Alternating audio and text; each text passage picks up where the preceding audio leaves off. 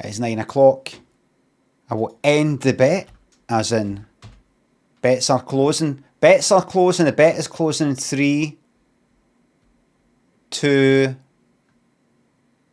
1.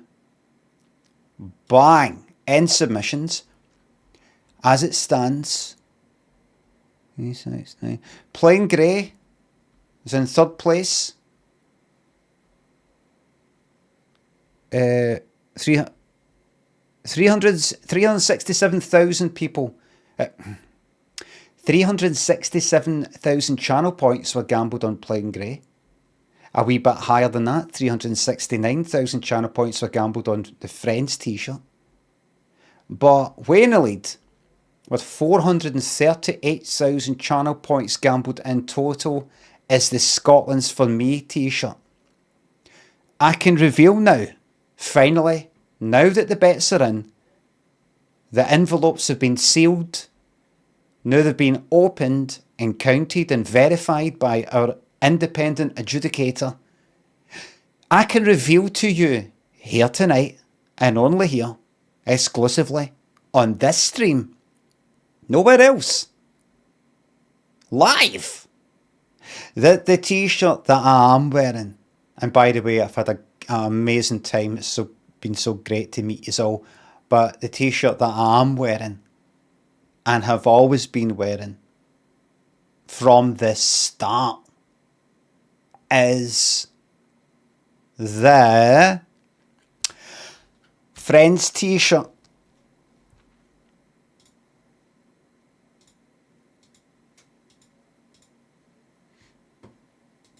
How's about that? How's about that?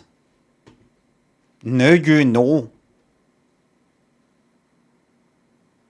Anything can happen.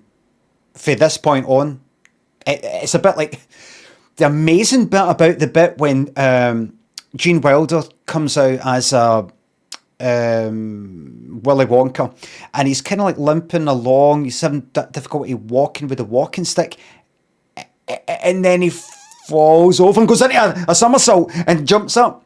From that point on, the genius about that scene is that from that point on, we don't know what's gonna happen. We don't know what he's gonna do next. We don't know what's real and what's not. I've read that a number of times. Crother and Sudden, thanks for the subs. Oh, I loved Return of the Obra Dinn as well. Where there are, thank you very much, Sudden. Ems, Bobba, thank you very much. Oh, he'll made it back in a split fucking second. I'm a Crow, thanks for gifting that sub. Fozzie, Silla, thank you very much. Sexiest and Symbioticism, thank you very much. This is a big birthday shout out to your pal, Mr. Keg. First name, Scott. Okay. Now.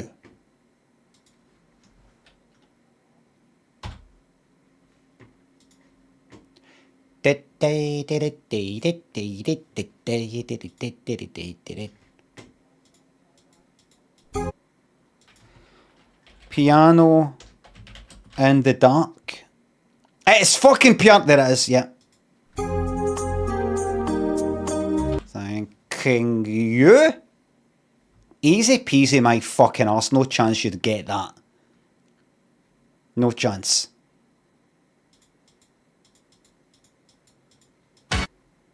Oh, for fuck's sake, we fucking hid that. You spin me around, dead or alive. Right, let's get... Ah. Does this mean you'll be ending early? I think I will. I think I'll end at 1. So you get your 4 hours. Remember, none of this is agreed. None of this is agreed. I've never said 4 hours, 6 hours, 3 hours, 2 hours. It's just mine personal. Own commitment to you. I do it anyway. I don't have to. I don't have to do any of this. I do it because I want to, because I'm a born entertainer. Everybody, you have got 30 seconds to predict what you think is going to happen here.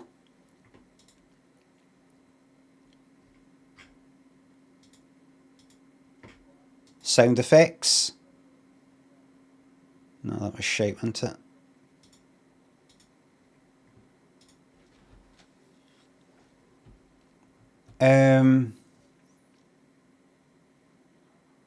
We're going to keep spinning this until it is not boring.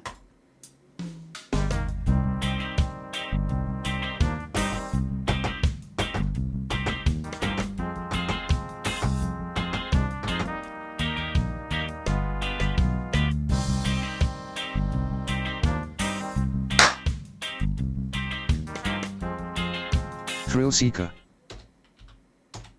Fucking yes. 86% of the channel points were gambled on boring. 3 million in total. 250,000. Crother gambled 250,000 there. And once I press this button, we've lost it. Thrill Seeker, only 9% of the channel points are gambled on it. Some people believed. Gateweave believed. Gateweave, mind you, only gambled 50,000. Thrill Seeker.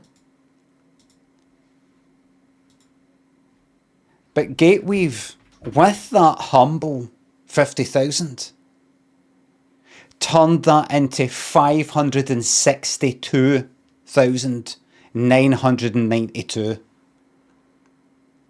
Same with Peddler. Enjoy your VIP, mate. Stratostreak right there. Cashing it in for a VIP. Cashing it in.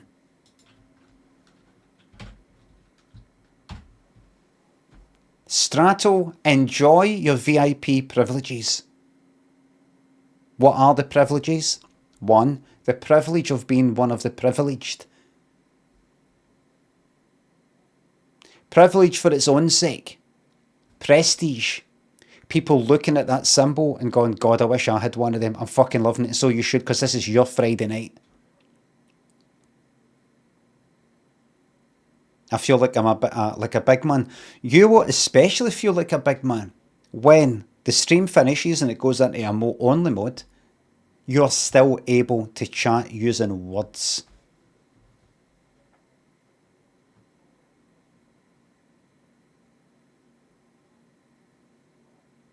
Are you serious, says Muftak? That's one of the things with a VIP. I mean, I didn't pick it.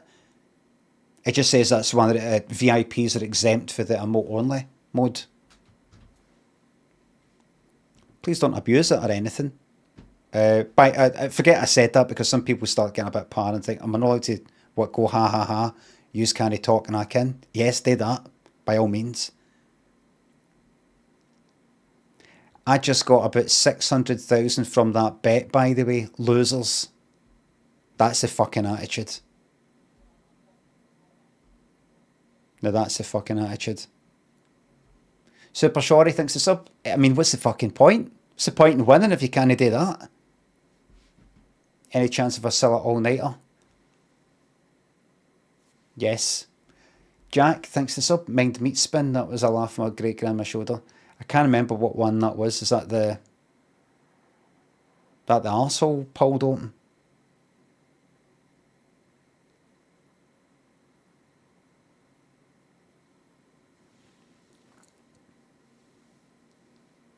Look, I've got a full head of hair. Look, it's full and thick and luscious. Just full head of hair. Nuras says in quotes, full.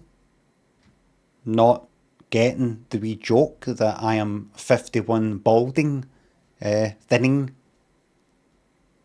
man. Doesn't get it. I mean, sees that, doesn't get it. So that's set the tone for the night, everybody.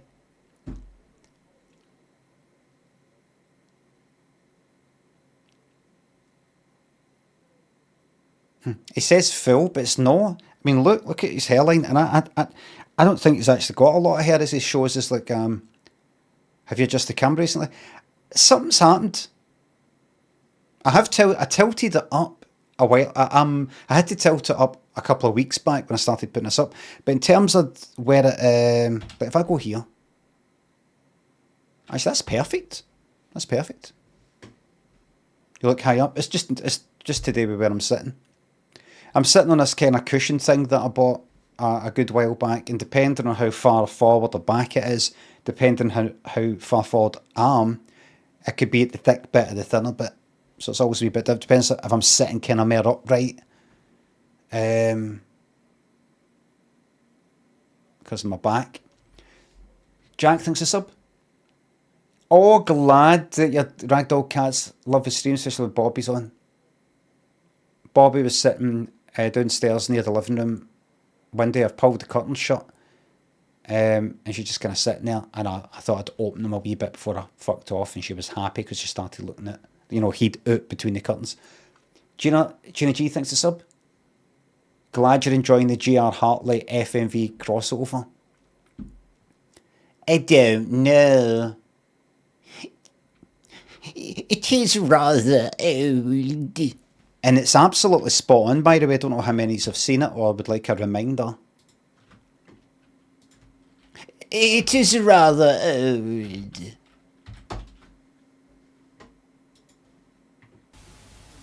I don't suppose you have a copy of Fly Fishing by J.R. Hartley. It is rather old. I'm sorry. It's by J.R. Hartley. They're not even checking.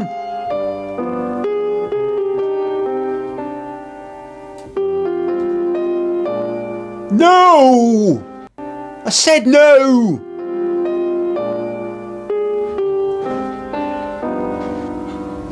No luck, Dad.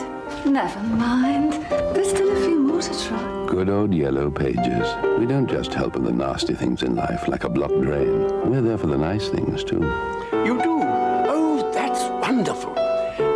Can you keep it for me? My name, oh yes, it's J.R. Hartley. Do you think they heard the fart on the phone? Jack, thank you very much for the bits. Cult Hero, thanks for the 10 gift subs. Fartley. GR Fartley. And I repeat, if he's asking everybody from this start, fly fishing by GR Hartley, fly fishing by GR Hartley, fly fishing by GR Hartley, fly fishing by GR Hartley, he's probably asked on the phone, have you got fly fishing by GR Hartley? Yes, we have it here. What's your name? Or can you keep it for me? My name. Yes, it's... Now, listen. It's J.R. Hartley. He wouldn't say that. He wouldn't say that. He's just said the name. He wouldn't go like that. Now, it's J.R. Let me get this right so you can take a note. It's the name on the fucking book. It's the name that he said probably when he phoned. This is what he probably said. Well, it's actually J.R. Hartley. I'm the author. He would say something like that.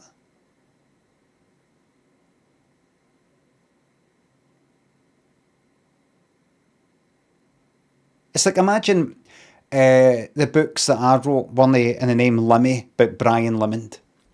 Hi, have you got Daffy Stories by Brian Limond? Oh, you do? Great. Can you keep it for me? My name. Okay, it's Brian Limond. Limond. L-I-M-O-N. Yes, it is the name of the book because I wrote it. Why am I saying it like that then? Because I'm an advert. This is an advert. Doesn't make sense. Hightower, Kev. Cult Hero, thanks for another 10 gift subs. Everybody listen. Looking really buff today. That's funny. People say that when I'm kind of high up. As if I'm towering above them. I know what it is. It's because they see these broad shoulders. I know what it is. They see that, right? And then they see that. They go, what's that? What's this? It comes down like that, and then that comes out. And then that. And then that. Oh, fucking hell, man. Fucking hell, man. He's like, what? Do you work out? Do you work out, Lemmy? No, I don't. As you would notice if you saw me for the chest down. Kev, thanks for the new Prime sub, by the way. Shows your belly. From where I was sitting, I can see your belly.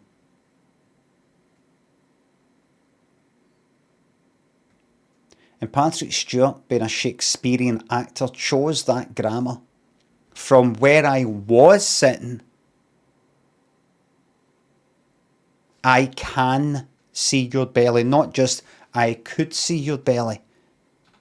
I can see your belly from where I was sitting. See back there? I can see it at any time.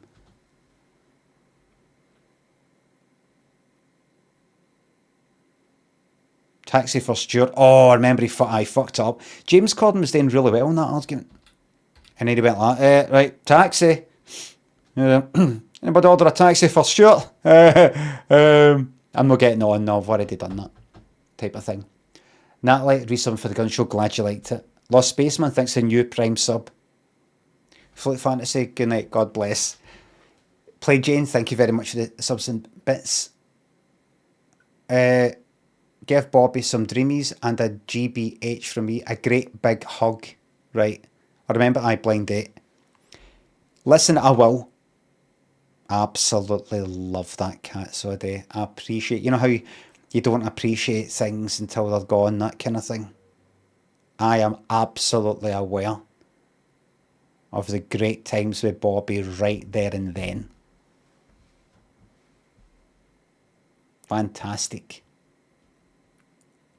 It almost kind of helps knowing that pets don't live as long as you, usually. So I'm like, when's Bobby going to die? Is it 10 years? 7 years? 15 years? I don't know. But I've got that in my mind, and I'm like, I'm cherishing every moment.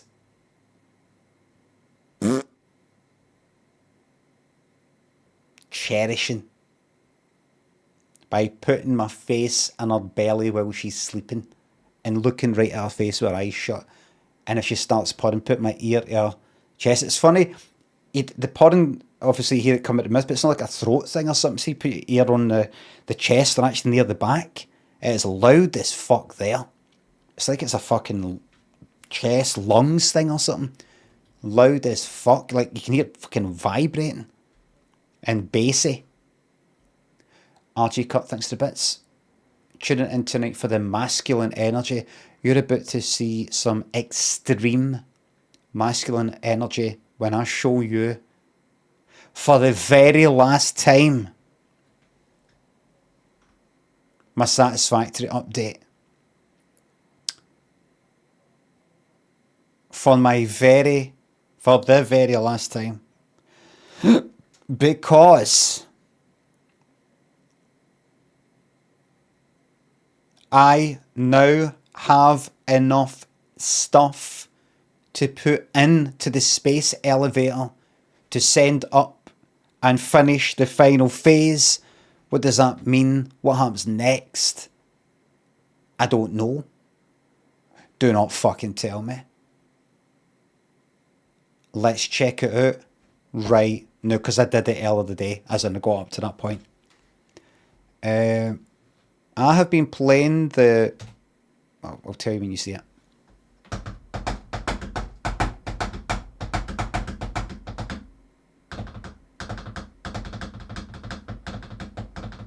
How to Be a Man by Mark Zuckerberg. Chris, thanks for the sub. Hey, Kowalski, go get my dinner meal, piece of fucking shit. Hey, cunt! Kowalski!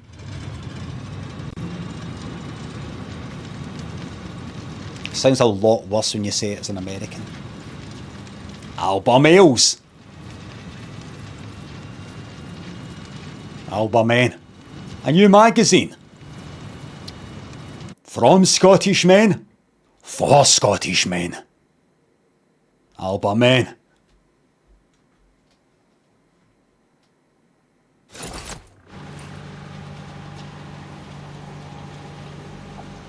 A new magazine.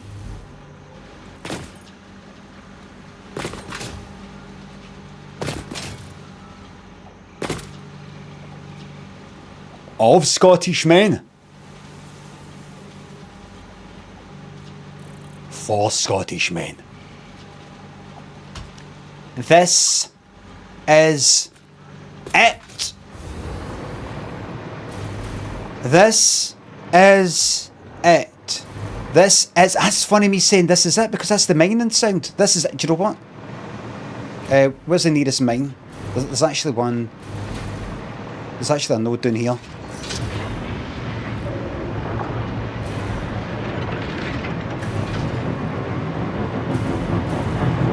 There's actually a node down here. I'm still in range of the electricity. I'm looking at permanently float. Remember, the hover pack is better than the jetpack.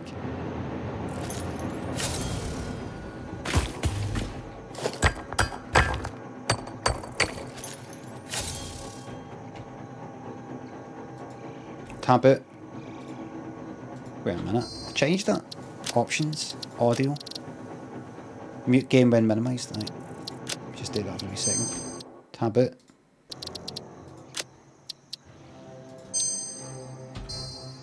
Promise, no promises. But I mean, don't know why. But anyway, so this is it. This is it, and it all started with this sound. This is it. This is it. This is it. Alex, thanks for the bits. Thank you very much. This is it. This is it. This is it.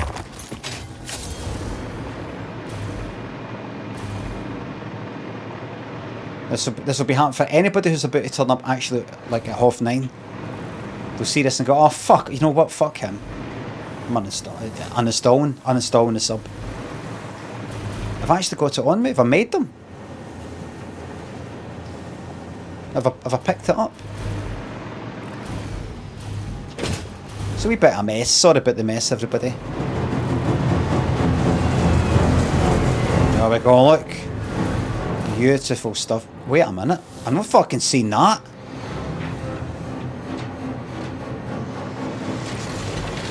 I didn't know that did that. So I've got that, making that residue, dark matter residue's gone into that. That's making the prism fucking, whatchamacallit. Is this it here? No, it's around there. This is it.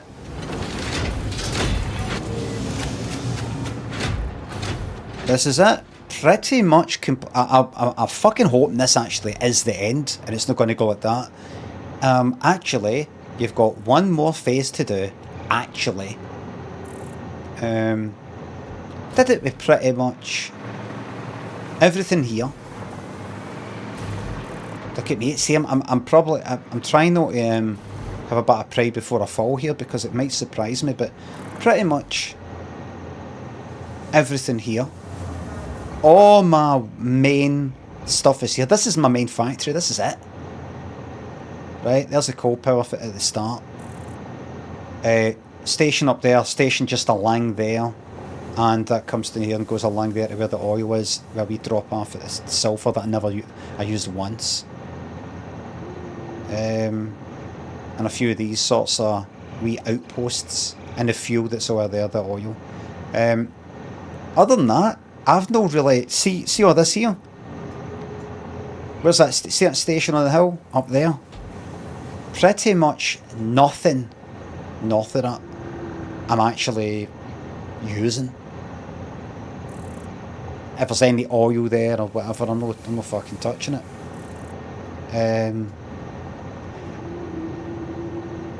I think if you use another map, other maps are kind of harder. Things are a bit more spread out. That's if you want a right challenge, and I don't. Why did I build that? Anyway. I think this is it here. Yeah. There it is. This is the stuff. Let it be known to the Satisfactory community that I don't mind you copying my discoveries and innovations. such as this.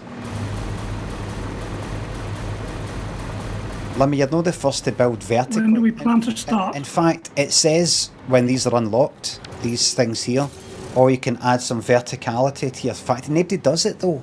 All they do is just put different platforms on. They don't really build like this. I bet this is seen as a bit of a joke. This is not a fucking joke. This is not a drill.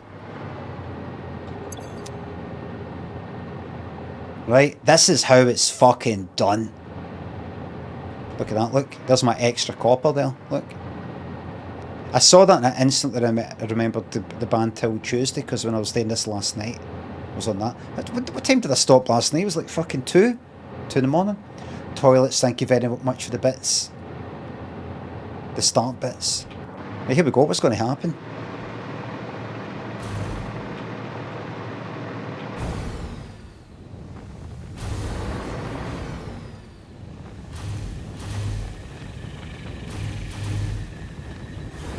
This is it. What's going to happen? Should I date it at night time? Aye, fuck it. Just date when you're there. What's going to happen?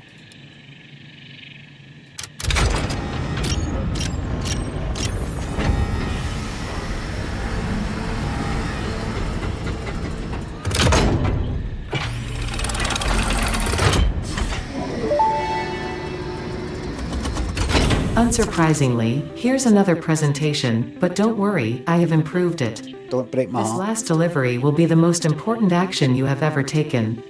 Perhaps you want to take a moment to contemplate the gravity of your achievements.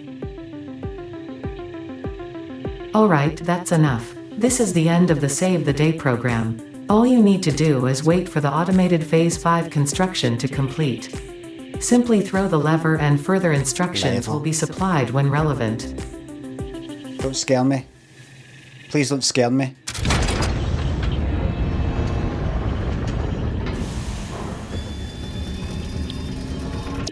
What? Ah! Hi! Hi!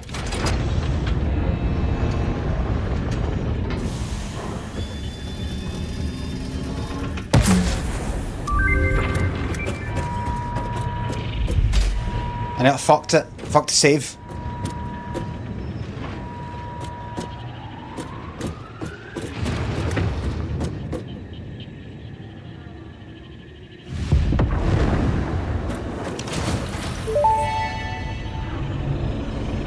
Phase 5 completed. Return to the space elevator after the resources have been processed and added to project assembly. Launch can then be initiated from there. While waiting, please do not break anything. Solve any issues immediately and efficiently. Ensure your power network is stable. Perhaps it is best if you do not touch anything at all. And stay close to the space elevator. This will only take a moment. Fucking don't scare me.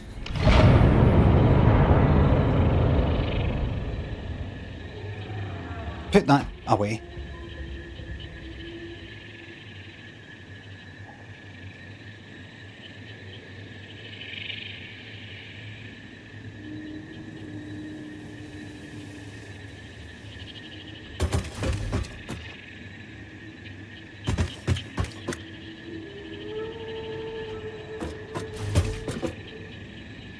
Something's happening. When do we plan to start? When do we plan to start? No, it's clouds, it's clouds. Nothing, it's clouds. Creaky line, winter nut, thanks for the start bits. Celebratory, very soon there will be a party for it. I will get that fucking clipped. Carlos, Kristen, thank you very much. You fuck off, yeah, fuck, here, out the way, you.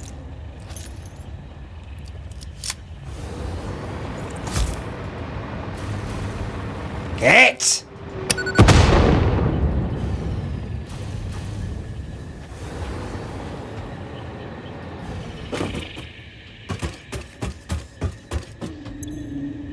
Current instructions, check oil.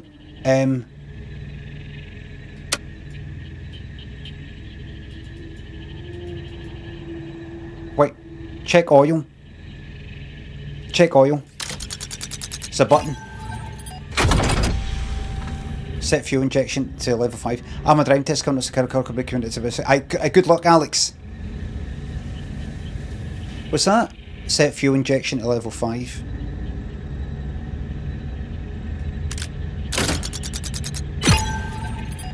Good luck. Activate bus B1. Bus selector A1, B1. Set left stabilizer to 9. Left stabilizer 9 goes up to 10.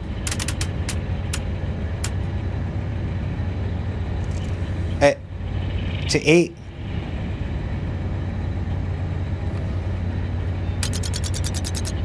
That's not right. That's not right.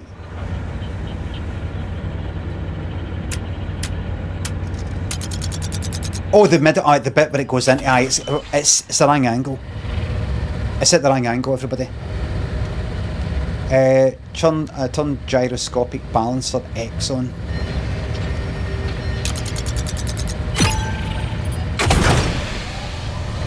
Y on. Z on.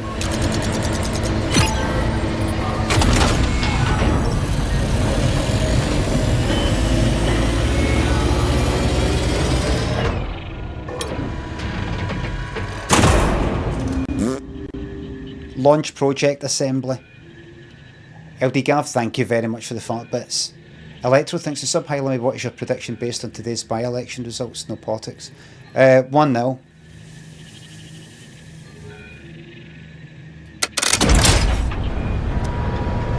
Oh, look!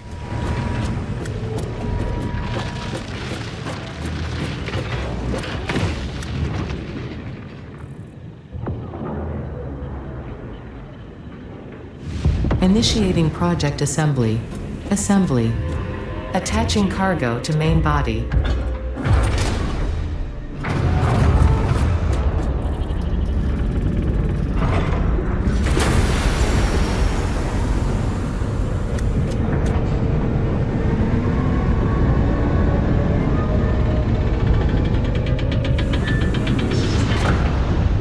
Leveling inner and outer rings.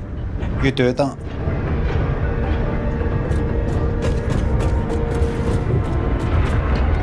Attaching propulsion to main body.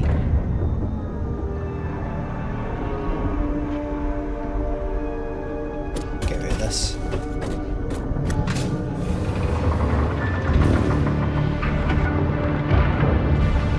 Fuel lines connected. Attaching control center to main body. I feel like I'm looking up. I feel like I'm tilting my head up. Who needs VR? All my work, everybody. Running systems check. All systems online. Releasing propulsion cage.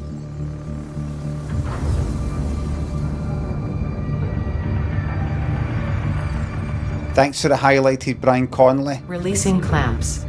Enlarged. Running pre-launch checks and calculating flight path. That's the sun coming up, everybody. Locking in cargo. Perfect timing because this is a new dawn for Earth. Launch in T-minus 10, 9, 8, 7, 6, 5, 4, 3, 2, 1, liftoff.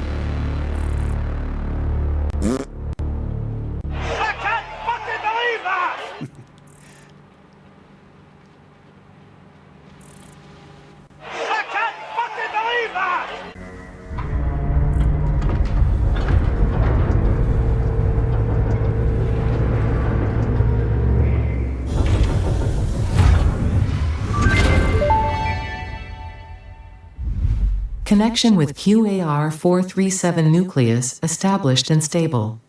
Dispersion initiated. Reinstancing master nucleus to QAR436 Akicha B1.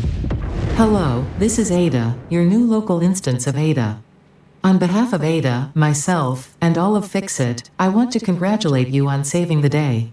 Every single kitten and puppy would thank you if they could. You have proven yourself to be a worthwhile and productive member of the human race, and have contributed something to this universe that will forever change it. Thanks to your achievements, the next generation of pioneers can now take to the stars and construct, automate, explore and exploit, alongside me. Additionally, you have been promoted to local production manager, effective immediately. Good. Your duties to project assembly may be complete, but your duties to Fixit remain. With your help, Fixit continues to make the universe a better place. Stay efficient. Stay with Fixit.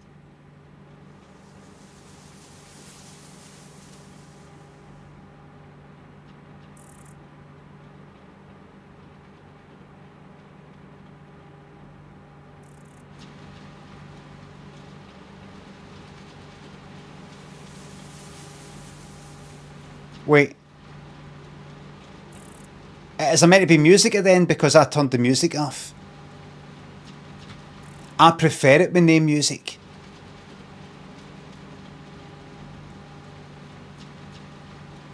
Remember, it played music there even though I had the music off. Like, it forced the music. It could force it here, but I like this because this is like when somebody died in EastEnders. Or somebody died in real life and a certain thing, the credits would come up, but it would be black. So this is kind of like the emptiness of the whole experience. Us probably wrecking Earth and now having to go and wreck other places. In order to just survive, and we just keep on going like a fucking virus. This is a sad ending. It's a tragedy. It's just not an accomplishment. Creaky Line, Redmond. Tuesday, thank you very much for that. Guns, Hennessy. Thanks for the 62 months. Up down left, Ryan. Johnny. Dom. Save the day. Thank you very much. Ah, he's raging!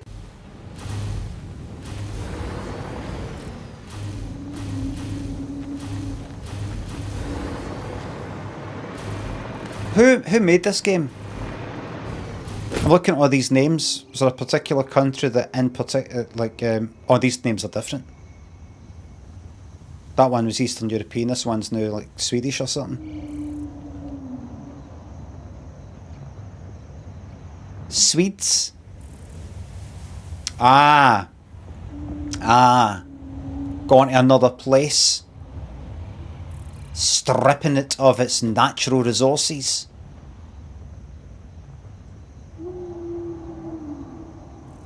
That'd actually be merry a Britain thing, actually. Alright. Going to another place. And like killing all the monks on an island or whatever it was. Plus the trading and just kind of living there. I wonder if people years from now, some of this wildlife will be proud that I was once here, and they'll put a wee statue up like they've got in Largs. Somebody told me that the statue of a Viking in Largs is actually to celebrate some defeat of Vikings.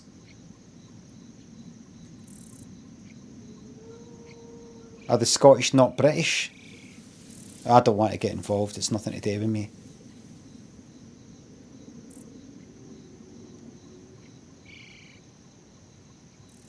Big Jizzle, thank you very much for the new sub. Brydog, thank you very much. A Prime sub limit is all I have, sorry. Don't be fucking sorry. Thank you very much to each and every subscriber who has went to the trouble of not only passing their money on, but even if it's a Prime sub, which is comes automatically for free if you've got Amazon Prime, !Prime to find out how. You can subscribe for free every month for as long as you've got Prime to this channel.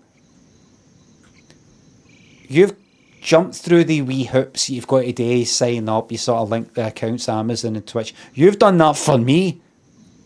Unless you've already got, it's already linked up and you normally subscribe to somebody else, but it's time you decided to go with me. Look!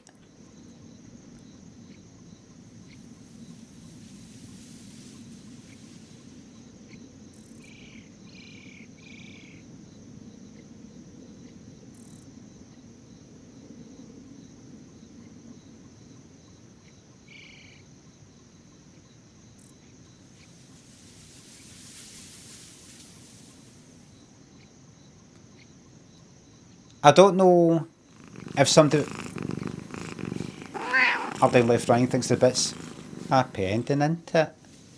Vinyl thinks the sub loud and proud. Basil, is he? Thinks the subs for free? I hope so. If that big comment was somebody saying, sorry about what I said last night in the chat, shouldn't have said that and all that, I would do yourself a favour and just keep your head down, because I can't remember last night. Some people subscribe a month later and say, really sorry about that really, really fucking out of order thing that I said like last month or a year ago. And I'm like, I can't remember yesterday, so... Fitz, thanks for sub. 3 months sub and hundreds more where I paid you nothing. Still feels like a rip-off, thank you very much. Alright, other way around. But no. Pioneer purpose concluded. So is that it then?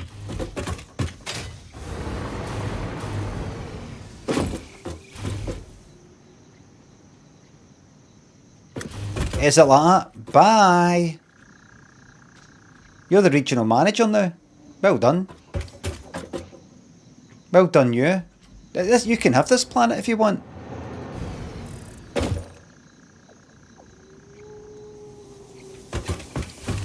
Just a sandbox now. No fucking point. When do we plan to start? I'm a goals orientated person. Kiki thinks the bits. Hi Limmy, sorry for that thing I'm going to say in a couple of weeks. It's fine, don't worry about it. So there you go, that's that. It'd be good if you had the option to nuke the place. Get the bomb. Is there a bomb? Yeah, wait a minute by the way. Imagine it was.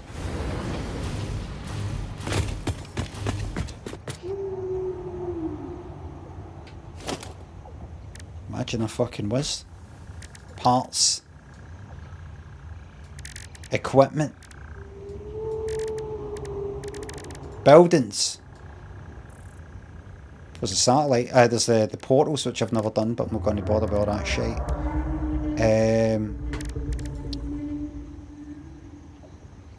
Just watch a video. Drones, which I've never touched. Trains I've barely touched. Truck I never touched. Well, there's only one thing to do, nothing to live for.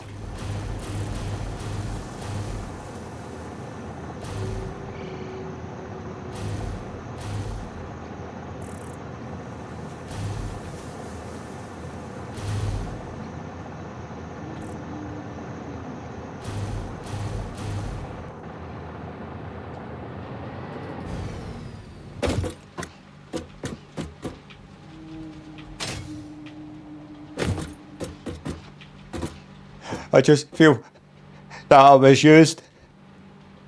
Everything I did for them, and I just feel that I was used. And now they've left me, and there's just no point in me doing it anymore. I gave my life to them. I gave my life to everybody. I've had nothing but love for people. They took me for a ride. I made my whole life about serving people and trying to do what I thought was right. And I've done it, and I've sent it, and they've left me, and I just don't know what the point it is anymore. So I'm going to end it all. And when they find my body, they'll know it's their fault. It's their fault. It's their...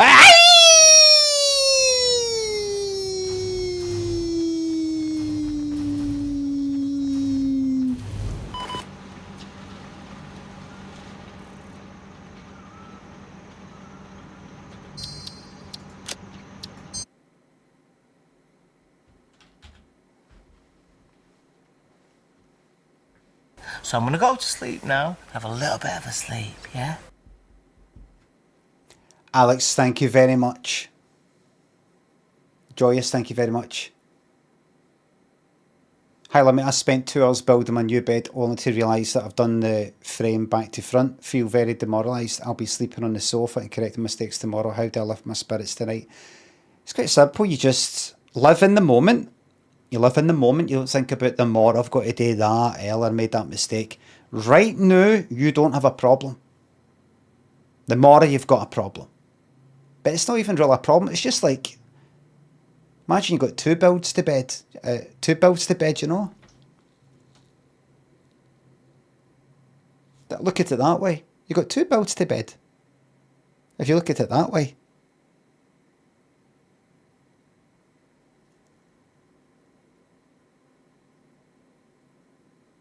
I hope that's lifted your spirits. Not 1 build to bed, 2 builds to bed. Well, I'm going to say something. That's one for the blooper reel. It certainly is. LDF, thank you very much. I've got something to say about that game. I had to set an alarm earlier for the night, for this stream, but I was on the couch and I thought I've got about an hour to go. And I set an alarm because I thought I'm going to nod off. I've got something to say. In terms of marks out of 5, that game, 5 out of 5. That's a 5 out of 5 game. I was thinking about it earlier as I got close to the end. I was thinking in terms of what this game is. Neil Sedaka rushed to hospital. Golgotha, no trauma dumping.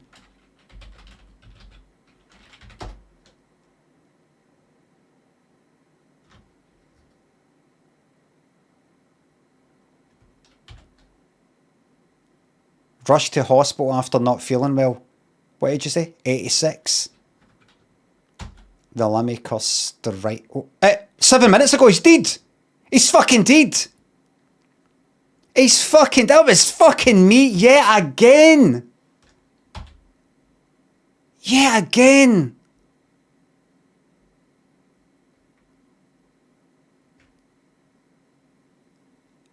Maybe I should just launch myself off a fucking skyscraper like that.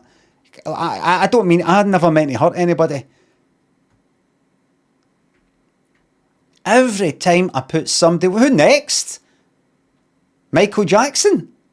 But here we go. Let's fucking honour him. Is it this? Anyway, I did eventually manage to... No, it's no. Is it this? No, it's not. Is the 4th one? It's on that episode. It is this then, because it's halfway through it. To say hello to his little wait. sister once again. Come in, Basil. Say hello to your sister.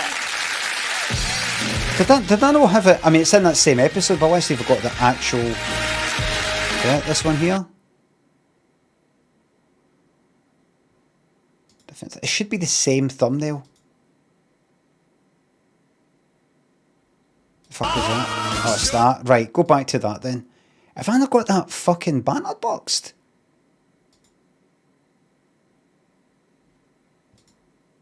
Oh well.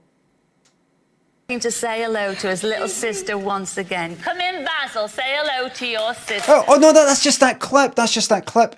Series 12, episode 4. Go to the banter box. Series 12, episode 4. Is that the... That says clip. Series 12, episode... Ah, here it is here. This will be it. That's the thumbnail for the whole episode. That's where I got mixed up. Now, Here we go. Take Carol off to the party penthouse suite, aren't you? I hope so. Yeah, for a little drink of shampoo up there. I hope so. Well, save a glass for me. But before you do that, I mean, I've been noticing in our audience out there's been a certain... Neil, do you? Yes. Yeah. Have you ever seen him live? No. Well, surprise, surprise. Some fan you are. And I believe you play as tape. We should honour. Carol Goodchild, the lady in the face pack, has arrived. So, what are we waiting for? Come in, Carol. Oh, that's right. So they did a wee surprise. Who's that? Engelbert. What? Look at this, series fucking 12 compared to series fucking 9. Is there a let me go to the credits.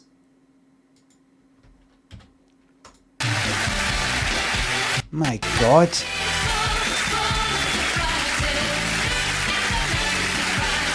Right. Fucking Steve Davis. Who's that? Steve Davis, Sasha Dista, I don't know who that is. Engelbert Humperdinck, and Neil Sedaka. Fucking amazing. Who are the other ones? That's Engelbert. Himself, your idol, Engelbert Humperdinck. Come in, Eng. Surprise, surprise.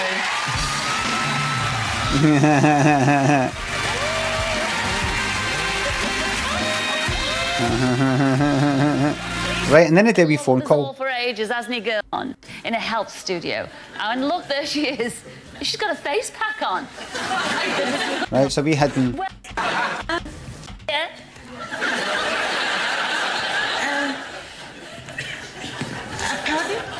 That is a gross invasion of privacy. Surprise, surprise, it's really me, it's Scylla here.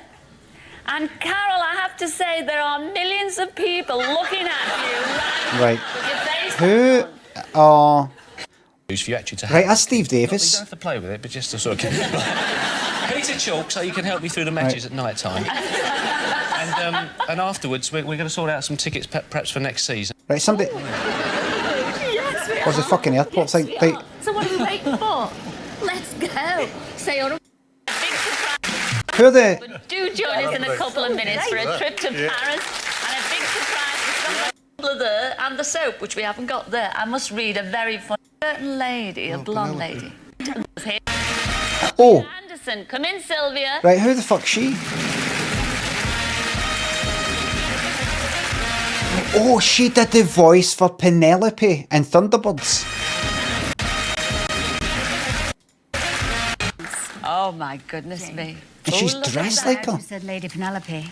I was getting very worried there. No, he likes them all. He likes... Why does she look like Lady Penelope? That is Lady Penelope, isn't it? Why does she look like... Like, who came first?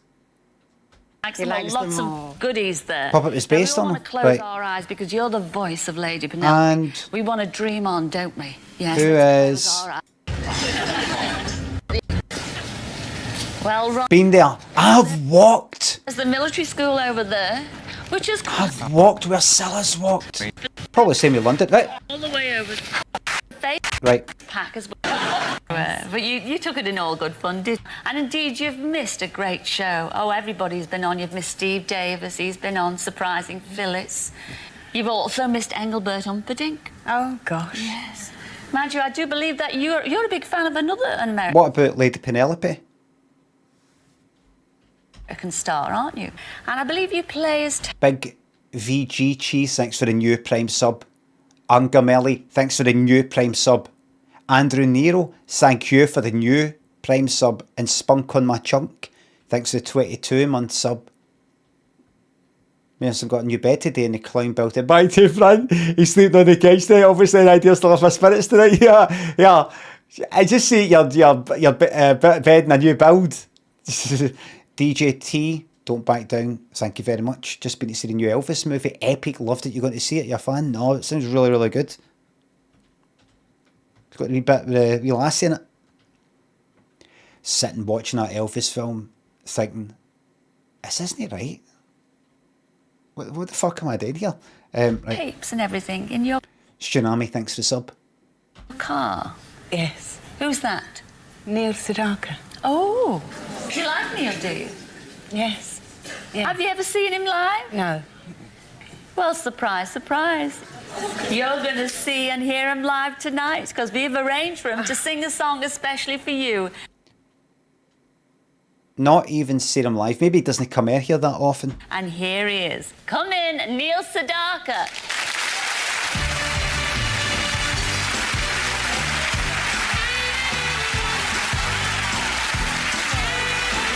Sedaka. Look at that. Everybody, it's just been announced in the last 10 minutes that Neil Sedaka, brace yourself, was rushed to hospital and has died at 86 or something. The Limmy effect strikes again. Limmy curse. But remember, it's not about death. Death's guaranteed. What we're doing is we're celebrating the life. And what was his life? What was he like when he was alive? Let's just see one moment. One moment.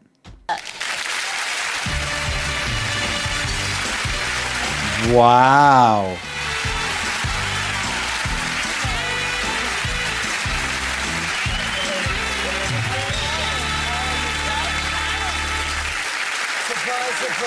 Oh, look at that. She is. Something. We have a saying over here, and I can tell by the look on her face, she is totally gobsmacked. Yes. What will my wife say? Oh, you stop it, you. You stop it. Little thanks for the bits. This is for Neil.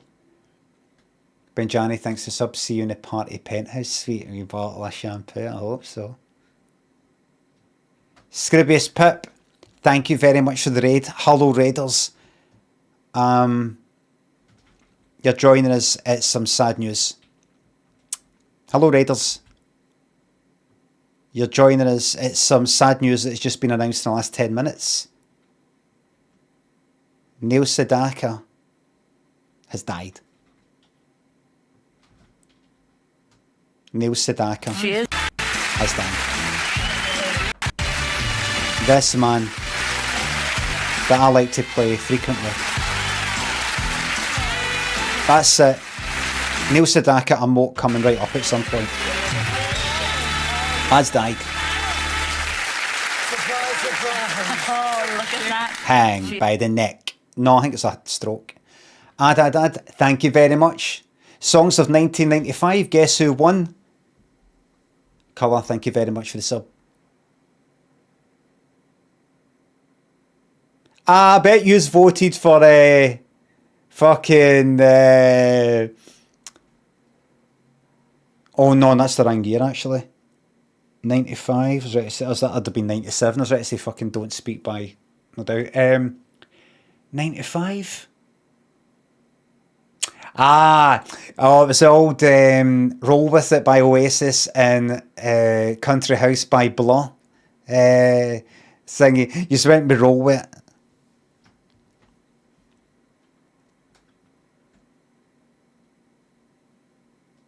You're going to hate it, I think. What was it? Wonderwall?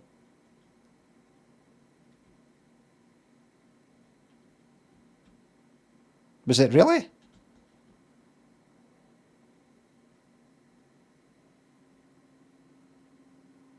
Alanis, you ought to know.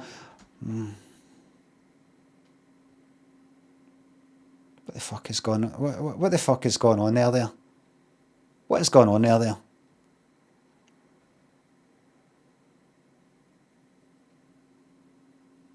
I need to get this fucking hate watched.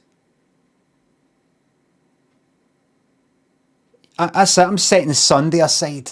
I'm setting Saturday aside to hate watch this decision making. To see people go like that. Oh, you ought to know beating this. You ought to know beating I don't know, not Take That, but you know, who was about then, actually? Is there a thing that says, you know, the final charts? The kind of final, you know the charts, the that, then that, then that, then that.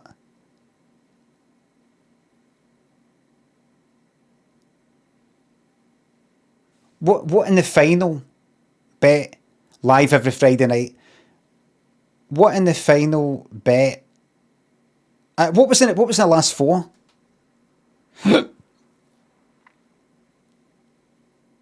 Pulp. What song?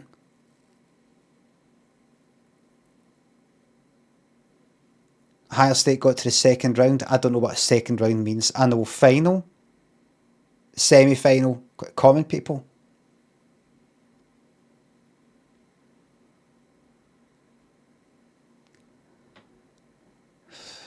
Green Day, Tricky.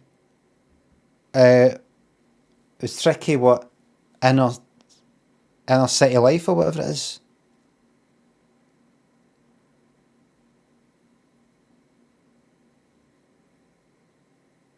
Who is that? That's Goldie. What the fuck? What did Tricky do?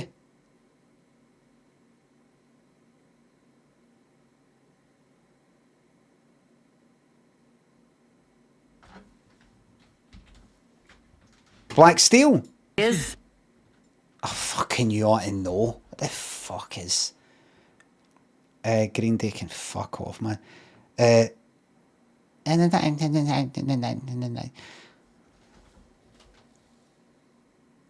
See a lot of these songs, I recognise them from a distance as being like good songs or whatever, that I can see why people would like it. Like that. You know, I'm not like that. Why is there anybody like that? Shite. I can see why. I'm just no fucking into it. 95. I remember what I was doing. Back then. 95. I was about that time. 95. Maybe 96. Or 97, was it? 96? 97. I was on bulletin boards quite a bit. The type you phone up your modem, connect to some fucking guy's fucking computer. You know, like thingy wave, blue wave, or whatever the fuck it was called. I can't remember. No BBS. Bulletin board system. No news group. Bulletin board, I said. News groups are different. Can I just say something that's similar? Can I just go like that? Hyperlink. Social media. MySpace. Got to kind of be to do with the thing. It's got to be the thing. I phone up the fucking modem, and basically, it's like a forum, but you post a fucking comment, and they don't see it for about another 2 fucking days. You don't see their replies to yours for 2 days after that.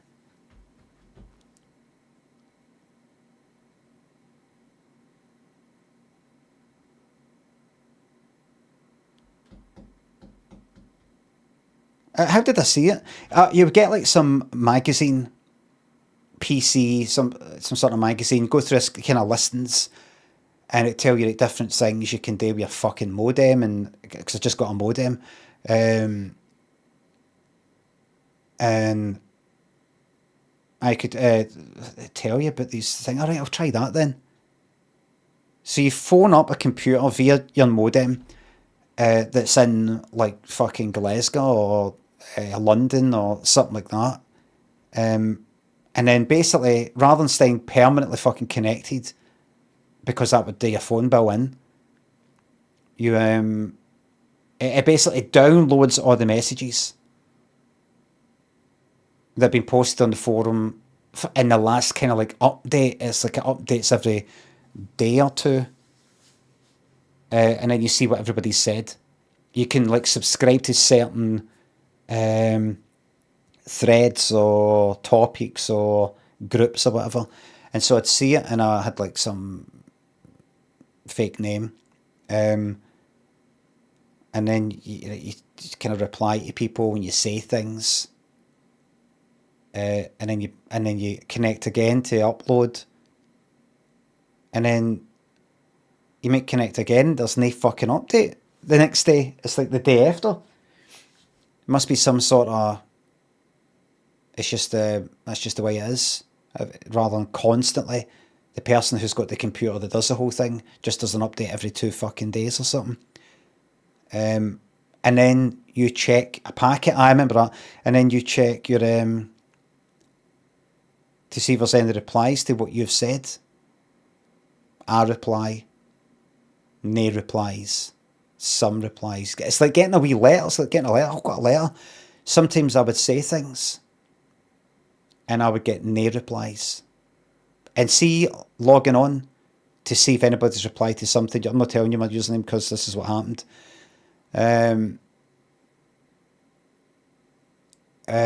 I see no getting any replies and feeling kind of not ignored, but just sort of like no there, and seeing people reply to each other. That annoyed me, upset me and hurt me because I'm dead sensitive. So what I decided today, who can guess what I decided today?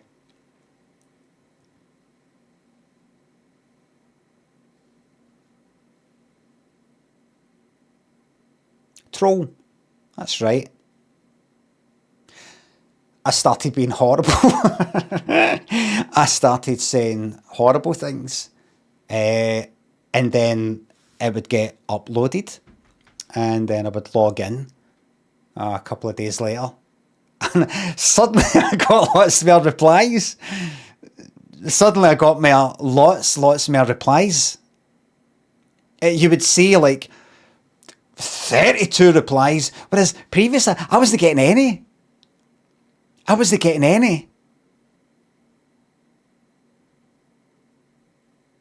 And now I was getting tons of attention. Let everybody be mindful that we're all different people, and please don't try and make fun of people when you don't need to. Good night, God bless. Second base and terror, thank you very much. Thanks for the bits there. Gambles, thank you very much. A long time ago, me and my mate Jamie won a 50 quid bar tab in a pub quiz. A week or so later, I spent the entire 50 quid winnings while out with another mate, and I've never forgiven myself. I want to publicly apologise to Jamie. Also, RIP Neil. Well, just fuck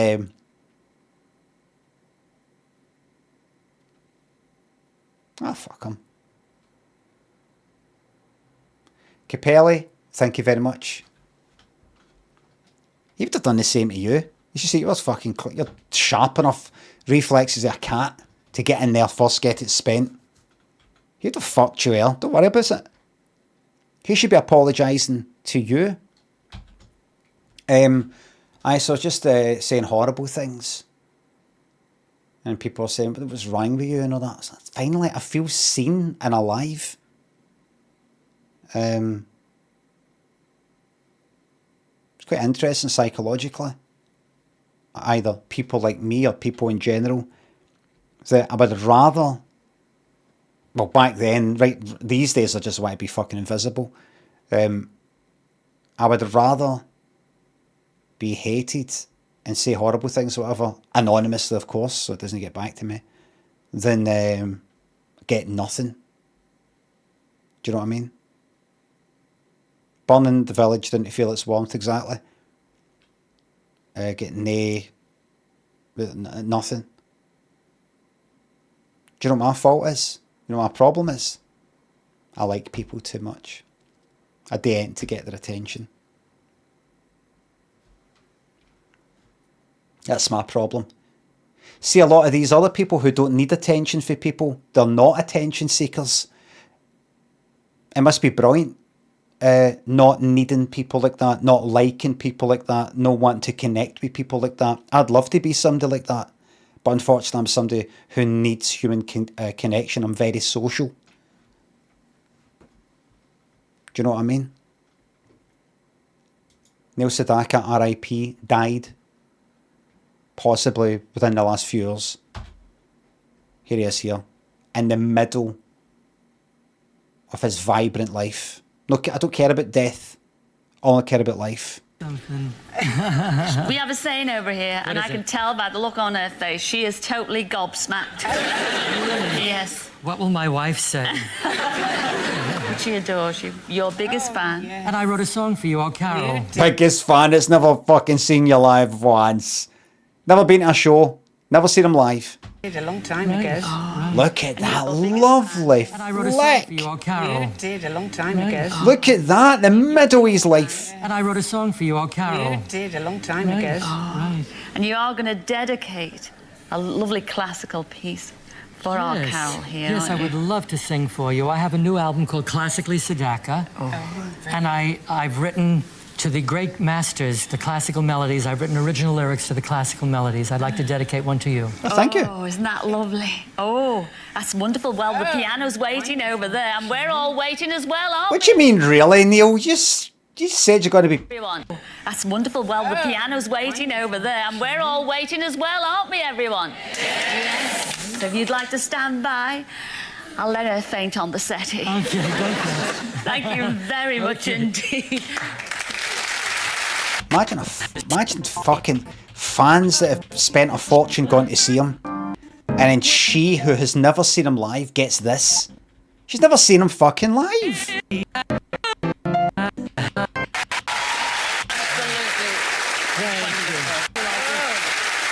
And we kiss.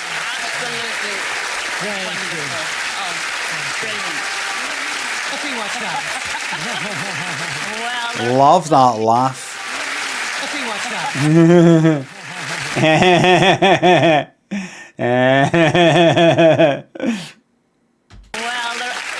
What a dirty laugh.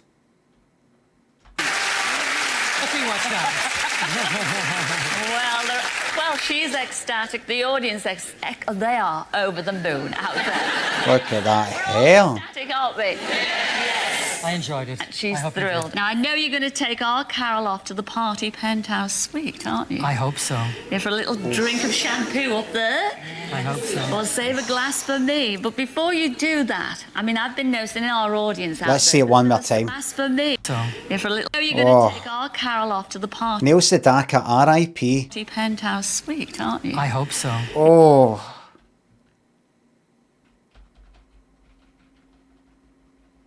Oh, he looked her up and down like, oh yes. Look, lips. There you go. Thanks for the bits. Thank you very much. That's him looking at her lips. Eyes. Lips. Eyes. Wait a minute, look. Body. Lips. Eyes. I hope so. Now, I know you're going to take our Carol off to the party penthouse suite, aren't you? I hope so. Yeah, for a little drink of shampoo up there. I hope so. Or save a glass for me. But before you do that, I mean, I've been noticing in our audience out there, there's been a certain young lady, she's sitting over there in a check jacket, and I know she's absolutely dying. And then she comes down and it's the more that... What's the I'm on down, aye. Down she comes, yeah. Away they go. Look at that. Mum, on down. Now, Mum, you got split for your brother, didn't you? Yes, because Alison tells me, and in 19 was born a living relative. And I am. He's right there waiting to say hello to his little sister once again. Come in, Basil, say hello to your sister. Boing. Basil, say hello to your sister. Thud. Is Basil alright?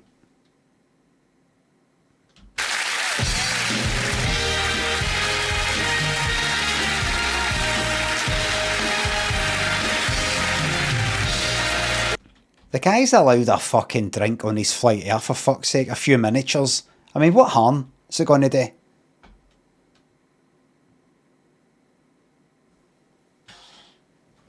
Fucking hell. Everybody. So that's Neil Sedaka did. Fortunately for us, though, he has left a legacy behind. I have just completed, in case you didn't see, I've just completed Satisfactory. I just showed the ending earlier. That's it. That's it. Not only that, what's this? Phones are going to get weird next week. expect rotating camera rings, robot arms, and magnetic modules at this thing. Some conference, I'm assuming. Do you know what will happen at this thing?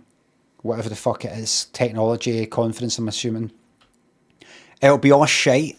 It'll be all pish. And everything's going to get worse. And do you know what? Good. Because the worse it gets, the more... do you know what it's called? I'm going to... Listen, I want to come up with this term. I've just came up with a term right now. The pedestrianisation of the internet. Or something. The pedestrianisation of people or society or something. I don't know, I'll work on it. You know how when they take some fucked up, kind of shitey, not even shite, you know, that fucking road that's busy with buses and fucking motors and it's pish, and they go, right, fuck that, take away that road, get it so people can sit about with trees and get back to just normal things before the motors and all that shite. Make it like that, and it generally tends to make the place better. Gone back, let's take it back to before, kind of like that. People will go, fuck the phones, the internet shite, social media shite. It's just always constantly, they've now driven it to the point now, it's really, really shite. It's not even annoying. You kind of just kind of use the fucking thing. Kind of go to check out some bit of news without a million fucking ads. Social media, or these people that I follow can't even fucking see the posts. It's all crap, half it. Maybe it's going to be AI. It's all pish, or the fucking tons of subtitles, the spell mistakes, or them. Everybody's full of fucking shite. And people go, oh no, everything's getting worse. No, it's getting better. It's getting better.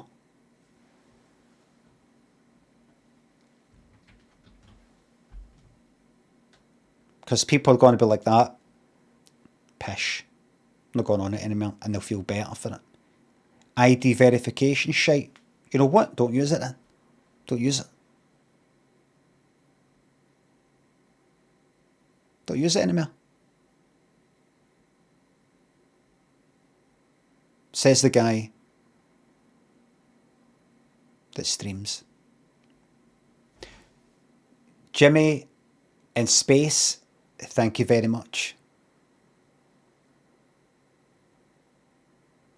It's all shite. It's just so much fucking shite.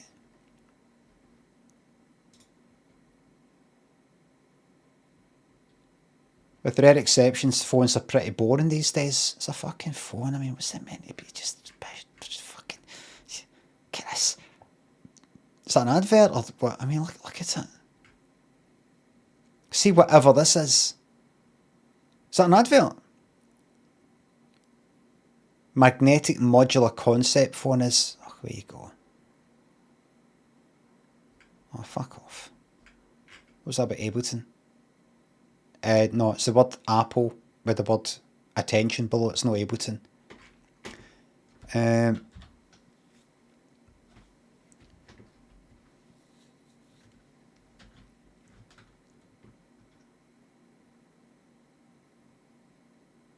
So in Scroobius Pip's stream, their favourite song of 1995 was You Ought to Know by Alanis Morissette.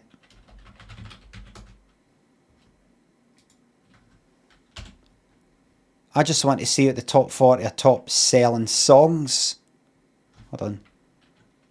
Can I imagine? Alan. 2 L's. No. It's not a top selling song or anything. So top selling is not an indication of being good. I mean, look at that. The number one top selling song of 1995 in the UK was Unchained Melody by Robson and Jerome.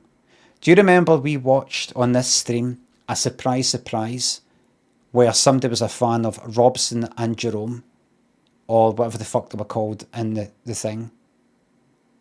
Wait a minute, what are is that their real names?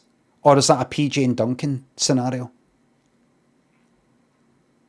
I can't remember what their actual names are. Their real names, right. Paddy and something, right. Green Flynn. They were on Surprise, Surprise. Somebody was a fan of them, and they came on, and they were sort of saying hello and everything because they were a fan of Soldier Soldier. So that would have been a 1995 episode, and they said in the episode, if I understood it correctly, because I might have fucking not picked it up right, they said, well, there you go, and there's a new single, we're going to be releasing a song that we sang in the episode, and they seemed a wee bit kind of shy about it, as if it's a wee bit embarrassing making a wee song, probably nobody's going to buy it, but you know, there's a song, there you go, there's a wee tape or CD of the song we've got coming out like next week. Ended up being at number one for fucking forever.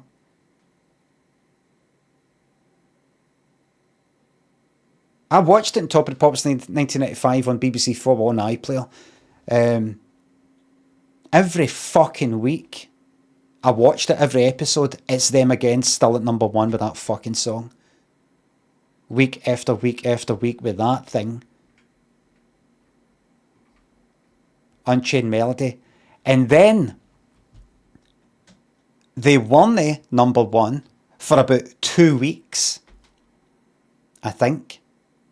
And then they were number one again for weeks again with a new one, with that one there, I Believe, or Up on the Roof by Robson and Jerome. Look at it. I never watched that. I never watched that once. That Soldier Soldier. Mr. Me, thanks for the sub. These two cunts. I fucking hated them. A particular of Jerome Robson. No, not Jerome Robbins.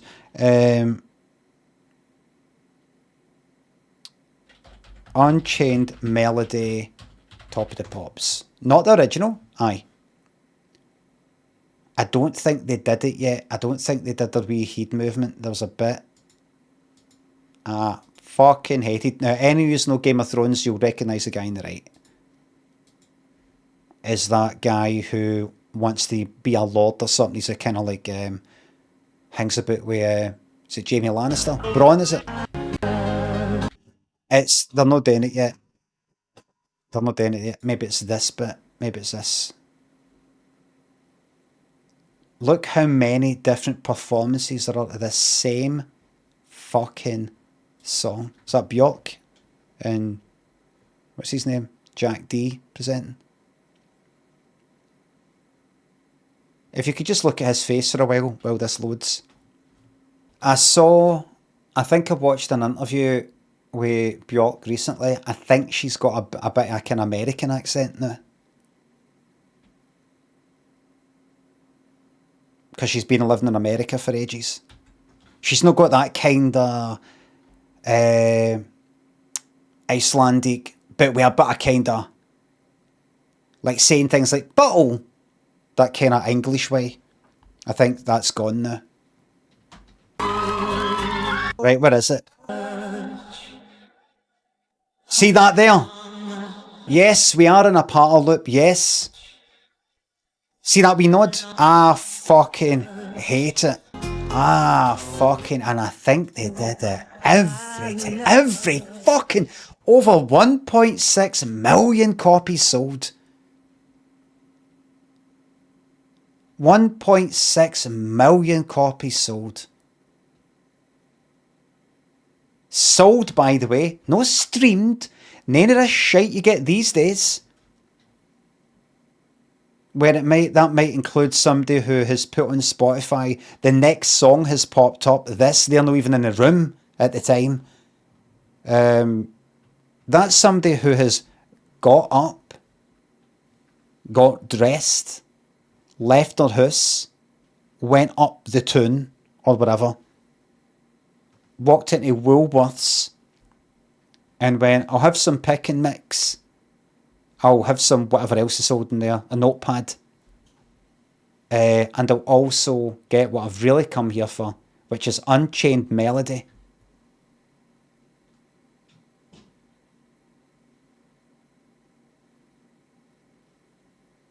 And they would take it away. And that would be in the form of a 7-inch single vinyl or CD or tape. And one thing to think about with these songs that were like #1 for ages, there's, do you know, I need to actually see. Unchained Melody UK charts. Not Righteous Brother, not Jimmy Young.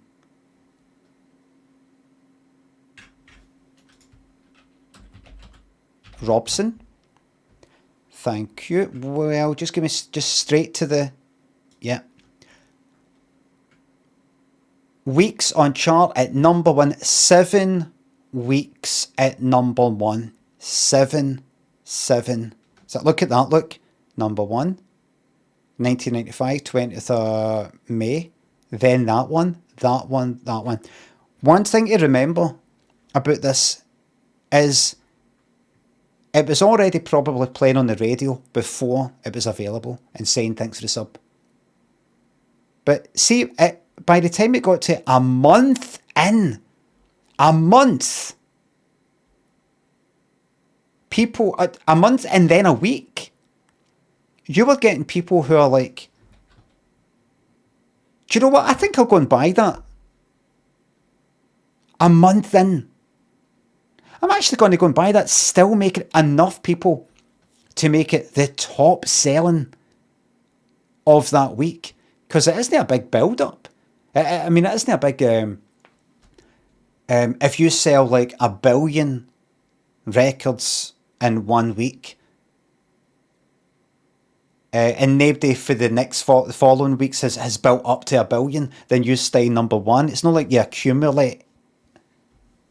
It's not a chart, obviously, of who has sold the most ever of that single. It's just for that week. The most that week, and that week, and that one, and that one, and that one, and that one. A month and a half in, people are still buying it more than any other fucking song. There's people in that, what's that, 6th week that didn't buy it in the previous weeks. What's going on? Wedding DJs buying it. How many wedding DJs? How many other? 10 million? I mean, obviously it's not 10 million sold, it says, but did they do the thing here? My darling. Look at that. Touch along. Every fucking week I had to watch that. You didn't have to watch it. You could have just shut your eyes or just went, ah, that's it. No, I waited for that, but once I noticed that they did that, I would watch it to hate it. 5G provider, thanks to the sub. Oh, fuck. I mean, how many is there? That's another one, I think.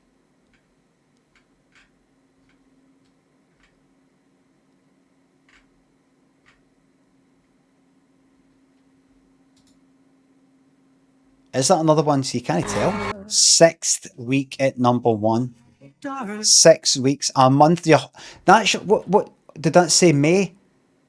That's your whole, like, what when was that?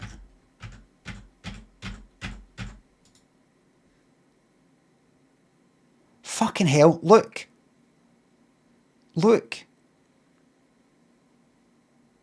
That was for the 20th of May.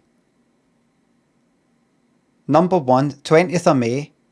All the way through June. So that's June wiped out. That's your, and then it was still #1 come July. Then it wasn't. Then it was at #2. #4 halfway through July. Didn't it drop out the fucking top 10 until the end of July. So that was your summer of 95 fucked.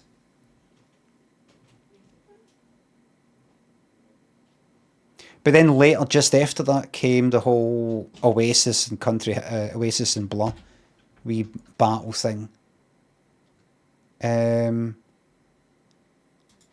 What came after that?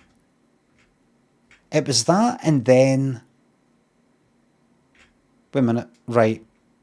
I'm going to have to jump through the fucking hoops to do this. So it was that, and then, if I remember correctly, if you're looking at this before, it was that for like 6 weeks, 7 weeks. Then for 2 weeks it was something else, and then it was them again. How long was the second one for? I believe, right. Oh my god, look. Look. I believe that I can't remember how it goes. And then Up on the Roof. That was number one for a fucking month. Wait a minute, am I seeing things? That was number one for the 11th of November 1995. What happened? Did somebody say something bad?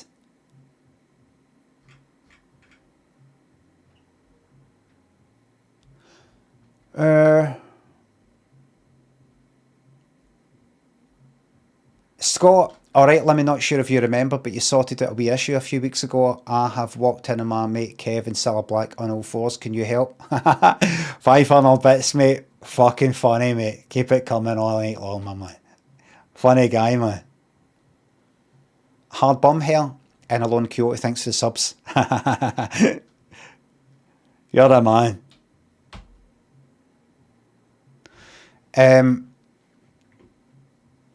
Fucking mid-November, that second single, mid-November 95, and then the what? What's that? Aye. What's that?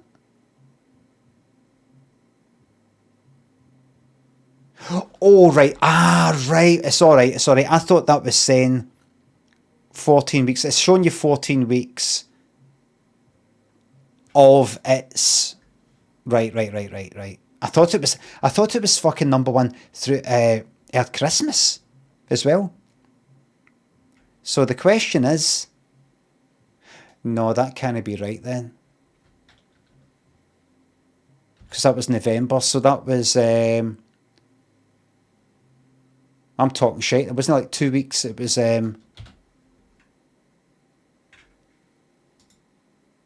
Because they dropped it to charts July. Beginning of July. What Becomes of the Broken Hearted? Got to number one. The following year for 2 weeks. Fuck me, man. So my question is this. What knocked them off the top spot? Yes, I will view that chart, thank you very much. Boom, boom, boom. I like you say way-oh, way-oh. Say boom, boom, boom. I like you say way-oh, way-oh. So that was a right good... I didn't like that song, but that wiped that out. Next week. Again. Week after that. Third week, but right, come on, time for you to leave now. Thanks for the memories. 4 weeks at number one, that boom, boom, boom. Never Forget by Take That. Straight to number one. Was that not the one where Robbie had already announced that he was leaving?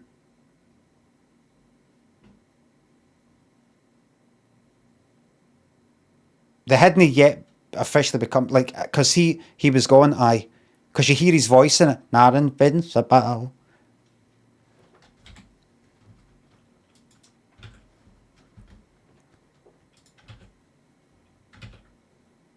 Oh, aye, so listen. This is the top selling songs of 1995. Scroobius Pip's Stream decided that their favourite song of 1995 was You Ought to Know by Alanis Morissette, and betting to second place in the final was Common People by Pulp. Now, if you were to ask me, Scroobius pick, sorry, I've got, you know, not got long left now. If you were to ask me, out of the two songs, I would prefer to hear Common People, but I'm not even that into that song. I kind of like it because it's like a wee story. A funny wee story. Funny wee story.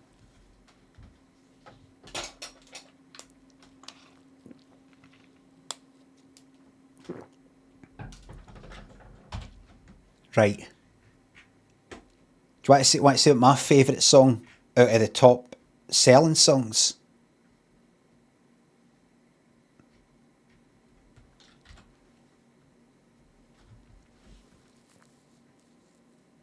You got to actually think about it, because there's some songs I would go, this is like one of my favourite. This is my favourite, but I actually don't want to hear it right now. Do you know what I mean? You know how you might overplay a song and you go, it's still good, but I just need a wee bit of distance. I need a wee bit of time away now. Like that. I'm going to give you my favourite. I don't think I'll be able to keep these two in my head, actually. Kill Jester, thanks for the bits.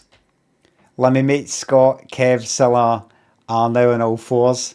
What's the best way to get them off all fours? I tell you, can I just say, Kill Jester, to you and your mate Scott, remember you can do exclamation mark, and then if you look at my about section, anytime you do bits, you can type one of the wee things. So if you were to do that, but then do exclamation mark, I can't remember, if you look at the about section, exclamation mark fart, you've got to read the thing out. You got to just type that anywhere in the message with a space before it, you know.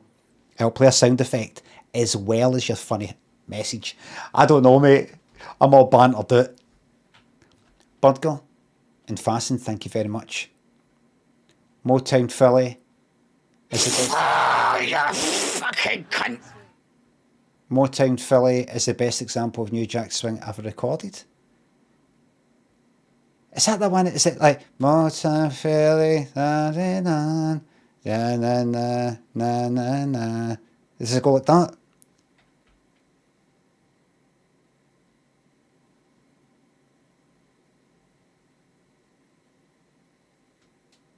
Ah, no, I remember hearing that. I didn't like that. Is that New Jack Swing? Probably is, but it's not. I don't like it. Don't like it. It's Will or Jock thinks of subs and bits. I introduce you to life.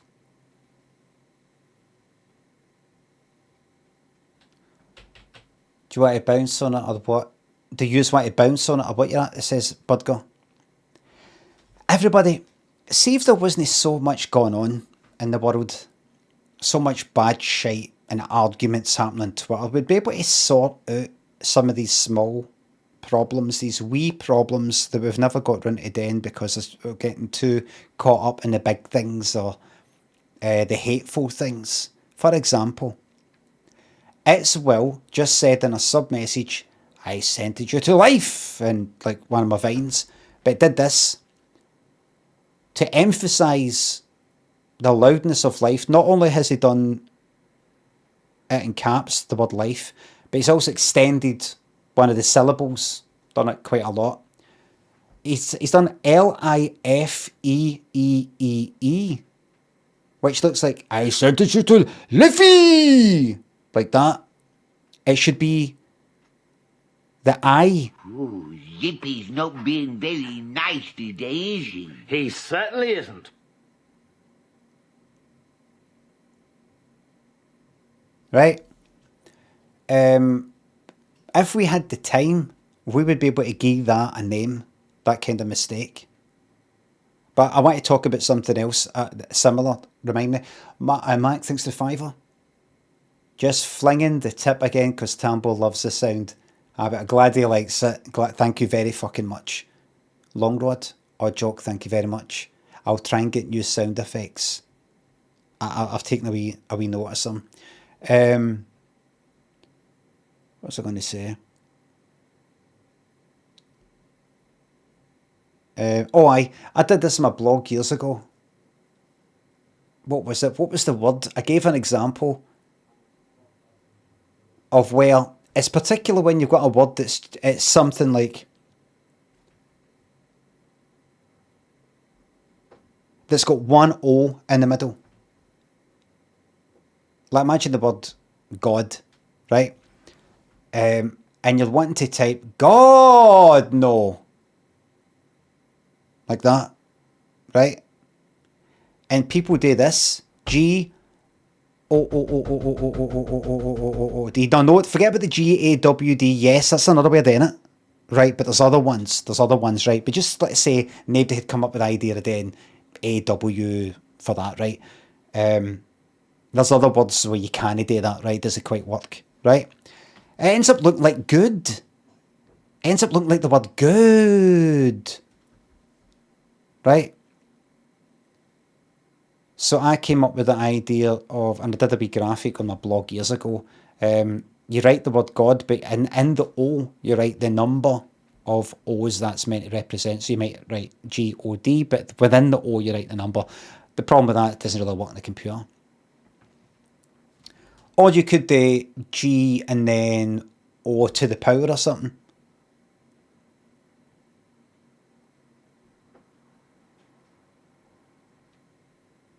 Can I do, is there a way to type that, by the way?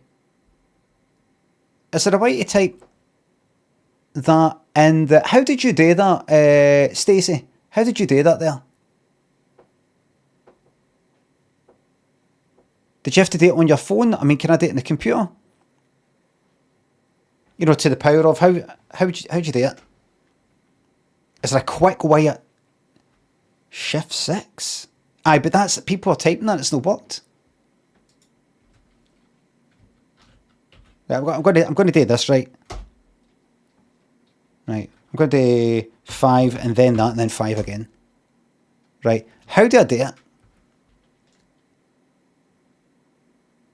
Oh, 185, no, this is what I want. I don't want to go, what is it again? Right, oh, 185, right, so that's that. Right, and that's for, imagine I wanted to type in the chat. Imagine the only way to switch off the nukes that are flying towards us is for me to be able to type in the Twitch chat from my computer right here and now. 7 to the power of 28. How the fuck would I do that? On the computer.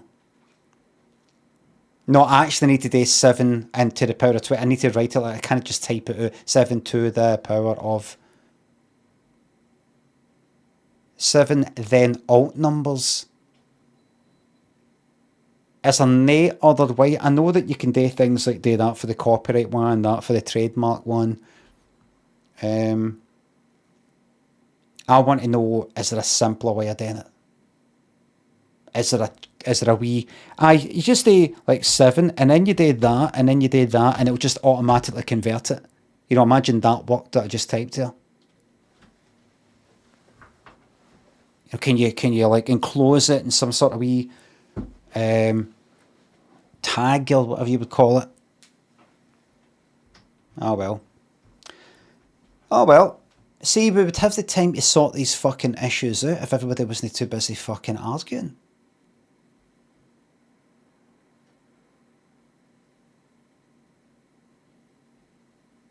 DJ Salty Peanuts, thanks for the sub. Times are tough with friends are few, so to answer fucking you. Oh. I just wanted to let you know I'm watching you on my brand new LG G5 OLED. I say OLED. And you say OLED? I say OLED.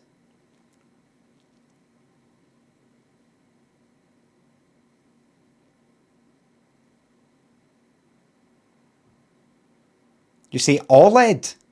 O?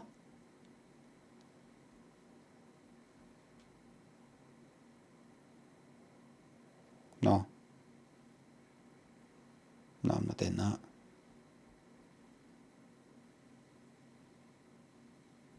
No. No, I'm not doing that. You look bloody fabulous. I've got an LG telly, big telly. I think it's a OLED. And I'm telling you right now, every now and again, even after having it for years, I'm just like, the picture on that is absolutely fucking perfect. You just know this is how it looked when they were in like the editing fucking suite or grading it or whatever. They're just trying to make it look perfect. This is the sort of fucking thing they would watch it on. The colour's perfect, the brightness, everything's perfect. It just looks fucking perfect. Whereas you go to some other telly, you look at some other telly, you're like, something's not quite right. Something's not quite right. Joe, thank you very much. 42 months, my God, has it been worth every penny? You bet your ass it has. Eddie thinks it's up. Any chance of Friday night dab? Part-time Lucha. Sleep well, Neil. Sleep well, Neil, in the party penthouse suite.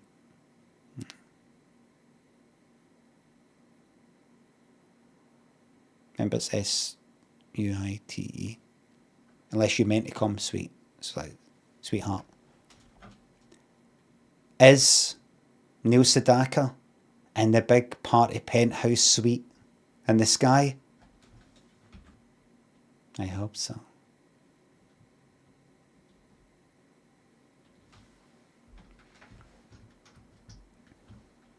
I hope so. Right. Going to quickly tell you what song out of the top 40 best-selling songs of 1995 that's my favourite. Currently reading it right now. Back then it might have been different. If I was in a different mood, maybe next week I'd feel different. But right now, what is it I kind of maybe want to hear? What do I kind of like? What do I feel like listening to right now? Right? And I'm also going to tell you my fucking most hated or least liked. Play, thank you very much for the sub. And I'm going to tell you why. Do you know what I could do? I could actually give you the story of my life in each song. I can. I just saw a few songs there and a lot of them don't mean anything to me. Play, thanks for the sub. Thanks for the new sub. Mike Beasy, thanks for the sub. Took me 7 to 8 months to become a VIP and it all it brought was a feeling of emptiness. Then fucking rub it in. Have I taught you nothing? Carfax was thanks to sub. Where's Requiem? It's on YouTube. Scottishman, thanks to sub. Great that you keep flying the flag for us over 50s. Life doesn't begin, end at 50.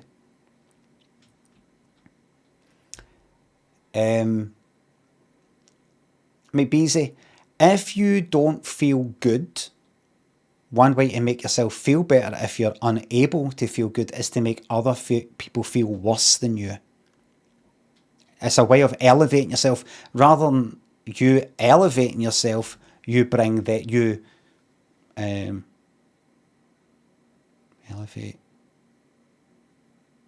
You put them down. And it makes you appear in your mind to be elevated above them. So what today is rub it in that you've got a VIP and they've no. Because they're jealous, believe me.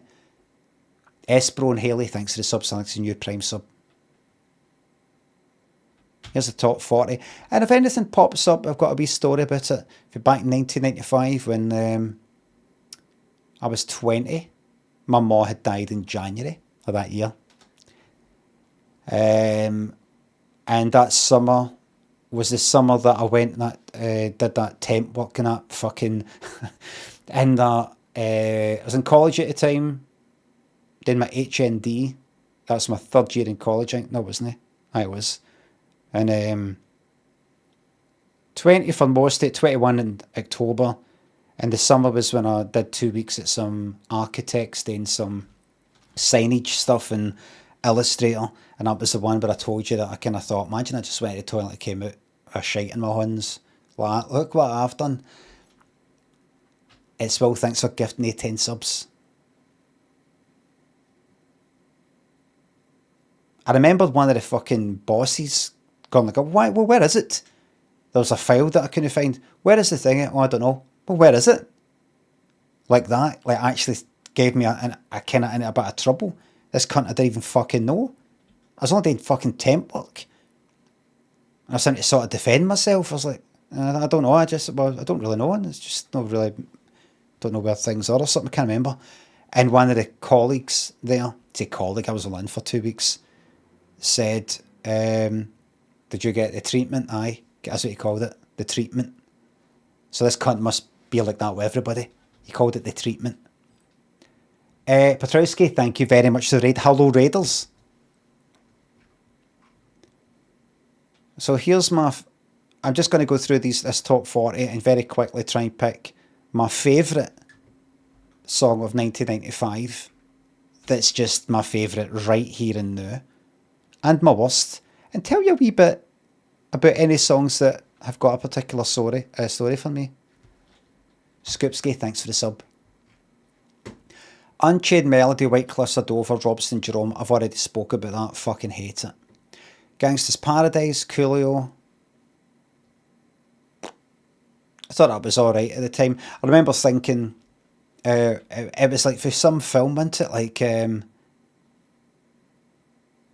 Michelle Pfeiffer's in a music video. It's like Dangerous Minds, aye. I remember I actually asked somebody, oh, is he in it? Is he in it? And I think they actually were like, no. So of course he's not, like, what the fuck, fucking, she's there and he's there, and I just thought, I don't know who the guy is. First time I ever saw him. Cool was good in Big Brother. It was really bad, but very funny. I Believe, Up on the Roof, hated it. Back for Good.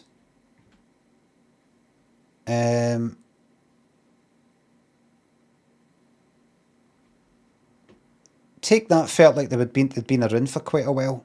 They got the new records. Chris, thank you very much for the £3. Struggling with about the Phantom Shag, and any tips for dealing with? It'll pass. It'll pass.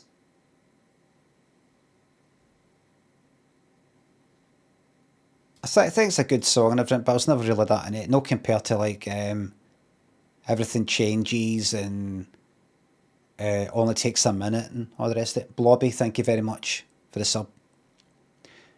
Think Twice, Celine Dion. She was a kind of newcomer. I don't know what my favourite is so far. Earth Song. Remember when Jarvis Cocker got up on stage when the Brits, was it? When Michael Jackson was doing his sort of like Jesus kind of thing. Got up on stage and sort of like hitting his arse, his own arse or something.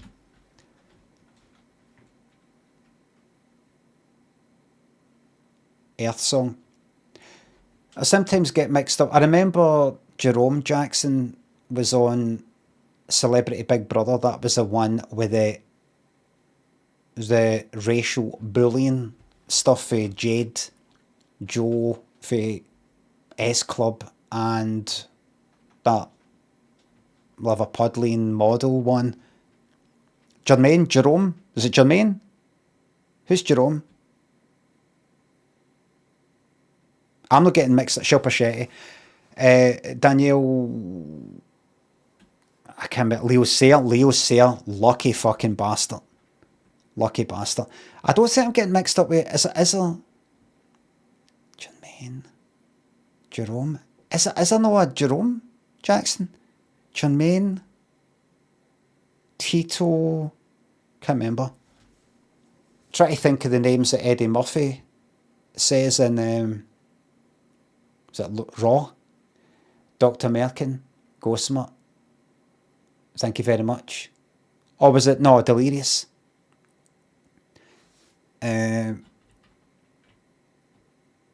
He said somebody asked him, Jermaine Jackson and Big Brother, what's your favourite Michael Jackson song? Michael's song? I think he went, oh, it's got to be Earth Song. No, it wasn't Earth Song, it was Heal the World. Whenever I think about it, because I think about it a lot. He said, Heal the World. The reason why I said, what was his name? Leo Sayer was lucky. Because of that fucking outrageous international incident that was the whole Shilpa Shetty, Jade, and whole fucking bullying thing, racist sort of bullying stuff, that was spoken about in the fucking House of Commons.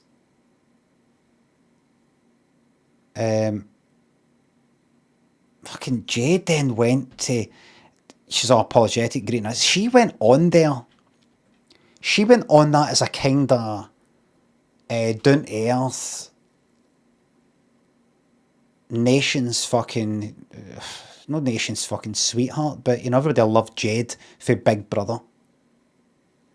It's a bit daft and all that, and doing embarrassing things and saying kind of stupid things, but it was like, oh, she's kind of brilliant. Not everybody, but I remember enough people liked her, right? I don't think I did. All right, well, enough people did, right? I'm a minging now, that kind of thing. I don't know, where did she actually get to in Big Brother? It was like 4th or something. But then she became like Jade for Big Brother. And then she's all kind of famous, and then boyfriend. What was he? A presenter or something? And they had a Wayne. That Wayne's now grown up and is then presenting.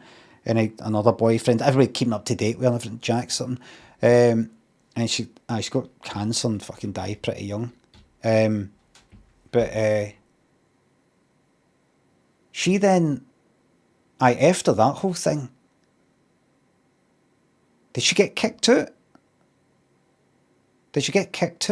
Or she just, so she went into the celebrity one as a kind of, oh my God. She wasn't in for the start. She went in a wee bit later, did you know? She went in as a, kind of, actually, Jade's gone in. What's it to do with Leo Sayer? I'm going to just kind of step through things in a linear fashion, just the way time box, if that's all right, Palace. I would love to be able to say everything at one go in just an instant of fucking time. But it's just not the way it works, mate.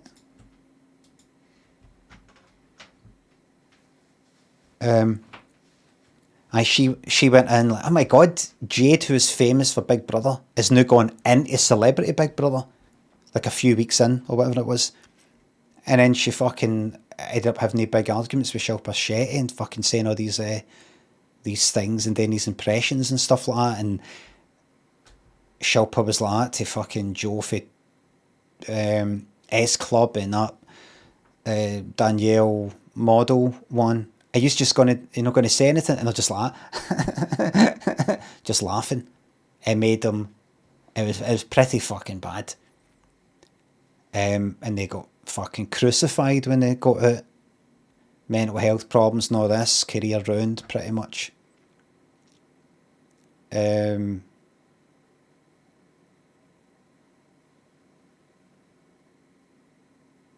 Talked about the fucking, how, who was it spoke about it? Was it fucking, it was like Gordon Brown?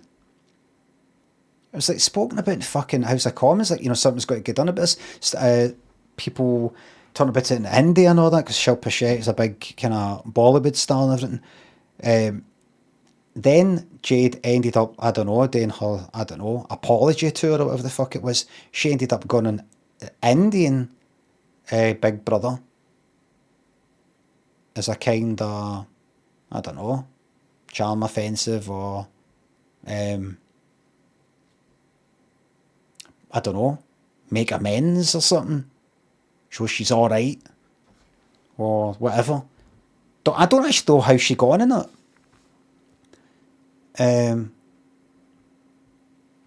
Shilpa Shetty wasn't in that one, obviously, but she was, she got diagnosed as well in the diary room, Jesus fucking Christ.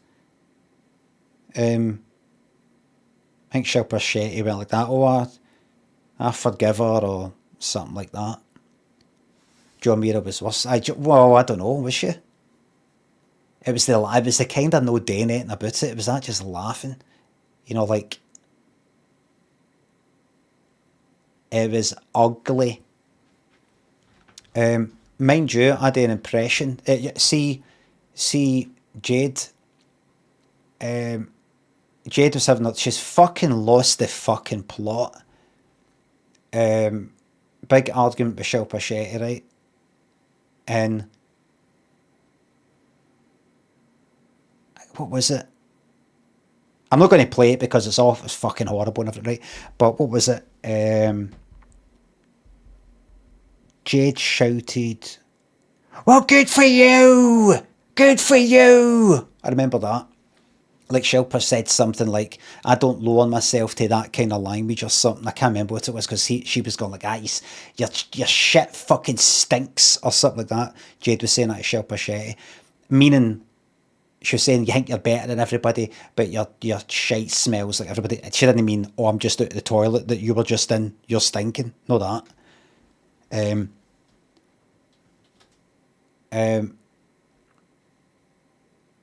Jade obviously felt utterly fucking inferior in some way, but Shilpa said something like, well, you say this, but at least I'm not saying that, or something. And Jade's like, good for you. It's pure close up. I'm like, good for you. I say that every couple of weeks, and this is about something. There's certain things I heard on the telly years ago that I haven't stopped saying since the first time I heard it. It's the way her mouth moves and everything. It's fucking mental. Probably been even. I wonder if that would even make a fucking impact these days, or if it would be worse these days. Tom Quixote, thanks for the sub. These days she'd probably fucking win for that. Oh, aye. Before that, though, a few weeks before, Leo Sayer, the singer, was fucking raging because he wanted new underwear or something like that, and they went, no, you're just going to have to wash what you've got. He said, well, I have to wash my fucking underwear in the sink. You make me feel like dancing. That's Leo Sayer. If you've ever heard that. And he's like, you know what, fuck this, I'm away. Ended up having a kind of, I say tantrum. He was just like, let me fucking out. He was just like, let me out of this stupid fucking programme. Right now, I hate it. Let me out. I'm not washing my fucking pants in the fucking sink. This is what happened. So a few weeks before Jade was in. Because they won't provide me underwear. This was the main event. This was the main event before the Jade thing. I'm leaving because they won't provide me underwear. Who's that? Face? No H. Face for 18. I thought his hair was kind of fair. Didn't know he dyed it all black. They were in the same one. I remember Cleo Rockus for Kenny Everett show. She was on it, and he was horrible. He wasn't nice to her face there, whatever his real name is. She came out and she went away. She went, oh, I've got a character, and she came out. She went away, I don't know, dressed up or something, and came out as a kind of character that she's got. I don't know what she was doing, and he was kind of like putting her down and sort of like pushed her off the seat or something like that. I don't know. It's weird.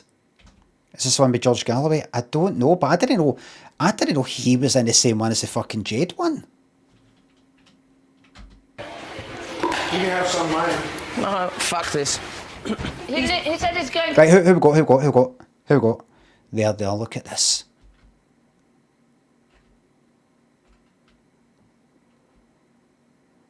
Oh wait, Jade, there's Jade there. Is that the boyfriend? That's right, that fucking boyfriend was in at the time, wasn't he? The boyfriend of Jade, or the husband maybe, was in at the time. And he was like that at the time. The Maw. And Maw. So we got that Danielle there, Joffy S Club, Jade there, Cleo Raucous, her boyfriend or husband. Was she again like a kind of, what do you call somebody like her, like a broadcaster? These people that sort of appear in things and present things or give their commentary on something. Shilpa Shetty. No, way. He's gone now, he's gone. He's raging! Fuck off, fuck this. Treacle, thank you very much. Wee Jamesy, thank you for all the best to you. This is bullshit. No, wait. Fuck off. Just go into gallery. Wait. Calm down. Fuck up. Don't look, come away. Are you serious? Don't look in here.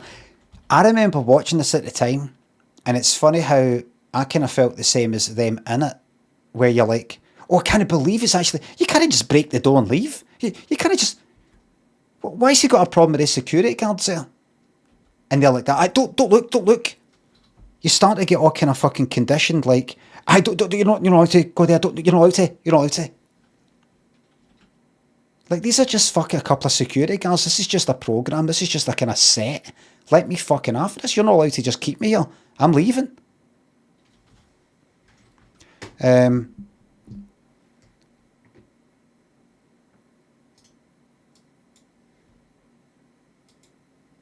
Spanklers, thank you very much. Thank you very much, Spanklers. Appreciated. Turn off that camera. This place is insanitary. It's fucked. You're just playing a stupid fucking game. I'm out of here. We're gonna take you Fuck out. off. Don't touch me, you bastard. It's fine, come with me. Fuck off. We're gonna take you Fuck off. Don't touch me, you bastard. I don't want calm. I don't want anything to do with you. Fire. Oh, that must have been cunts then. Because they're no bleeping fuck off. They're no bleeping fuck off. So that must have been cunt. Fuck off. I don't want calm. I don't want anything to do with you. I don't want the fee. I want to go back to Australia. I want to leave this fucking stupid country and get the hell out of here. Oh, lovely. At the time, I didn't get it. At the time, I was just like, he's a grumpy fucking money-faced cunt, him, isn't he? How did I get onto that? Oh, John Main. Fairground, Simpler Ed. Oh, here's a fucking story about that, by the way. Do you know the song Fairground by Simpler Ed?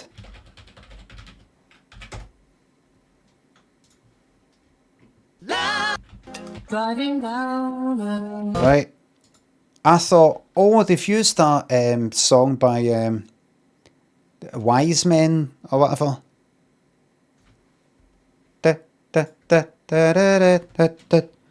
You're up, yeah. What's it called again? Is it Wise Men or what's that song called? Maybe Give It Up. Is it Wise Men? Wise Man?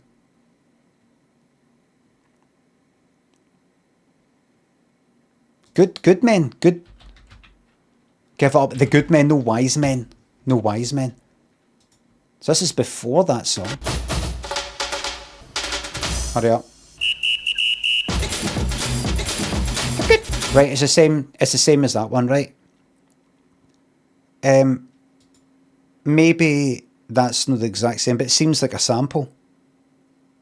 But maybe that type of drums and the wee it might be not just the drums, but that wee at the start might be a thing that happens a lot, but I think it's probably a sample. Anyway, that's what I assumed, right? And I read I don't know, Wikipedia article, Fairground by Simpler Ed. That's the sort of thing I do with my time. Disaster, thank you very much. Nod with this. Macro and Little Routini. Acid Casual thinks of thanks again. I believe. No, what was it again? Only time.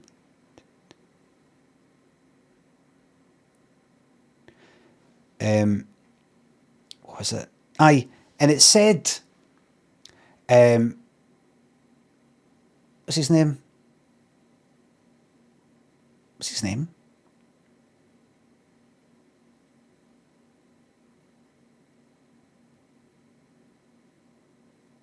Mick Hucknall's. I keep thinking Michael Hutchins. I was like, it's not that obviously, but Mick Hucknall, who wrote pretty much all the songs and everything.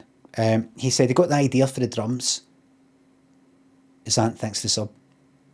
Because he was in like South America or something like that. Remember, this is after that Good Men Give It Up song.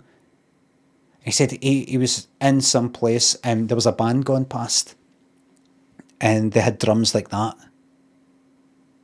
Right? And he said, oh, I love that sound. I've got to use that in a song in the future. And ended up using that. So I'm like, is he lying?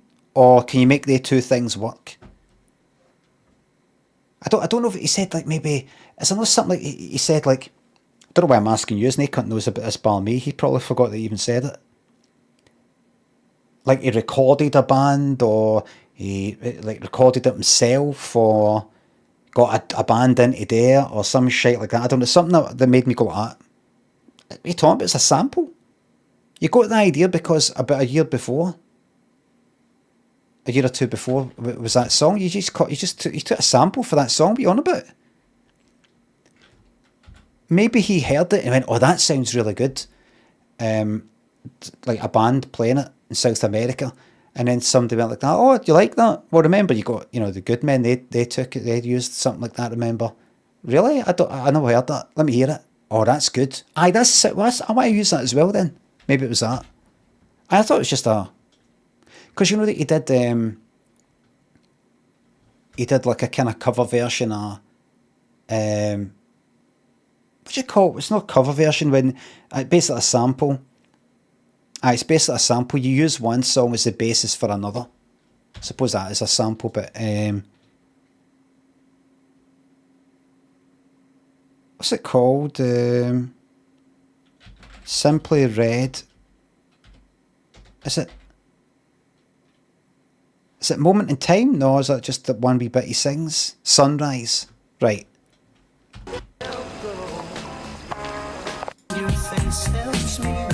Like that. Can you imagine all the women going like that? Who? Security? Who let the ginger in?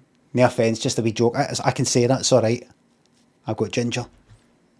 Aye, security, sorry. Somebody's let in a middle-aged ginger man and he's looking at us.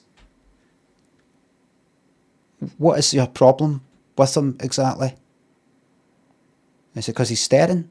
No, middle-aged. Well, he's ginger.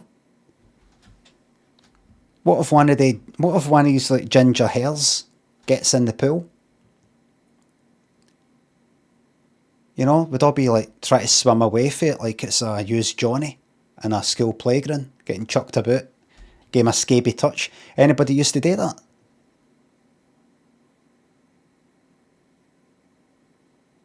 Hey! Scabie Touch. We'd play that now and again.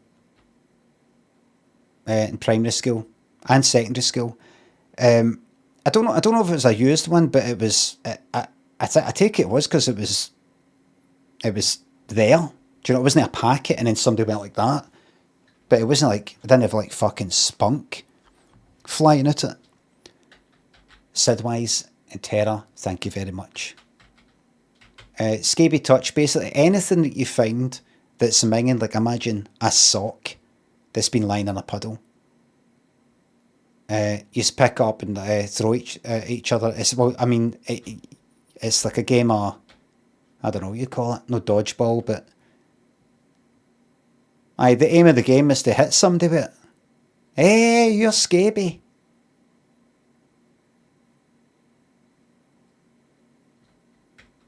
And then that person tries to hit somebody else with it. Scabie Touch.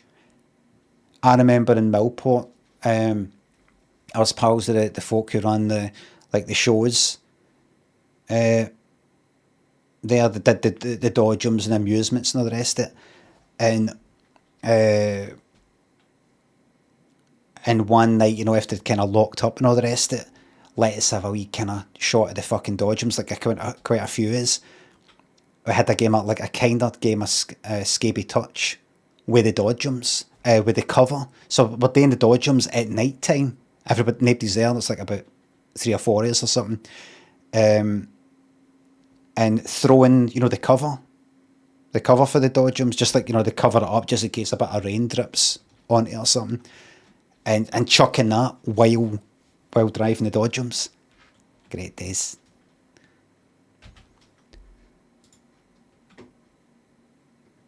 Missing Everything But the Girl. Oh, was that year?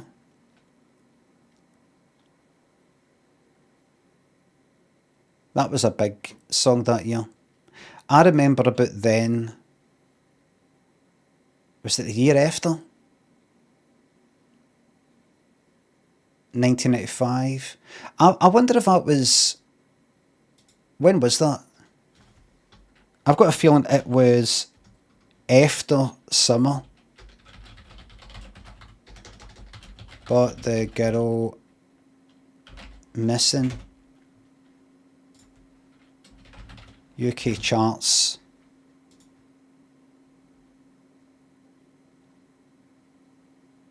What am I looking at? Right. Label. Oh, what? This is wrong. This is a certain... That's not the version. That's not the version. That's not the version. This is the version. I was right. Because I remember 1995, I was still in the Glasgow College of Building and Printing at the beginning. And then that was my HND, and then it was the summer holidays, and then I then went to Glasgow Caledonian Uni for the BSc.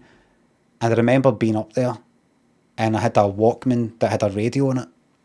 And I just remember, it wasn't the first time I'd heard it, but I remember putting the radio on while I was in there. I think I was ready to leave, ready to just walk out for the night. And it was that. Playing on the radio, it sounded fucking crystal clear. I did kind of new sound. There was a few things that sort of copied it. One of them being, what was it? Where do you go by? What are they called again? No. Is it No Doubt? No, No Doubt. That's No Doubt. It's one of the ones like It Bites. So What? Take That. No Mercy. I remember, that's one of the things I loved about having that fucking Walkman with the radio. You could walk about, listen to your tape that you had on you, right?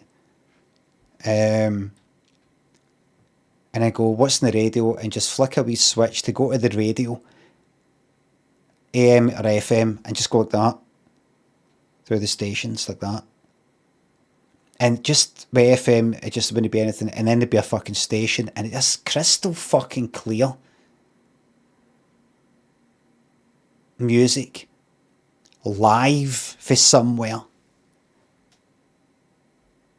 straight through the fucking airwaves to your fucking radio.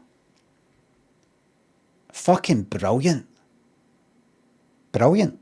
No, it means nothing. You can connect to anything at any time. You can connect to fucking satellites for the fucking aeroplane. And that's even if you forget about the fucking internet. Brilliant, that's what that reminds me of. I remember being in that kind of same room, around about that same time.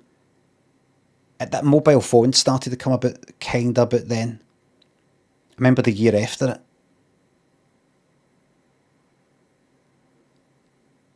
That's when I discovered that there isn't a word for caller ID in Urdu.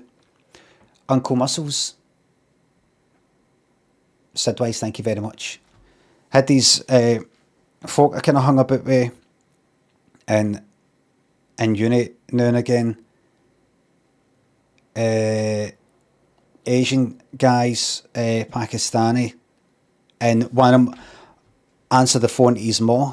He had a mobile phone. It was kind of new to me. I didn't have a mobile phone by that point, but he had one, and he went like that. He had the phone rang right while he was in there, and he went like that. He kind of looked at it and he went like that,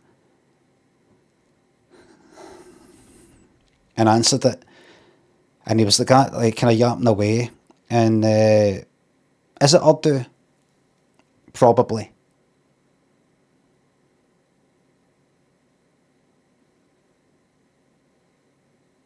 Aye. Yapping away and Urdu, and it like right away, right away I could hear his ma, like, well I didn't know, it was his ma at the time, he told me after it, but I could hear kind of his voice and all that, he was like that. And he said some words in Urdu, some caller ID, something, like in, when I used to watch, like, if I ever switched on any Scottish Gaelic programs, any of these languages, the thing is only in English. So you'd hear something, caller ID, something, internet.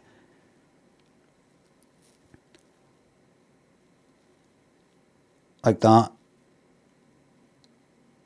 You had to see his face when he was talking to his ma, when he's like that. Yeah.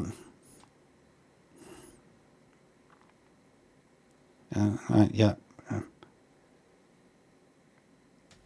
I think I asked him, what was that with caller ID? She was asking how I knew it was her. Because that was a big deal back then. That was a big deal.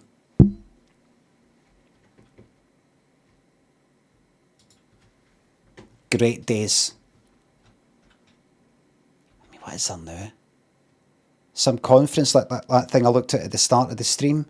Some tech conference coming up, all these new things for mobile phones. It's all shite.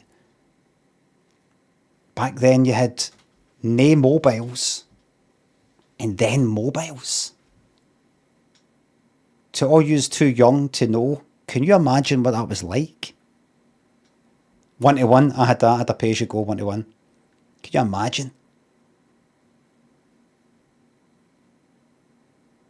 Beepers. I remember something you had a pager thing, something to do with a company that I worked for. It's like, how's it work? How's it work?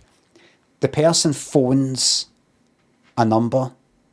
Somebody, I think, answers it, a real life person. And you say, I want to send these, like a fucking telegram. I'd like to send the following words, following message to that person's pager. I think, is that not how it worked? I don't think you actually typed something. There's no way to type. There's no way to type.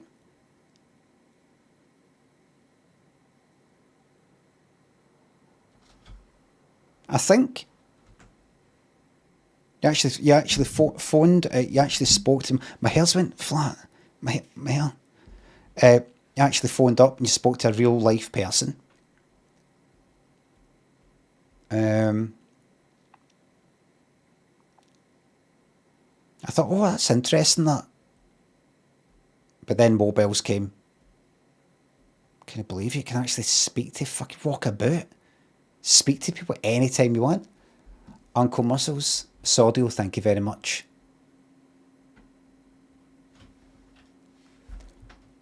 Most of the commercial ones only took numbers and it was automated.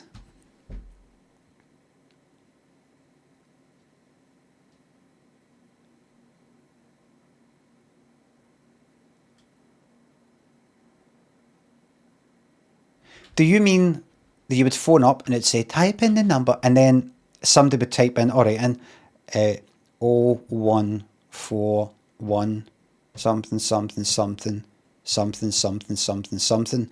The person would get page the number, the phone number. You would type that in on the phone, which you could do back then. And the person would just simply receive a number. And so that person receiving it would go, all right, I've got a phone box. Or the phone. And phone the person. It wouldn't be like text going. That's it. I remember something to do with text. Buddy, thanks for the bits. Best film you've seen recently.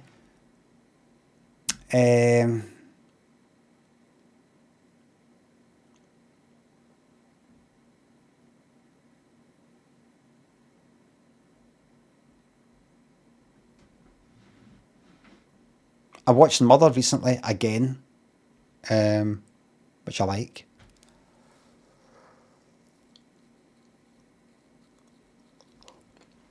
Flurgy, thank you very much. Okay, I'll tell you why I need new obus for me chair. Buddy, thanks for the bits, thank you very much.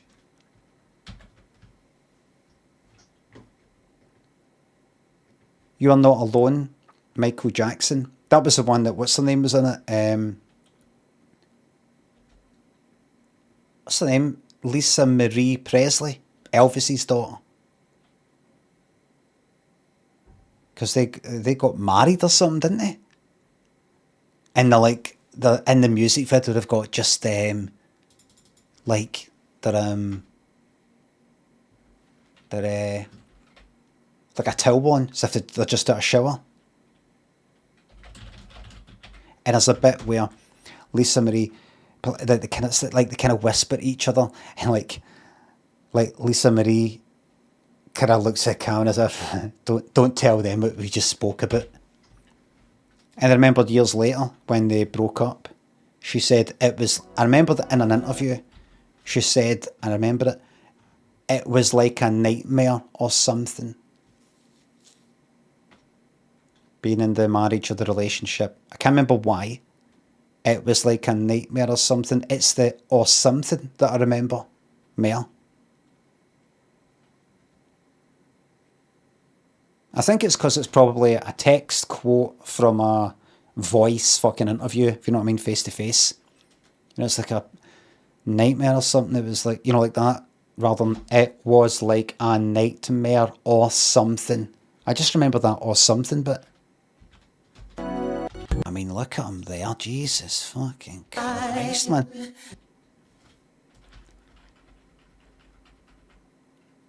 I just turned himself into a fucking like alien, like a what do you call it? You know, like a grey or something.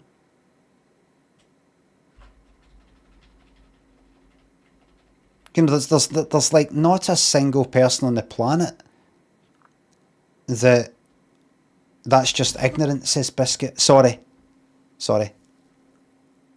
What is it that I'm ignoring? I think he had body dysmorphia. Oh, right, aye. It's a quote. Right. Is that was a reference, all right?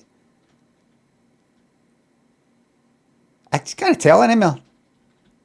I can imagine saying that, going, his nose, and everybody going like that. Oh, that's you. That's me finished with you, mate. And then just everybody fucks off. What?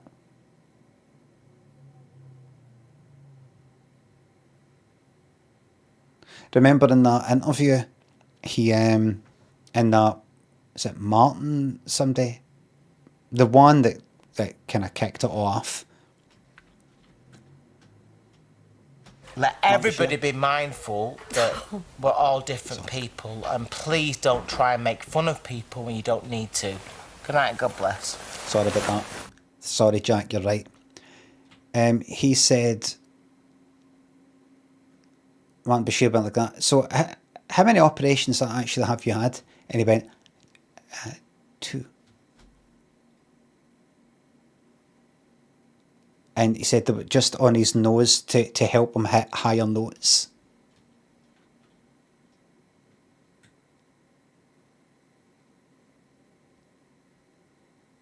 I thought, no, I can't believe a fucking word that comes out your mouth.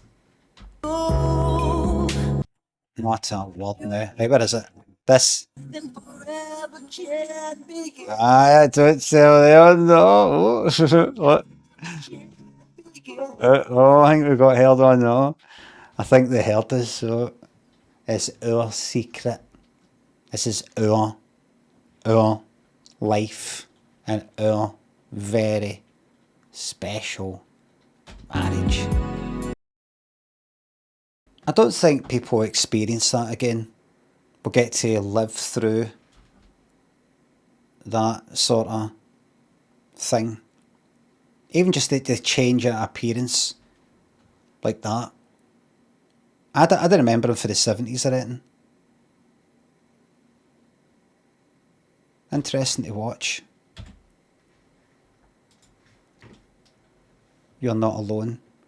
And she fucking died, didn't she? When did she die? She died like within the last 3 years or something.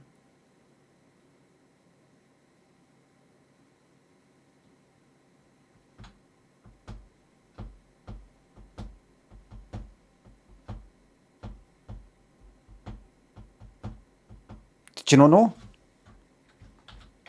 Oh fuck, is this another fucking one that I've got wrong? Is this another one of these 2 years ago? When did she die, huh? Keep it light, everybody. Should I, cardiac arrest. How come? Small bowel obstruction complications prior surgery. Ugh.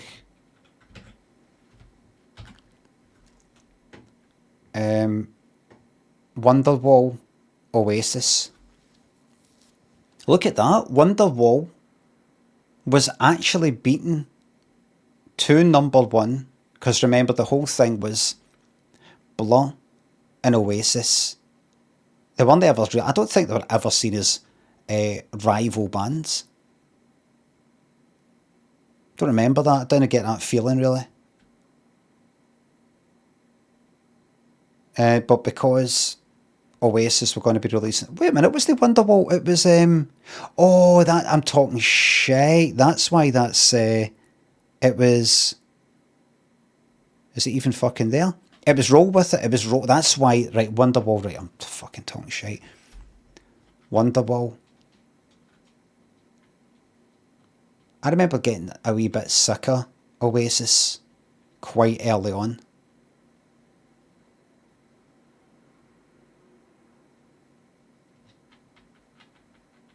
And then they came out with, I think, Cigarettes and Alcohol, or was it Some Might Say? And I was like, oh, I like that. I liked the fact they just sounded like fucking Get It On. Wonderwall. I didn't like the effect. I had a mate who was into like dance music, techno stuff and electronic stuff like me, and they all used to go to Hangar 13. Then I started going with them. Like, it was a kind of rave sort of thing in Ayr, west coast of Scotland. You get this coach going for kind of near Shawlands and Glasgow to it, and Battlefield, and they're always into dance stuff. Kind of like a year or two reviewed before that, and I go with them or my other pals who I sort of be together, and then me and him used to be right into making stuff. I got this wee Yamaha sequencer with built-in like fucking built-in what do you call it? General MIDI. It's a kind of tone module. A wee Yamaha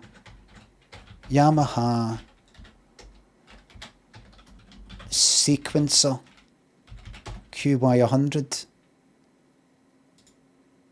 Know that, but it was a cranky wee fucking thing, so it was.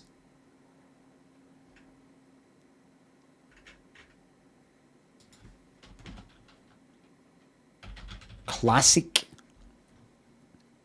It might have been that one. It might have been that one or something very like it. QY. How the fuck did I get a hold of that? It says it's that much money. Didn't cost us that much. I think that was it there. It was either that or that there.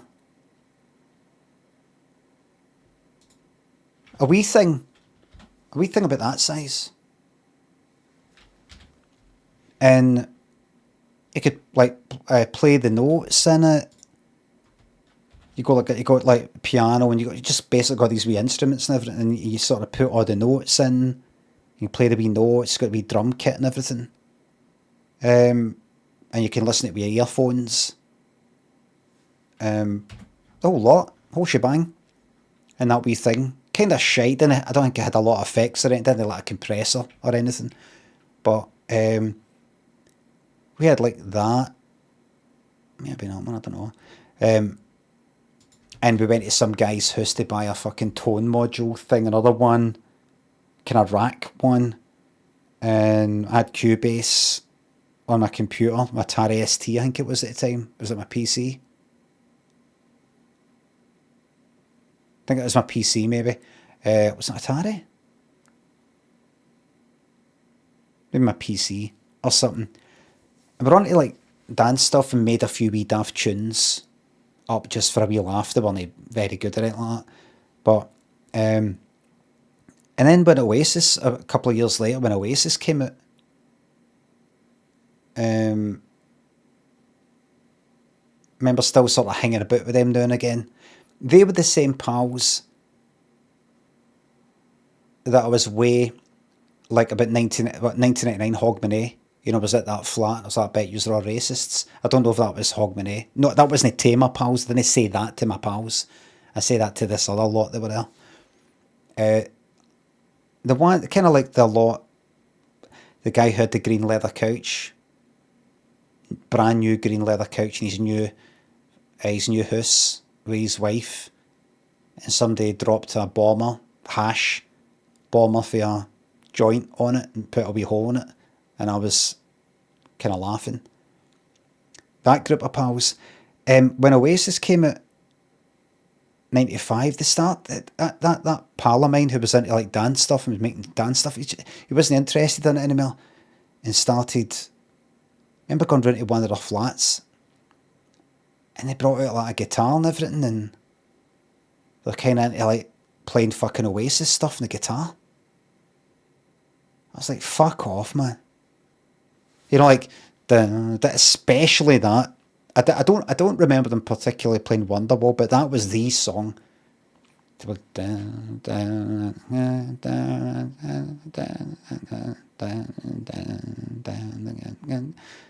that. I was like, what's...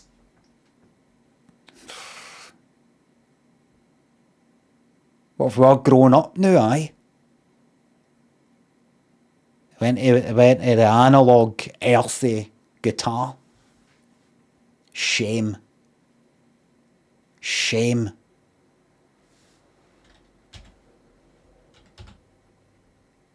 Father and son, Boyzone.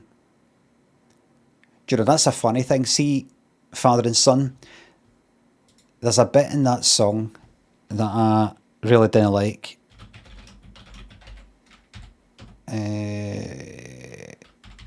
Ronan Keating. No, not Ronan Keating, it was... No, that's the one with fucking Yusuf Islam. What's his name? What's his first name? Cat Stevens. What they call Boyzone?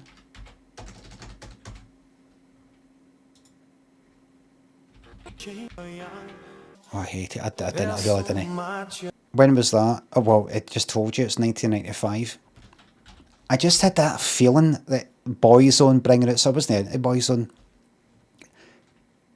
doing that cover version, and just see fucking hearing the words settle down. I hated that. I kind of almost felt like what's his name in The Catcher in the Rye, which you might or might not know. Like, I don't know, why does everybody fucking want to grow up and everybody's getting all boring and the fuck is going on? Like, we're all kind of teenagers and getting mad with it and all the rest of it, and then people start... When do we plan to start? Thinking about, like, I don't know, marriage or moving in and wains and guitars. And then I hear a song that's like, and the girl settled down. I remember people would say that, time to kind of settle down, maybe time to settle down or something. What are you talking about, settle down? Is it time to die already? Flashbowski, thank you very much for the bits. Thank you very much.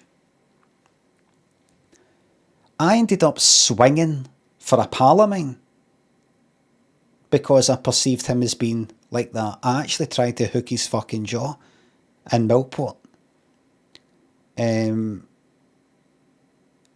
remember when I first started, my whole wee story with Millport is me and my family would go down to this wee kind of flat and caravan in the back garden that we rented like every kind of summer holiday, whatever, after fuck knows who, for as long as I could remember.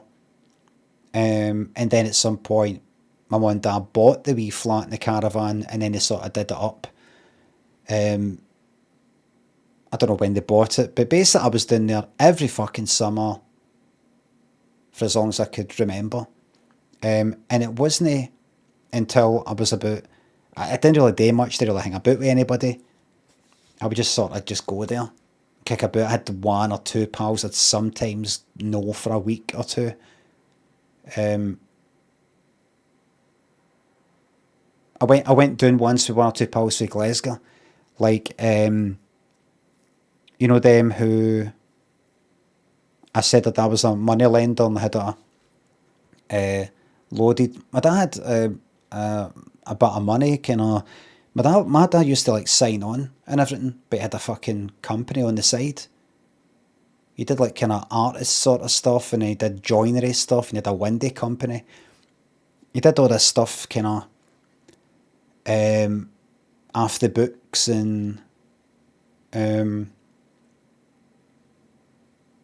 of sort of swindling in a sort of way. So it's all cash. He would come in the fucking house in Carnwadrick Council Estate and he'd be like, take a look at that. And it'd be a big fucking roll of like 50s and 100s. Because he'd take like cash payments for the fucking windies at this windy company. Go like, take a look at that. And I was like a teenager. I was like, fucking hell. Like red. £100 notes, red. I was like, what? So is that ours? No, that's no, that goes back in. That's got to get fucking spent on things. And I don't think he was very good at it because cunts would phone up. I saw his advert in the paper and all the rest of it.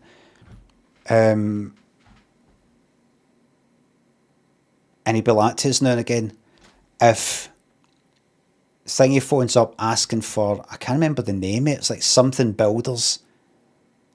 It was something like, I want to say it, GP Bear, thanks for the bits. Do you reckon you ever killed a man? I remember me and my brother were talking about that once. Do you think he's ever killed some cunt? Anyway, you're not allowed to ask me that about my dad, right? Loza, thank you very much. What was it? Let's say it was like Kilbride Builders, right? Aunt Shah, thanks to sub, great job as well, thank you very much. Sometimes, like an advert in the paper, like Kilbride Builders or something. And he'd be like that. If anybody phones a day asking for Mr. Kilbride, tell him I'm no. I'll phone them back, take a message, and I'll like, don't answer it or just say I'm not here. His name was the fucking Kilbride, right? but it was like the name that was in the company, and somebody would think that's his name. I just got the funniest. I got the feeling, funny feeling that some people, I don't know. I remember once he was actually in the fucking papers once, where he got into trouble because I think he was described as a mad axeman. I don't know if I spoke about it in my book. Maybe didn't, because my dad was still alive at the time, but he was in the papers in a wee article, described as a mad axeman, because he fitted windies that him and his, like, it's basically relatives, cousins and things like that. A couple of my uncles, one of my cousins and one of my uncles, and a few that would make the windies. Fitted the windies, I think. And then the person who got the windies fitted didn't pay. Either said he wasn't happy with it or just kept delaying it and delaying it and delaying it. And my dad had enough and he went round with an axe, I think. This is the sort of thing I remember speaking to my brother about, or my dad about. And I'd say, remember that time? And he'd be like, that's not what happened. What happened? No, you're getting mixed up. I did take the windies out, but it was because of this and that. And no, that was thingy that... Sometimes I like, but I think this actually did happen. He went round and they chopped the fucking windies right out the, the fucking, out the basically the holes in the house. Chopped the windies out, as in, you know, the wood, the whole shebang, to leave completely empty, things like that. Something like that happened once. An argument happened in, I think there was something to do with guns. My dad was in jail for about fucking 6 months or a year because of something to do with guns. Did I speak about that in the book?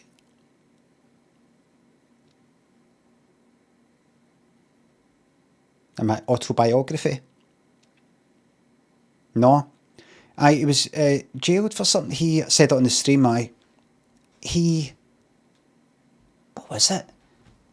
I have said it in the stream because I do remember looking under the fucking bed once, Mum Dad's bed, and there were barrels for shotguns.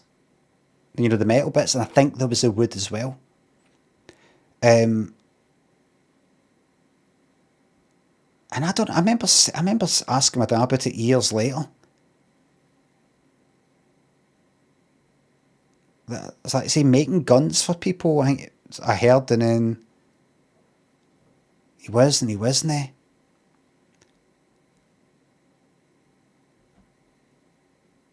Heard something to do with fucking Northern Ireland, like the Proddy side, and he was also pals with a fucking guy in IRA. I remember. I don't know. I don't know. It was weird. I remember like a pal that he had, a Northern Irish guy in Glasgow, and either my dad, my brother, or whoever tells that he used to be in the IRA, and my dad was like on the other side of that whole sort of thing, and it was one of his kind of pals. I think maybe some people are just united in any kind of... Some people are just in any kind of conflict. They don't give a fuck what side it is, as long as they're involved in some sort of way. Like it's a big fucking game of Soji's. After the Troubles, during the Troubles... No, it was during. It wasn't the 70s, it was the... I remember seeing him, I think, about the 80s, this guy.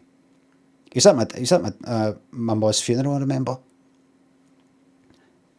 The guy that was in the IRA, apparently, and my brother told us that guy was chatting with my brother at my mum's funeral, the reception after it, and said, I don't know how your dad's going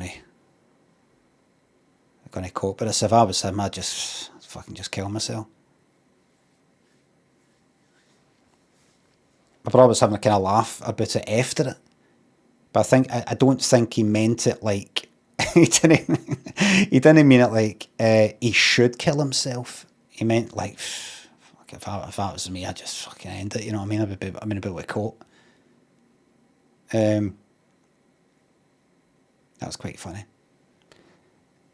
Sounds like a veiled threat. What he's threatening to, like, hypnotise him into killing himself or something. Young Greeble, what's your favourite anime film? Terminator 2. Tragic Wank, thanks for the 50 pence. How did I get on it? Wonderwall, Boyzone, Father and Son, Settle Down.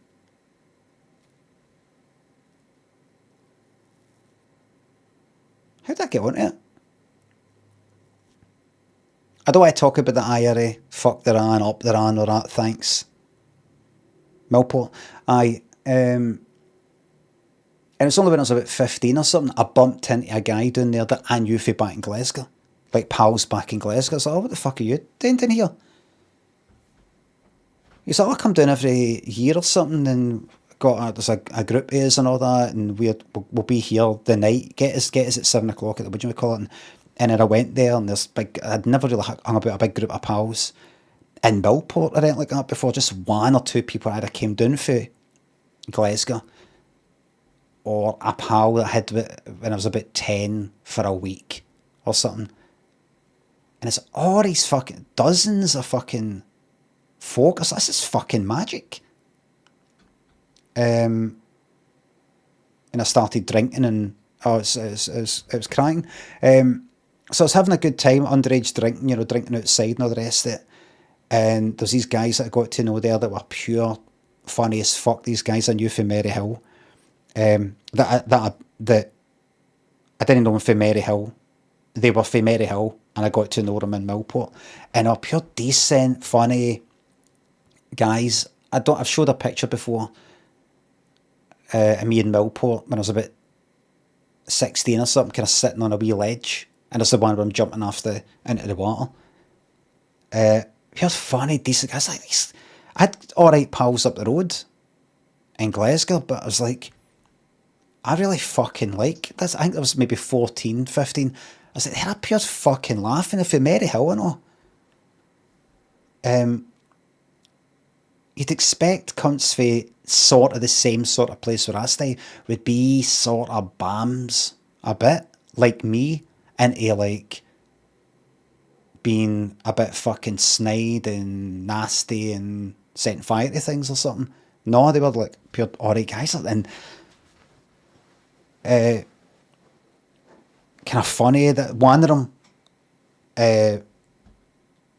now and again while I was sort of dancing to this like you'd have a what you now call a boombox, a portable stereo system. And I remember now and again he'd sort of pulled in his trousers, his joggies, I think, his pants while dancing, big fucking cotton balls, bouncing about like during the daytime in the sun. Like it would just be like a few hours in the middle of nowhere. Funny as fuck. Funny as fuck. So he was funny as fuck, him. And then, I don't know, he started to sort of grow up. We all got a bit old, like 18, 19. And he started now being into... He was still alright and still a laugh, but there was something about him. He started getting this kind of like long-term girlfriend or something. And he kind of slowed down or something the way he was walking. I don't know what the fuck it was.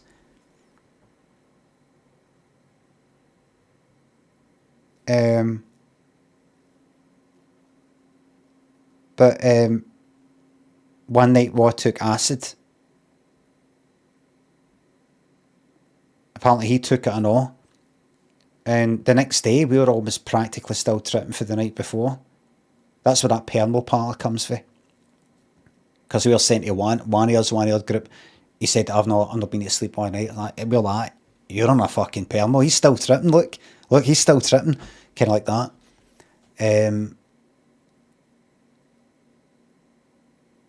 he was alright, he was alright. But that one that I'm talking about, the one that was a pure laugh, he was fucking hunky-dory. Yeah, well, lad, did you get any sleep? He's like, aye. Knackered, got up the road, just went to sleep. He feels fine, well, what the fuck is wrong with him? How can you be tripping at your fucking box and just go up the road and hit the hay? And he just started to kind of represent to me, I maybe didn't take it, he just started to represent to me growing up. There was a few things, I don't know, he was always a decent, funny sort of guy. No a bore or anything like that. But maybe just once or twice he said, like, no, I don't do that anymore, or something. And I don't know, I just started to I couldn't put my finger on it, maybe represented growing up or something, but I kind of, something about him I didn't like. There was nothing to dislike about him. And then at the end of the night, after coming at this kind of pub club, typically tropical or hiccups, I think it got changed to, sometimes a group of guys would grab another guy and chuck them in the wee paddling pool, the CrossFit. And they grabbed me one night, and he was one of them. And I was like, fuck off. I was like pure raging. I really didn't want to get chucked in this fucking paddling pool. Really didn't. And I was pure fucking doing that, and I was kind of pissed off. And see, because he was doing it, and because I'd sort of built up this wee grudge type of thing, I particularly fucking went for him. That's my fucking pal. And I was like, fuck off.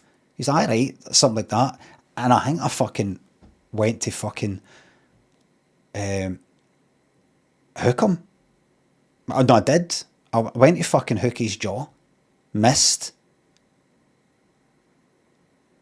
And he grabbed me and pure like, I don't know. We both hit the fucking deck. He didn't punch me or anything like that. He just kind of like, what the fuck is wrong with you or something like that. And I might have been going, I fucking hate you, you cunt. It was something like that.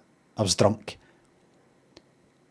And I think the next day or later that night, I don't know, I was just pure, maybe apologetic. Bumped into him like in Glasgow, like after it.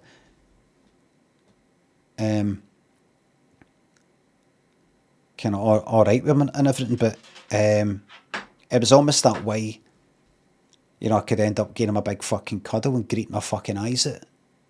During it, I go, I just don't want to grow up. Can we just go back to the way it was? Mr. K. Watkins, Lacus, Fitz, Gent, thank you very much.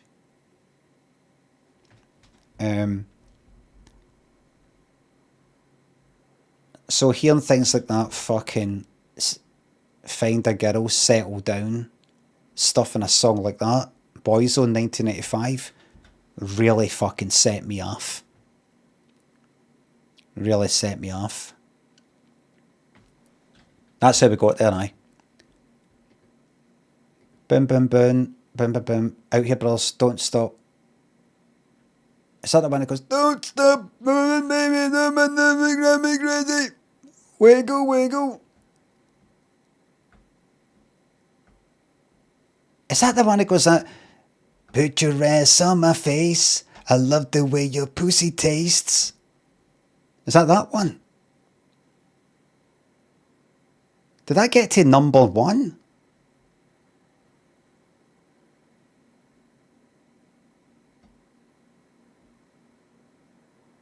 They didn't do that bit on top of the pots, but that's how it got to number fucking one.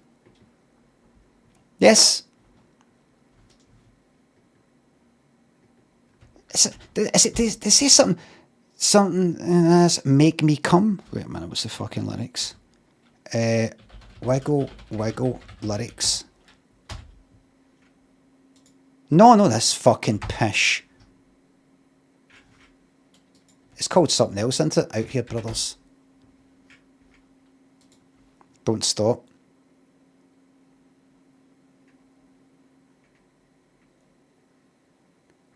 Put your ass on my face. Love the way I pussy this. Girl, you know you're the one. Take that ass and make me come. Where did that get to? That was 94.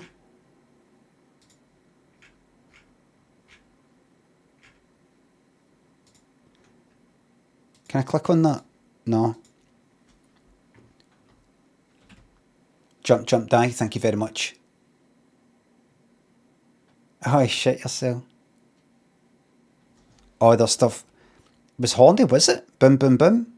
Boom, boom, boom. Let me hear you say, way-oh, way-oh. That's all I remember for that. Bombastic by Shaggy.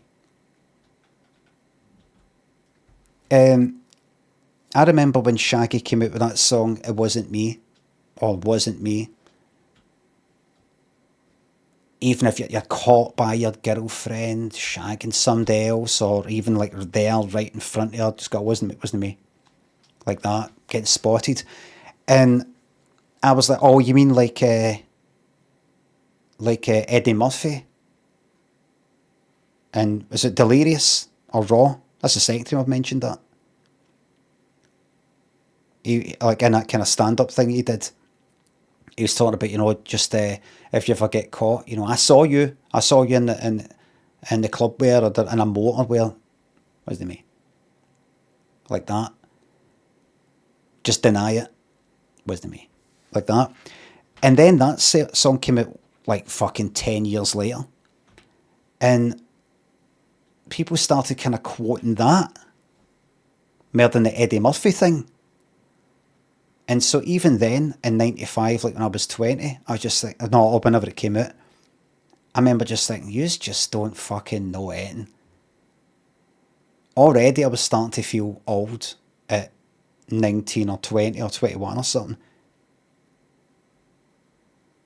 I remember Shaggy was on something like SMTV, CD UK, one of these sorts of things. And I did like a wee funny interview with him,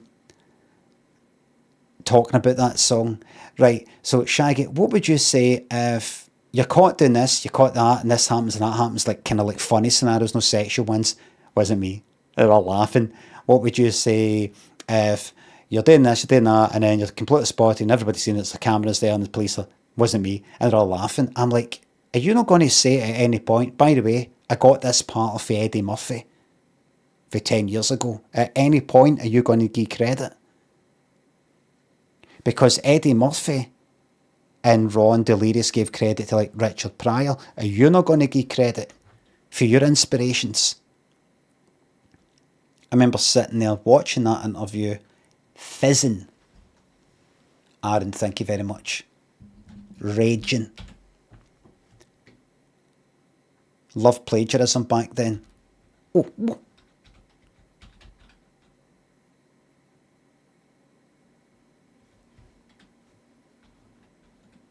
Stretch time, remember that? That went well. Living Next Door to Alice.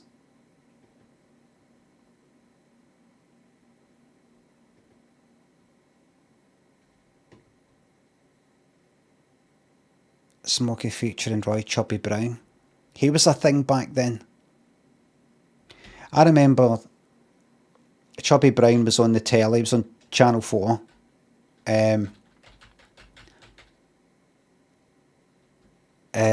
He was on like The Word or something. It was an interview. That was, he was doing that Who the Fuck Is Alice sort of version, right? And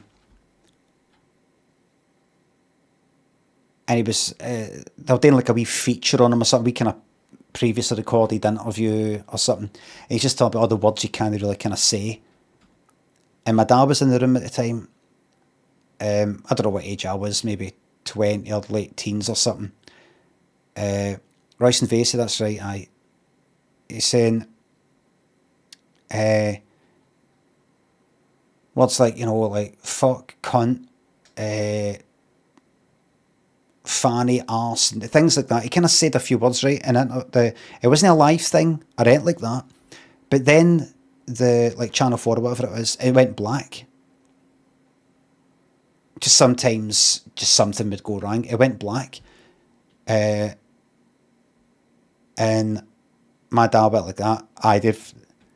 They would pull the plug on that. And I was like, in that teenage way, whatever. I was like, fucking, did they fuck? No, I would have pulled the plug. It's not live. It's not live. They've already checked that. It's not like it's gone to live. No, they would have pulled the plug. Oh, fuck, it's fucking raging. Gorg, thanks for the sub. I would have pulled the plug.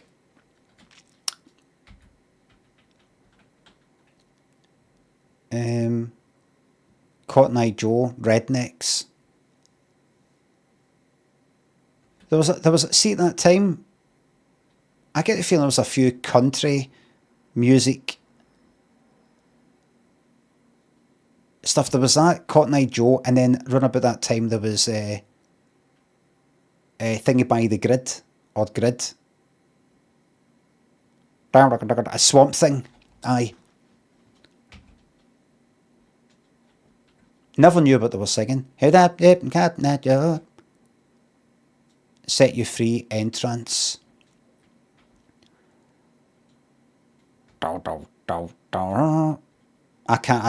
really into that song these days. My favourite bit about that song is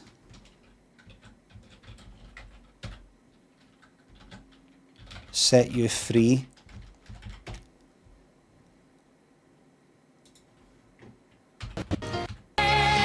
It's not that. See all this fucking horns in the air bit about it. I'm not into it. It's too. I don't know. It was something about it. I liked stuff like that, but there was something about it that was a bit too. Alright. Crisco thinks this up. You Got Heart by the Bluebells was another Western style one at the time. At that time.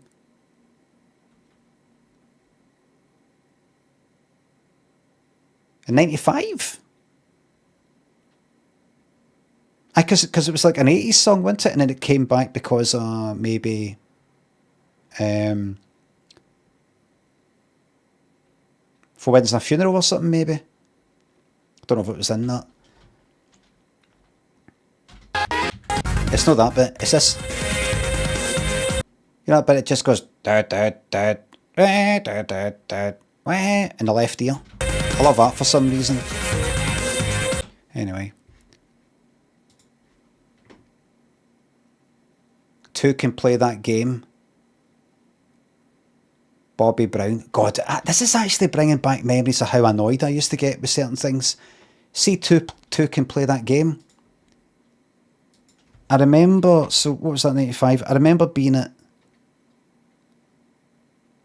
was I going to the Archies?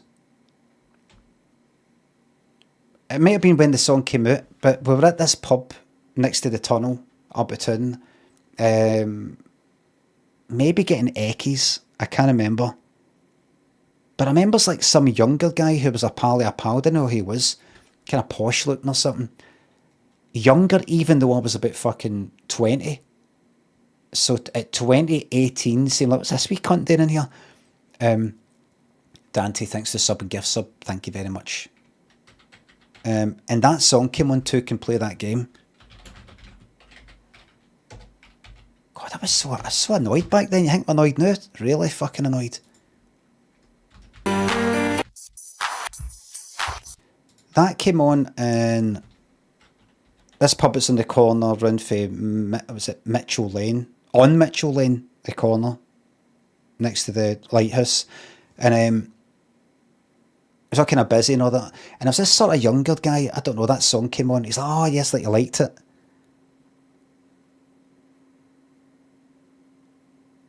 And I remember thinking, none of you fucking know that that's a rip-off of Last Rhythm by Last Rhythm. None of you fucking know, and I've never been the biggest wank when it comes to dance music or the rest of it, because I've not been into it for fucking ages, but like,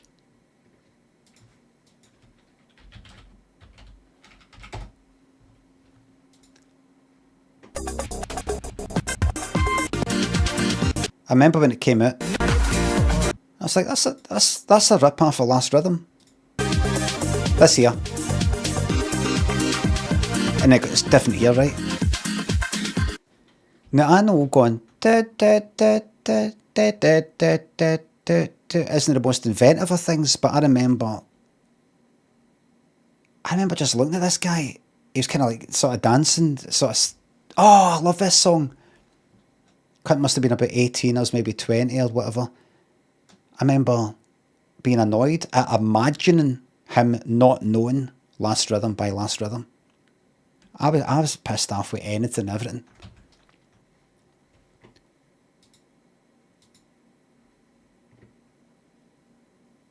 Hold me, thrill me, kiss me, kill me. I never really got U2. I kind of understood the 80s stuff. But they would always come back every 2 months or something, it seemed, with some sort of big song. And it'd always been this big concerts. Like, what the fuck? What was Zoo TV? What was that?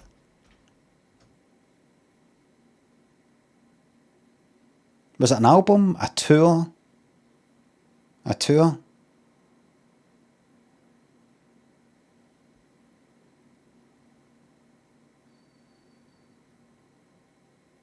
They're always a wee bit outside of my thing. U2. There's that roll with it.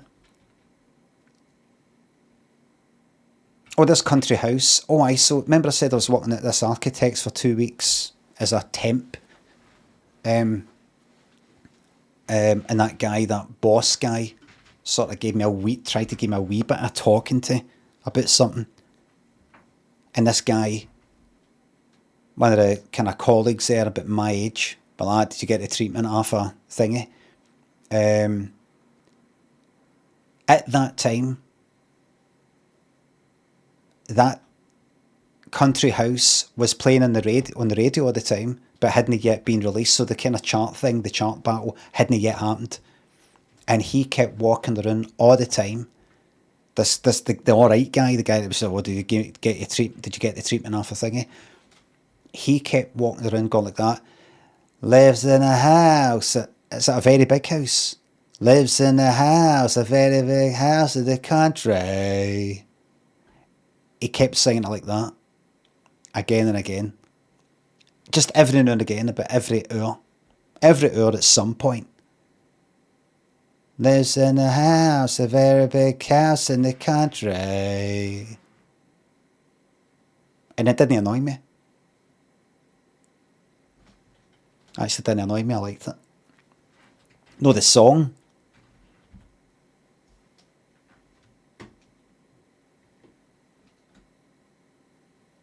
I remember watching a music video for that. Just watching it.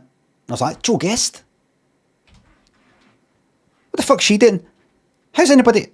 I thought it was just me that knew about her. I used to buy a lot of top shelf porno magazines back in the day. Back in the old days. Your men only club top shelf. That's the shelf that they had it on if you went into like a garage or a shop that sold you didn't even call it softcore porn, you just called it jazz mag. What do you call it? You call it a porno? Porn? Wank mag, wank rag, scud book. It's so high up so that Wayne's couldn't reach it. Slightly harder to see because it's so far away. It was back then, and she was sort of in about that era. And I remember, I think I wrote about it in my autobiography. I remember thinking, when was it? When I was about, was it 20? Like thinking about late teens, early 20s, kind of wondering, feeling that I was bisexual, and wondering if I was gay, particularly. Anonymous, thank you very much for gift sub. Was it late teens? Kind of wondering, trying to explain to myself, why am I having this sort of difficulty sexuality wise? Why isn't it just no straightforward like it seems with all these other guys with lassies or something, and try to and feeling certain things for guys, but it didn't seem to be fully sexual in the same way with lassies.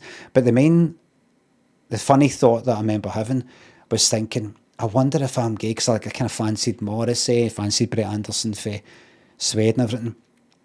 I wonder if I'm gay, but I'm just, something's not quite clicked yet. And then I look under my fucking bed, at the side of my bed, and there's fucking that much a fucking porno mags to contradict me. Do you know what I mean? Like fucking piles of them.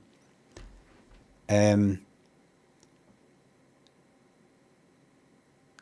know, wanking like fucking half a dozen times a fucking day. Are these magazines?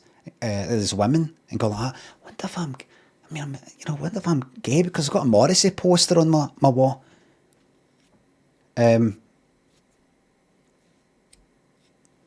Wank yourself, sail Daisy. Doesn't mean you're not bi. Well, I felt it at the time, and I said it at the time, and I told my pals at the time. And I did have a sort of thing for guys. I was kind of open to the idea. Not a thing for guys, but just that I was sort of, wasn't completely shut off. But never really.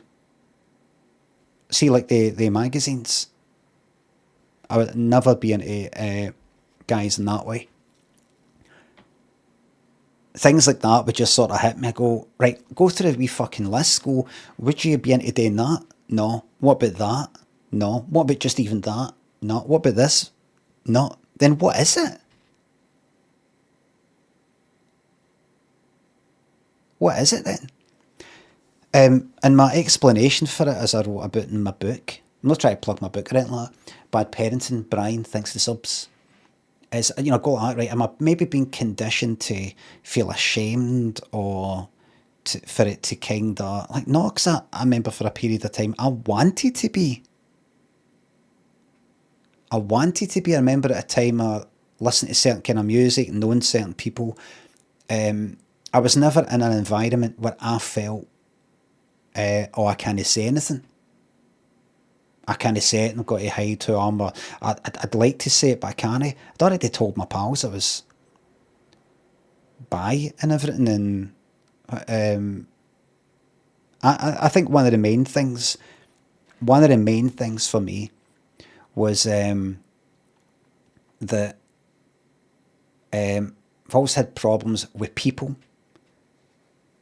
I've had problems with lassies, women, as in like particularly the guy and woman thing, the whole social thing that's been going on for fucking thousands of years or whatever, where it's not this sort of equal relationship due to all these sort of bad things and stuff. It's all kind of complicated. It's not just two people with similar kind of experiences and placings and expectations and reputations and all these fucking things getting together.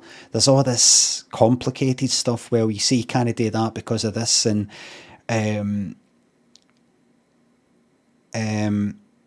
like, can I just sort of say that you want to be with somebody, or why doesn't anybody just speak the fucking mind, or why do I feel so embarrassed?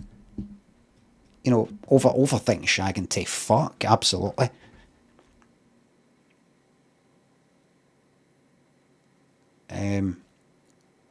Like, really scared of kind of sort of intimacy, but I wasn't at the same time. And one of the explanations I sort of had for these sorts of kind of bi feelings that I had, because it physically I wasn't really into it, and somehow, but emotionally it sort of was, is I think part of me, I like my perception anyways, was the simplicity on a social level, in my mind anyway, whether it's real or not, that it's a guy, I'm a guy, and particularly if I knew the guy was gay, then if this guy is anything like me, then he'd maybe just want a fucking shag or something, no questions asked, no attachments, no big deal, no nothing, no weird sort of, I can't really do that because I might get called names or come across as in a certain way. Just, are you into it or no? No big deal. And something like that. I don't know. And the idea that somebody might openly fancy me and just want to, I don't know, do something sexual quite openly, rather than any sort of skirting about it or the social weird complications or something. There was something about that made me feel nice to be fancied. It kind of made me feel that... When do we plan to start? I like this feeling. Like, you know how socially in my past anyway, there's this feeling that guys, if given the opportunity to have a shag, they'd have it, they'd take it. And I remember hearing that when I was like a teenager, and me thinking, no fucking me, because I was fucking terrified of it. But whereas it wasn't like that with women, due to all these different fucking reasons, social reasons, getting labelled something. Like there was lassies when I was younger that would get labelled something because they shagged about like a guy would if he was fucking lucky enough. So they get called names and got given reputations. Bad reputations in a funny sort of way. No guy did. Everybody knows all that stuff, right? Everybody knows all that kind of imbalance. Whereas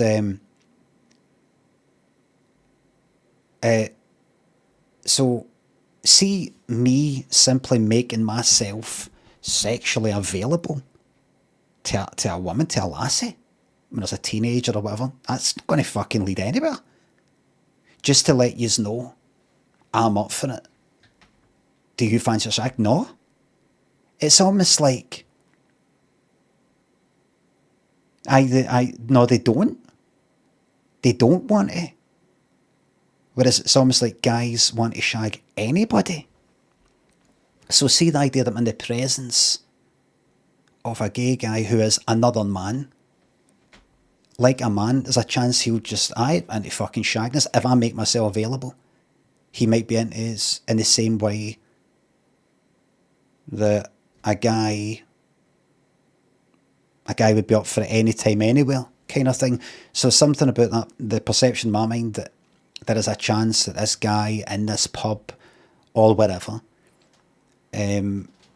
all I need to do is make myself available and he'd be into it. Possibly itself, there was a sort of attraction to something like that, whether real or no.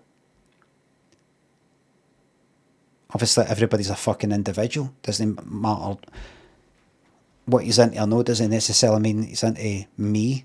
But if I'm just thinking like a guy, then I just thought, all I need to do is go, I'm into it and it'll happen. So that itself is a kind of attraction. It's a kind of attracted to being attractive. Touch my tralala, and you're right. Thank you very much, that name. You're right, I'm right, aye. Fruit Machine, Brian Murray, thank you very much. Bad Parenting, Top Shelf, thanks again. So, maybe you're thinking too hard about labels. Oh, shut up. I talked about my mindset when I was like fucking 19. I'll talk about fucking right now. I try to kind of make sense of why I was thinking that way. But also, as well as that, there is a genuine sexual sort of emotional, I don't know, not so much attraction, but I'm not shut off for the fucking idea, but it's just never It's just never, as much as I've actually wanted it to fucking happen, force it I to have happen. love for everyone. And everyone loves you. I don't care about that. But not, thank you very much. Just simply no fucking into it. I'm not into it. What made me think about that? Oh, Joe Guest in that music video. I don't know what that is, by the way. Some classical thing. Do you think this generalises to cultures outside Europe or even across countries inside? I'm not sure about generalises to that term. I'm not quite caught up with that sort of language, that grammar.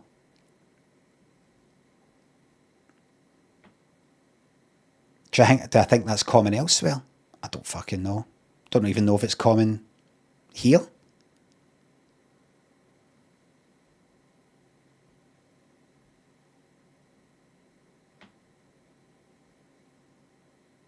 I don't know.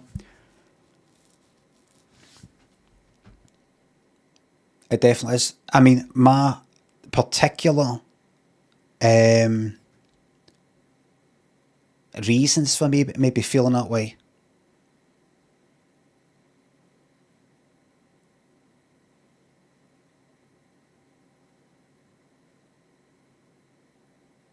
I don't know. So I'm going to go to sleep now. Have a little bit of a sleep, yeah? Young Grebo, thank you very much. I'll be there for you at Rembrandt's. I was never into Friends. Oh, look. See, Lynn took us on a surprise trip down to London to see some shows and all the rest of it on my 50th birthday. And she got us this t-shirt because I think she must have found it on one of these places you can buy fucking t-shirts. Amazon. I must have thought that's quite funny because I don't hate Friends, but I'm not interested in Friends. And I wore it. I wore it in London. This might be the large one, maybe the medium that I wore, I don't know. It's a good feel. It was a good feeling wearing this thing. I felt like I wasn't me. It was good.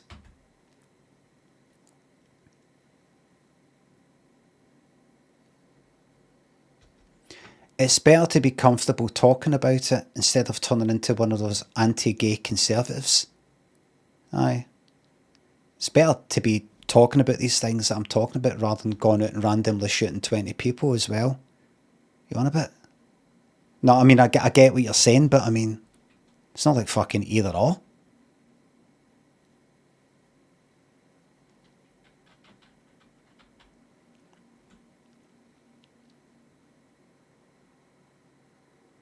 Well, what is it you're saying, Lemmy? You say you'd rather be like one of these anti-gay conservatives? Then what's your problem with the way that you feel?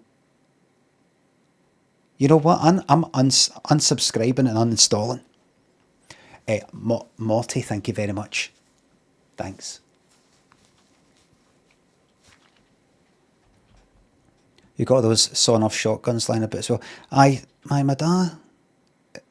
Something to do with a windy thing that got out of hand, and then there was something to do with guns lying somewhere, and then his lockup got searched. He had a garage kind of lockup thing, and he found out these fucking guns, and he got done for like 6 months or a year or something for converting firearms when I was like in primary school. So I remember I was in the first house. We moved house 3 times in Carnmodrick. First down Line Street across my primary school, then down to Boys. When do we plan to start? Then up to this other one. Fruit Machine thinks the bits. Neighbours should be there for one another. That's when good neighbours become. Thank you very much. I remember it was just like me, my brother, my ma. And there's some prick for fucking downstairs that was kind of hassling my ma for a bit because my dad wasn't there in. And we had the fucking transcript for the court transcript in the house. Don't know how the fuck we had it. Hell of a memory that. Why would I not remember things that happened to me that happened in my childhood? How would I know? How would I not remember that I stayed in houses? Channel 13. Can you not remember, like, primary school? Can you not remember?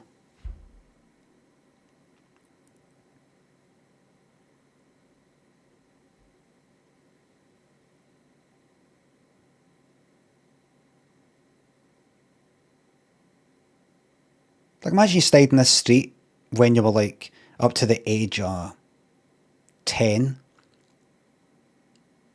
And then you stayed in this other street, round the corner, kinda, for about enough few years. And then you just moved to this kind of other one with an extra bedroom, round the corner for that. You remember that happened? Hell of a memory, as in what a bad thing to recall. Oh. Was it?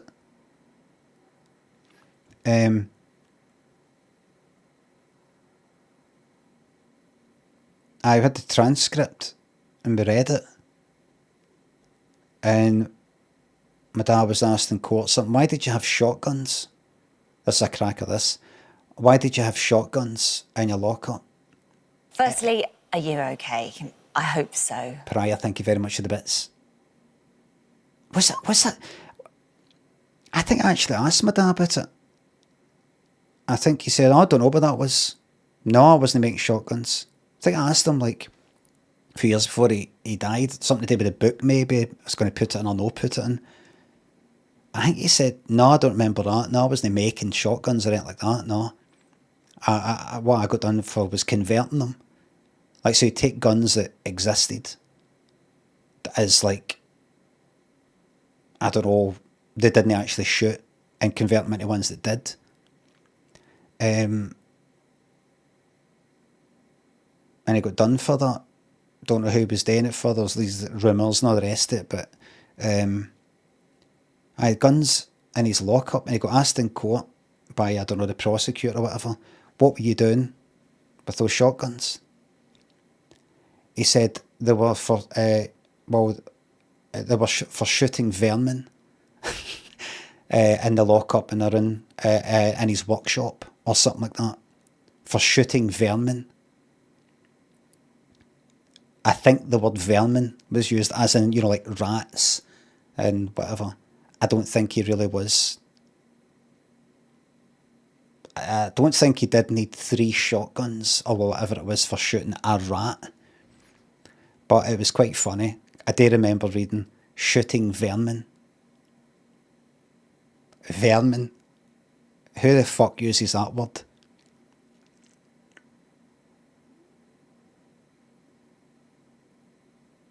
And he got jailed. I told the story before about when I went for a data entry job when I was about 20 odd, about that time, about 95 or thereabouts. And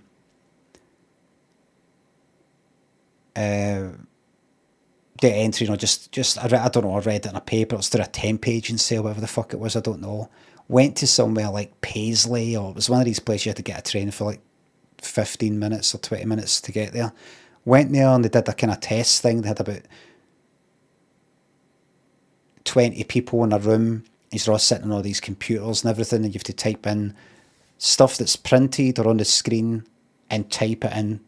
All this paperwork stuff was getting digitised.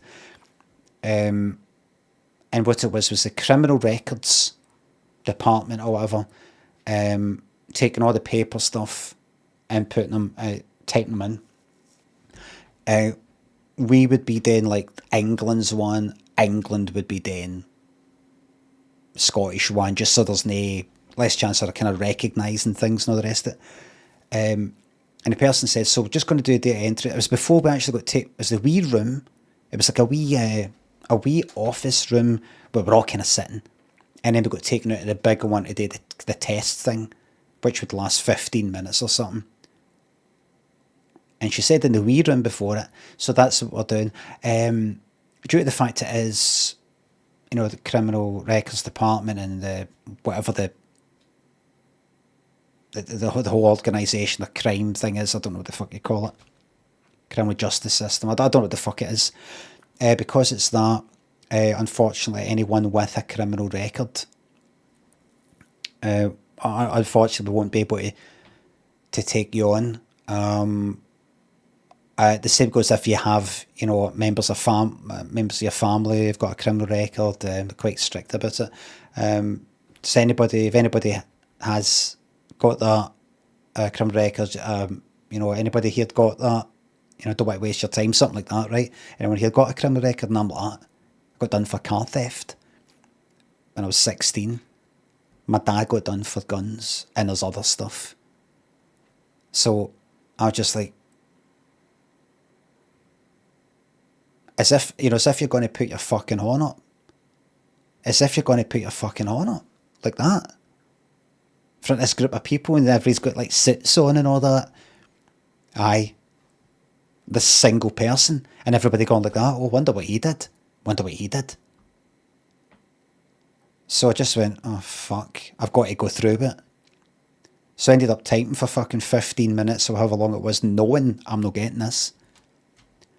And then they brought everybody through to a wee room after it to have a wee quick 5-minute chat with them about how they did, and if it's quick enough, not quick enough, and if they can offer them a job, their kind of temp job. And I was pretty much one of the last ones. So if you think about a 5-minute chat times maybe 20 people, about 100 fucking minutes. So about an hour and a half sitting there waiting to be called through, knowing that I'm not getting this job. Sitting there like that.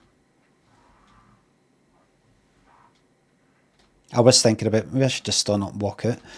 But then when I chatted with her, hi, all right, so Brian, is it right? All right, so looked at your really good words per minute there. That's more than what I expect. That's great.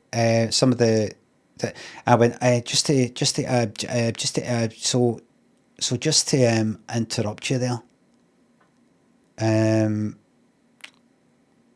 You said at the start, but anybody with a criminal record. Well, I've got can I get a job? I've got a criminal record. She went, oh right, oh well, sorry to hear that. Oh, I should have said. I was just like, oh no, I didn't want to.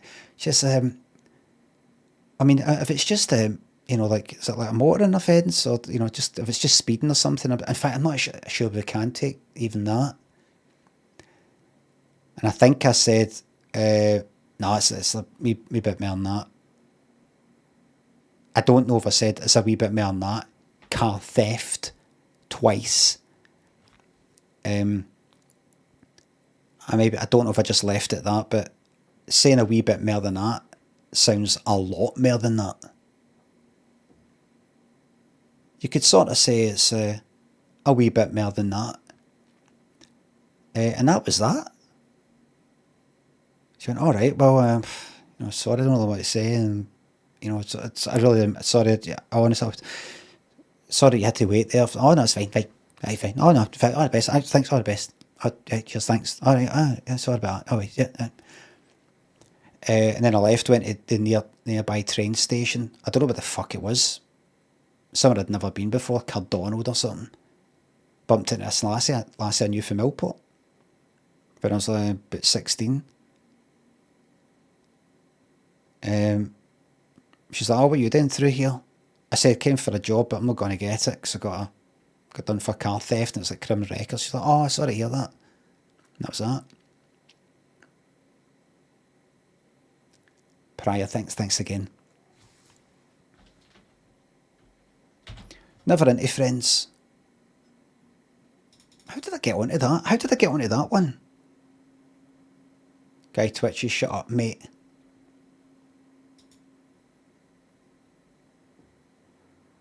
My shot, friends, gone down to London, feeling like I wasn't me.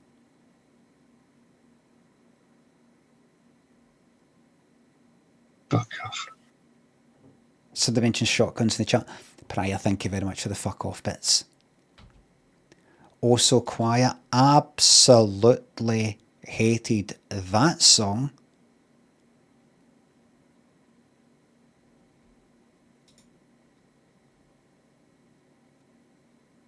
Absolutely hated it.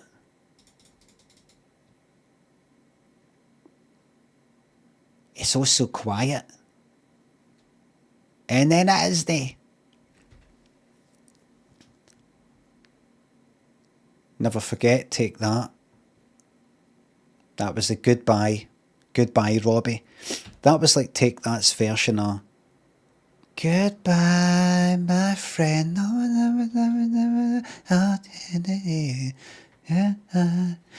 Was that song about Jerry Halliwell, or was it just coincidental? Goodbye, my friend, and oh, she knew there's a better way for you and me to be. Oh. And then Take That, Never Forget. It's almost like we're at the end now, but they weren't they? But then Robbie left and they kind of were. Here Comes the Hot Stepper. Didn't like that. I didn't hate it, but it's just one of these songs that's on the radio. Shy Guy by Diana King. I liked that.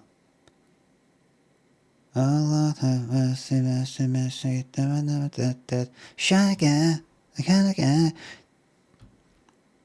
Did she sing in a Shabba Ranks song? Mr. Loverman. Mr. Loverman.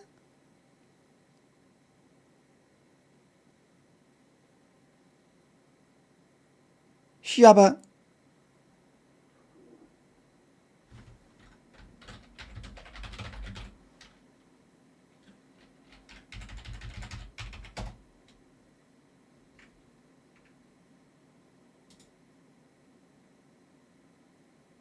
Take your time.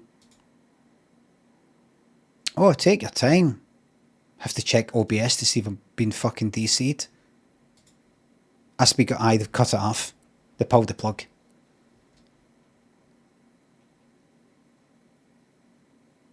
Oh, there you go, I'm talking absolute shite. The song first appeared as Champion Lover by Deborah Glasgow. Ranks then versioned Champion Lover under the new title Mr. Loverman. Versioned it. Have any of you heard of that?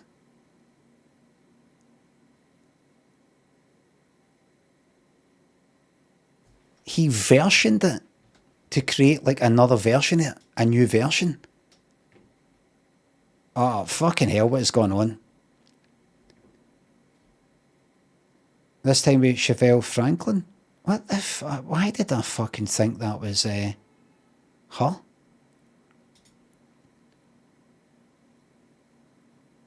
Jamaican reggae and gospel singer.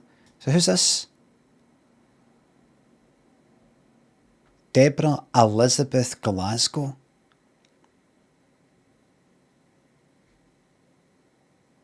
A lovers rock singer.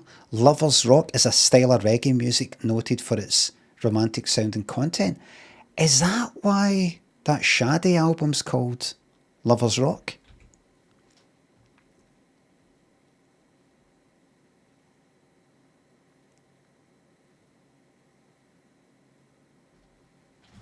How about that?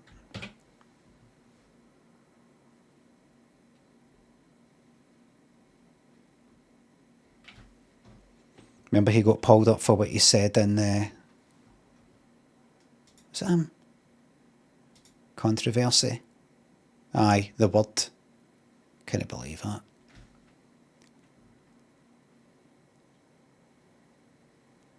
Shabba held a Bible on the word. He was asked to give his thoughts on the subject of the hit song Boom Bye Bye by Buju Banton. Shabba held a copy of a Bible which he carried with him and stated that the Word of God advocated the crucifixion of homosexuals. Mark Lamar said that's absolute crap and you know it. Subsequently apologised. Does it say crucifixion? I've read in what was it? What's the name of it? Leviticus or something. Put to death and all that part. Crucifixion?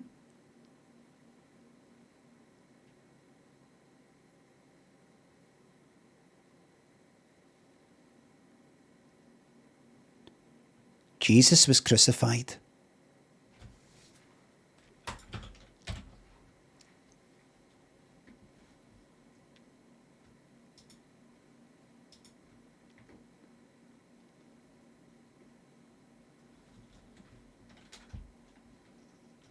Here comes the hot stepper. Shy guy.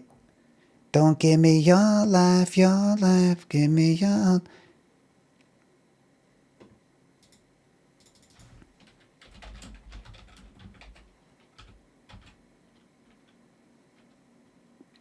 Why is that not popping up? What have I got wrong?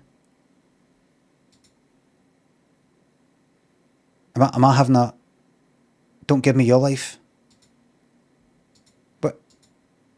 Your life, Alex. Surely your life...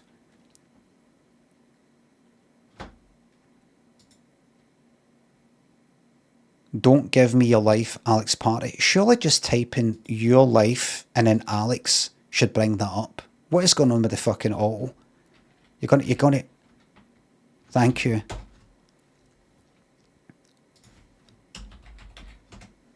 See this song? I actually remember this at the time. I remember this, obviously I remember the song at the time, but I remember this performance because I remember she had her mic up like that. Like this, the whole time. Never felt that way. Not why she's dancing.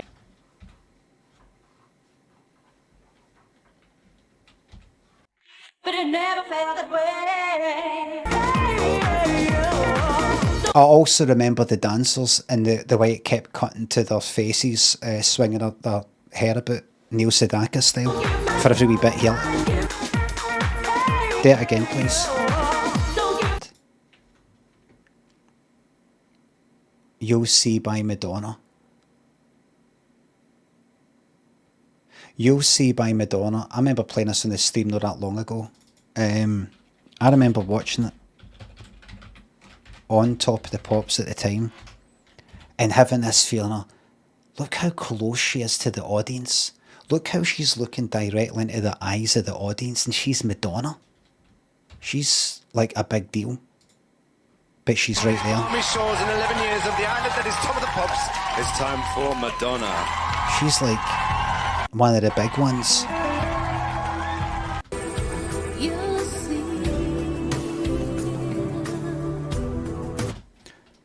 See when you're on stage. One of the great things I really enjoyed. See when you're on stage, looking into people's eyes. I always like to lights up a wee bit. Looking into people's eyes. It's a good feeling. Snack, thanks for the sub. It's a good feeling.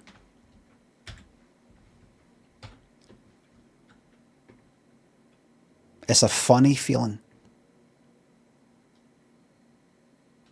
You know, you kind of talk like that, and then, you know, just, you know, some of the people down the front, like that, you know, do you know what I mean? Like that. It's funny, you're here looking at me, and I'm looking at you. It's funny. I would do it, it would make me laugh. It would make me fucking laugh.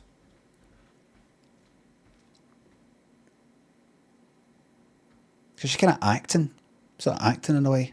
You're not really you, too intimate, but it isn't. But that's the good thing about it. See, when, if, I don't know, it depends who you are, but stuff like that used to terrify me. You're in a situation where it's alright, and it's funny. You're looking right at people, and you've been given permission to have this eye-to-eye thing. It makes it alright. It's funny. It's weird. Waterfalls TLC.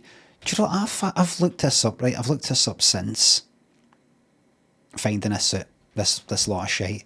I heard that Prince wrote Waterfalls. by TLC. It's not true. But it sounds like something he would write. Don't go chasing waterfalls. Please stick to the rivers and the... Is it lakes that you're used to? I know that. It's got that kind of... slightly shite.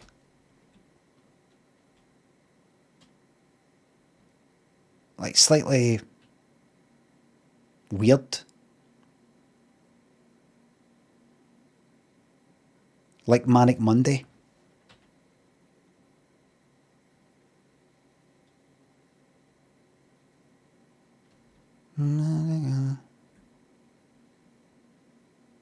That's weird.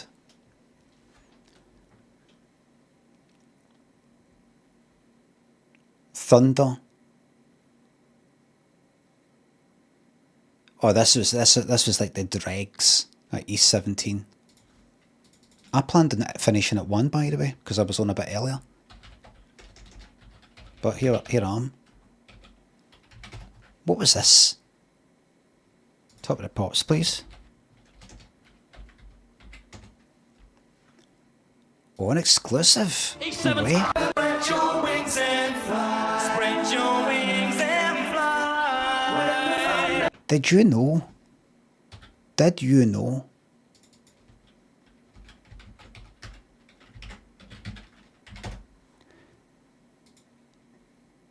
Let me see if I'm right. Hold on. No, here's a better one.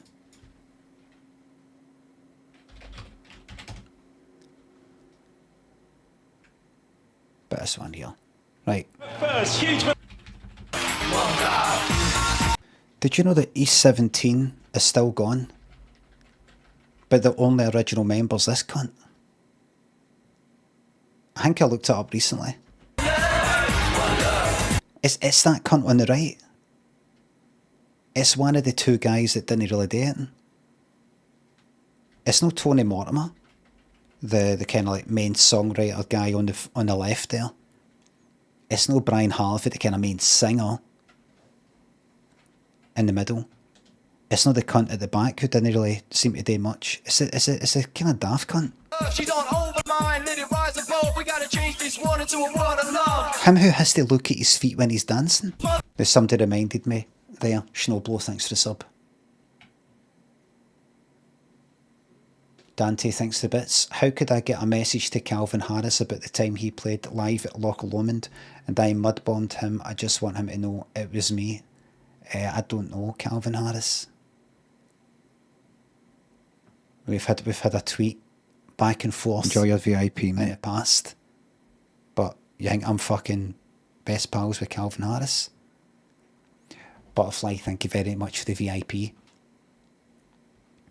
There's been a message back and forth at various points in the past, but I don't know the guy, doesn't know me or anything. As much as I'd love to go like that. Would I?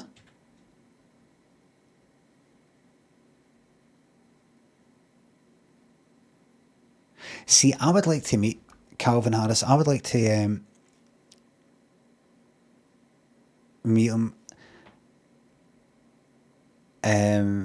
do a kind of interview thing, but the interview isn't about any of the fucking stupid shite like you get in, I don't know, some fucking Radio 1 thing. I want to talk about the technical stuff.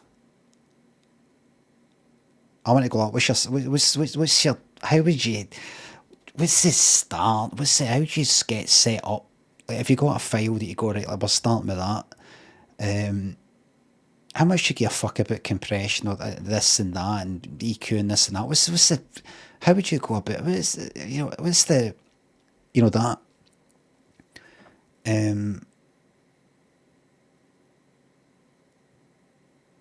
The sort of stuff, and also just sort of chit-chatting about a few things, the sort of stuff that isn't purely technical, so it isn't ideal for like they kind of YouTube channels. It isn't purely an interview, so it isn't good for that, because people would be like, they were going somewhere and he starts talking about compression and multi-band dynamics and dynamic EQing, and I don't know what the fuck that is. Something that's basically not for anybody. It's only for about 1% of the population.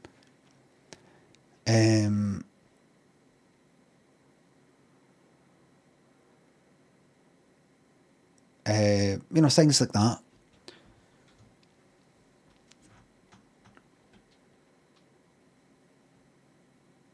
Slap an OTT on it. You know, say I saw a funny Instagram video where it's like I don't know, amateur or first year producing music, and it's showing EQ this and all the wee things and notching and doing all these wee things to get it. That's not quite right, and getting all balanced and all that. 10 years, 5 years doing music producing, and it just shows like an Ableton, the wee kind of gain knob, just like whack it up. A limiter, just fucking whack it up. That's it. That's it done. I like to say, wait, how much do you agree with that? All joking aside, very funny video. How much would you agree with that? Obviously, it won't go very well in clubs and big speakers and all that sort of shit, but you know, how much does it matter?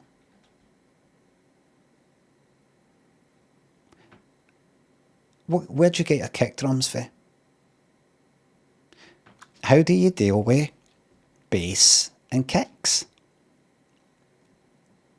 How do you do your, what do you call it, your floor staging, as they say? How do you do your whole, right, I start off with a kick, and I start off with that at like minus 12 dB, or which is kind of like that never gets above 12 dB, that never gets above that, that never gets above that, and that never gets above that. And then I combine them, and then together the kick and the snare together never go above 12 dB. You know, wee things like that. Do you do your own mastering, or do you send it away to somebody, or what? I produce some, I mix my own stuff. I didn't say that. But the mixing bit's different for the mastering bit, is it? No, I mean, what actually is that then? What is that? What is mastering? Why are you wasting my time with this interview? Talking about what is mastering. This is stuff you could get for. I'm asking you, mate. I'm asking you. I would say to him, am I right in saying that you got more accusations of having like ghost producers or something like that after you got the 6-pack and the tan and working out and all the rest of it, the Calvin Klein stuff and all the rest of it, in a way that you wouldn't have got and didn't get when you were making your stuff back when you had the kind of longer hair, kind of scruffy look, acceptable in the 80s? Would you agree that people, when they think that you look the part, then think, oh, you must then just be here just for the looks, but behind the scenes is like this sort of geeky guy that doesn't leave the studio, and he's like the actual brains of the operation or something? Are you too much? Just say yes. Yes, right.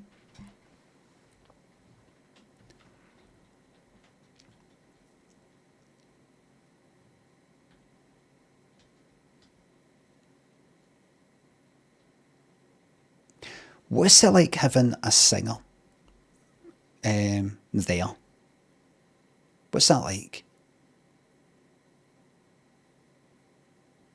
Is it good?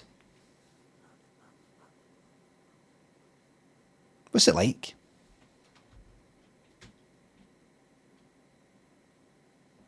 How many takes do you do? What's the kind of, what happens? Is it fun? Is it a laugh?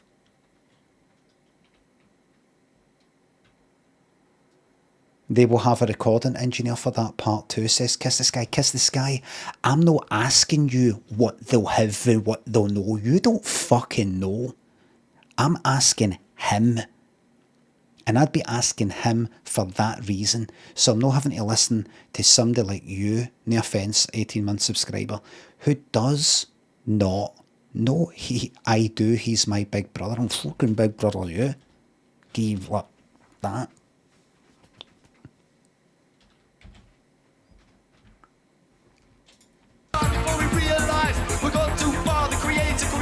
This Brian Harvey is doing approximately the same dancing as the guy on the right, but he's not having to look at his feet. The guy on the right's having to pure concentrate on his legs. The funny wee story is that I had a pal when I was a teenager when this song came out. Wait a minute. 92, aye. When that song came out, and it says, how many more tears and Mushy cry? Why have they got a washing machine there? Hanging up clays and that.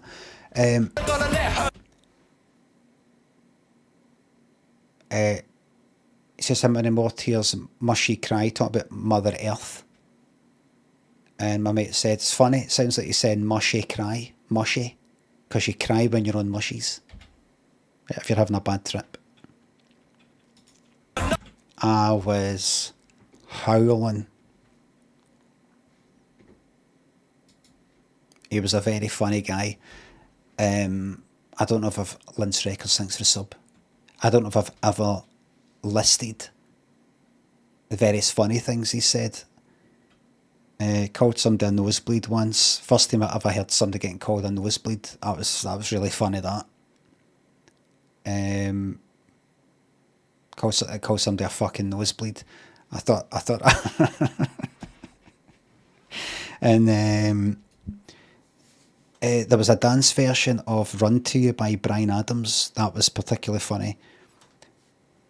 I'm gonna run to you, 'cause when the feeling's right. He sang, because when my cock gets hard, I need no credit card. I'm gonna run to you. I thought it was a cracker. When my cock gets hard, I need no credit card. I'm gonna run to you. I thought that was really, really good. I heard lots of stuff like that in primary school in particular.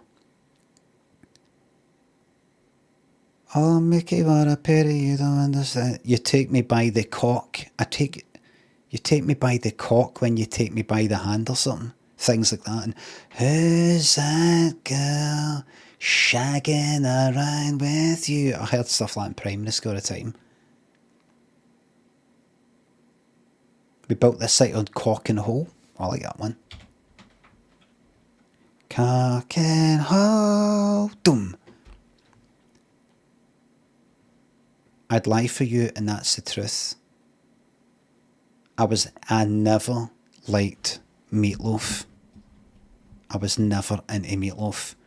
And see, by that point, see that I'd do anything for love, but I won't do that. Was that no before that?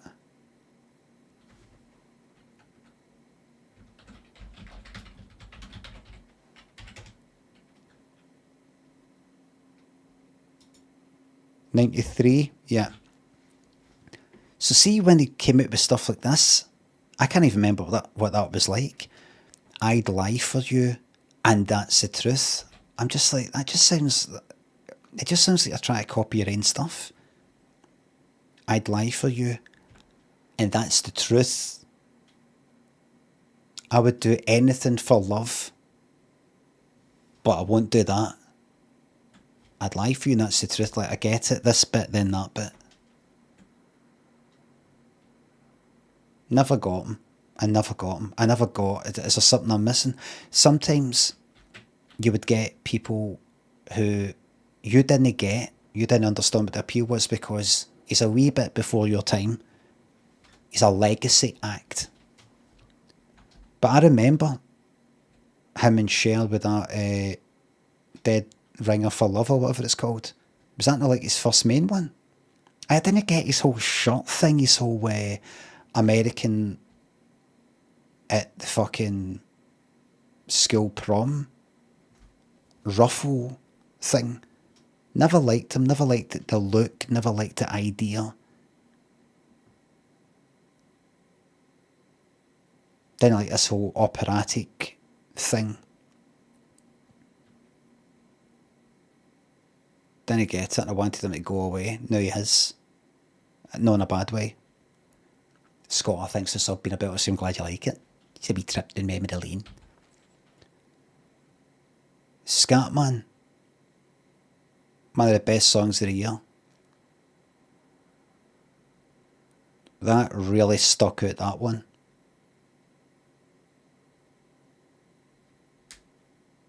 I'm a Scatman. It was a kind of novelty record in a way. You prefer Scatman's World?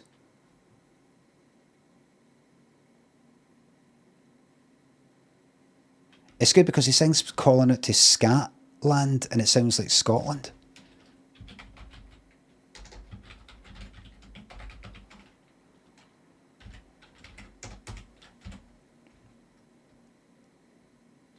Oh. Oh, why is it adults only? Has it got shite? Oh dear. Oh dear. Calling out from Scotland. Scotland. Calling out from Scotland.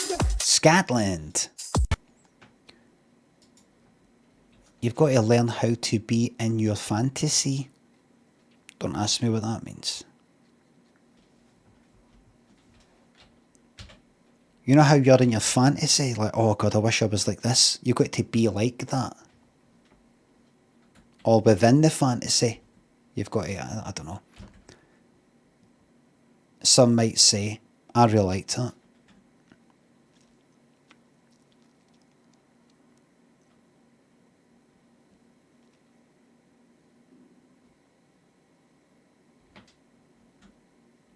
I remember, it's embarrassing kind of memory. There was a lassie that I knew when I was a teenager, for Shawlands. And then she started going to the same college as me a couple of years in, around about the time of that song coming out. So it was about 3 years in, I think. And we were at there was a pal of hers in college I fancied.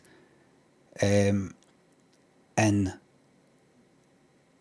I was fucking steaming one night in Fury Murray's, this club that I used to go to when I was like under 18 years ago, but then it became about a kind of studenty place. And that song was on, and I actually think I said to her, do you want to dance? I never fucking did that. I was just wrecked. And then I went down to the dance floor, not with this pal, not this pal that I had the lassie when I was a teenager, but this other one that I fancied. I went down and I did this dancing that was like a kind of swaggering sort of Liam Gallagher sort of thing. It was kind of like that. I was sort of like doing that. And I thought it was alright. I wasn't even thinking about it that much. I just didn't care. I was just fucking wrecked. And I don't know, just sort of dancing with her. I was almost imitating a normal person. I was just like, I'm just going to, I don't give a fuck. Because I was that drunk. Dancing with somebody, remember I was saying before? The idea of dancing with somebody, do you want to dance? And then I ended up, like that was that. I don't know if she went back, however, I ended up sort of dancing again in that lassie I used to know for a few years before. Sort of dancing next to her. And she went like that, what's this? What's that? And I kind of didn't care. But I think I stopped doing it not that long after it. I didn't care at the time. I didn't go, oh, don't say that.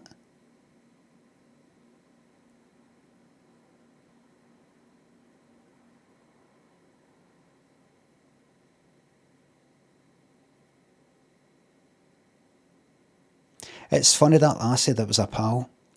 I remember a few years before when I was about 16 or something, we'd all kind of hang about a big group is and all the rest of it. And I remember, did I have a hard-on once? I was in somebody's house. I had either a semi or a hard-on. I don't know, it was weird. It was weird. There was just a few of us lying about. I remember just sort of lying in a bed. we were sort of chatting, and I just remember this picture in my mind. A few was lying about, and I had a semi or a hard on.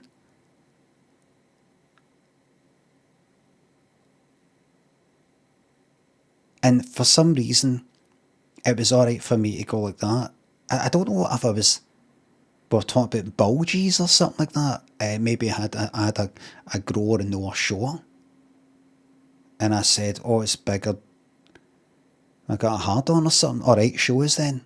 It was some, I can't remember what the fucking situation was, but I remember this. Lying in bed, there's a few hours about. It's not like just me and her. I did get off with her once or twice, but it wasn't like, this wasn't it. This was the scenario. I went there, look, and I had either like a semi or a hard on in my denims, gone to the side, and she went like that. And she went like that. You know, it kind of touched it like that. She went, oh aye, something like that. It was a pure, I think back to things like that now and again. I was like, what was this mad? It wasn't like a pure 60s style fucking free love and nobody cared about anything, bro, just like that. But I just remember where I was. I was in the house of my pal who years later I then borrowed that wee telly for.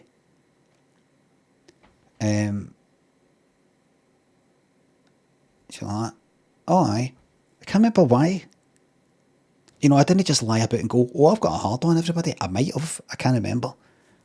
I don't know.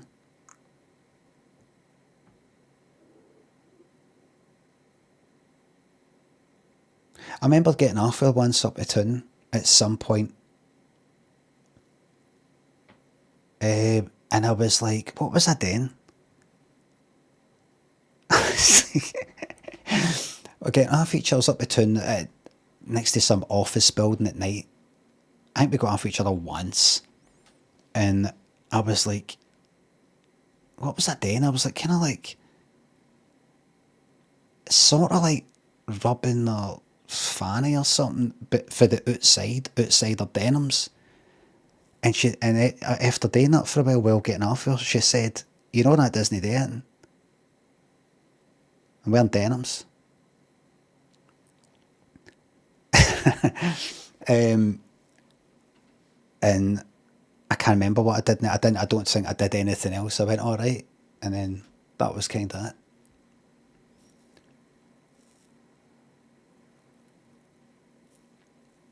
I think she came at one of my first live shows in Blackfriars, I think.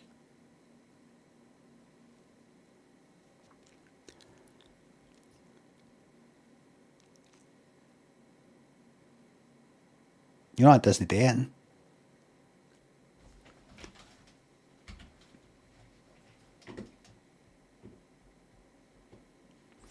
Staying Alive entrance, I thought it was fucking shite. Fantasy.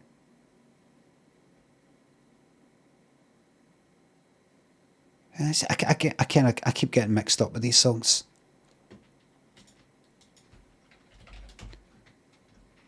Fantasy. Is that Dream Love? Dream Love.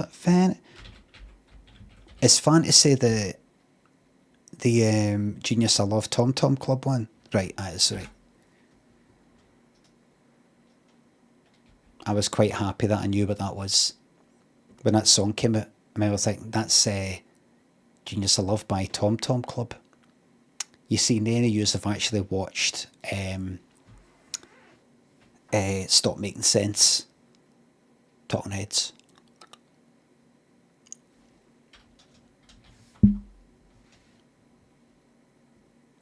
There's Common People, Pulp.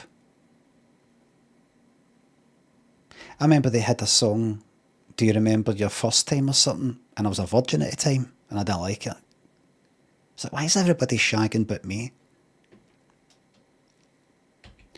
Free as a Bird. I remember that came out. The Beatles came out with like a new song. Taken for like a kind of a recording that John Lennon made that never really became, nothing really came of it. And it sounded kind of strange, sort of...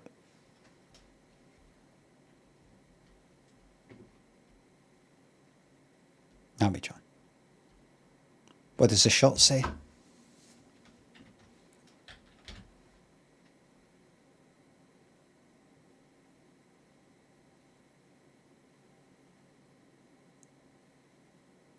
But Limmy, that doesn't make sense. You've got to do something that looks like you're about to reveal what the shirt says. You just brought your finger up.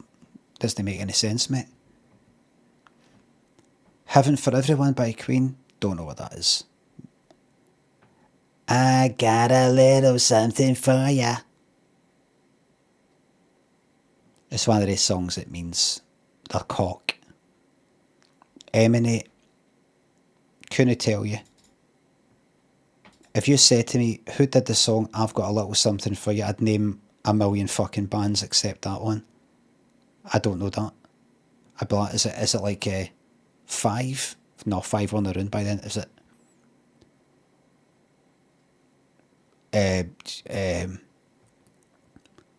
That one Dane Bowers was in. Emanate.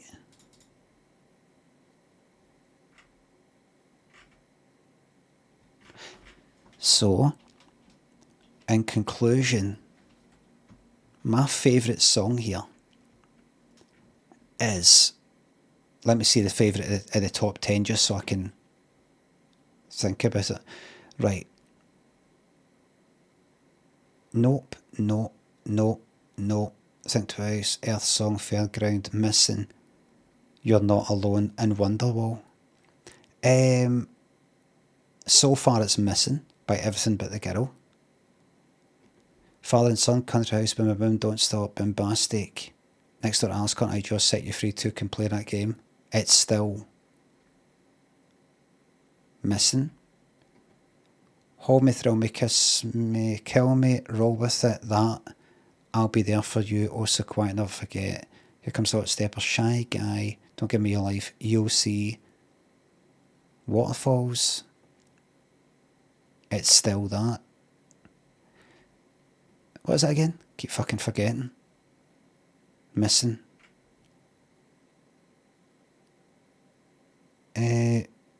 Thunder, Life, that's just got... Some might say Staying Alive, Fantasy, Common, People, Free as a Bird. Having for it. It is between Missing by Everything But the Girl,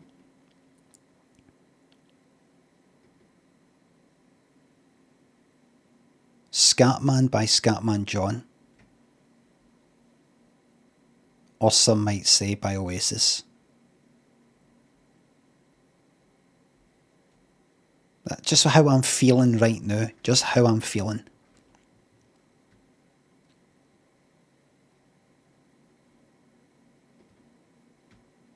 I'm kinda... I quite feel like Some Might Say, actually. There you go.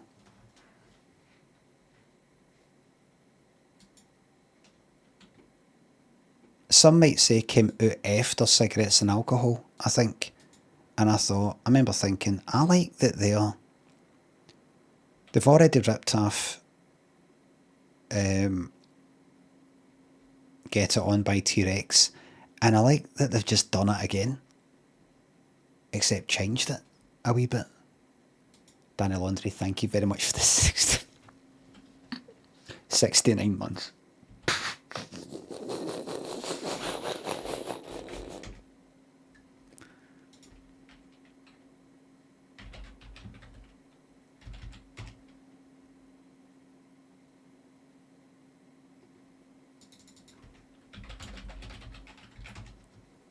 Because I actually got number 1. Cigarettes and Alcohol didn't get to number 1. Some Might Say did. It's like they just went like, just keep doing. Obviously the album's all fucking recorded and done right, but it's almost like Just keep doing fucking Get On by T-Rex until we get a number one. See, when we went down to London, either last time or the time before, we stayed in a wee flat on that street right outside it. And people were doing that. People were posing, doing pictures. That there. Oh, MF, thank you very much for the Bobby emote.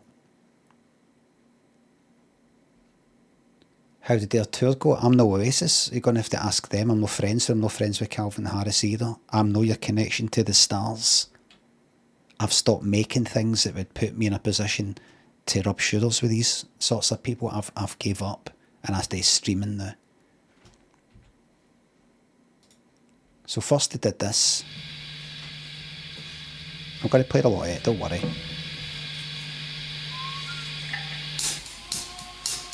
I remember thinking and again, fucking smile, you cunt.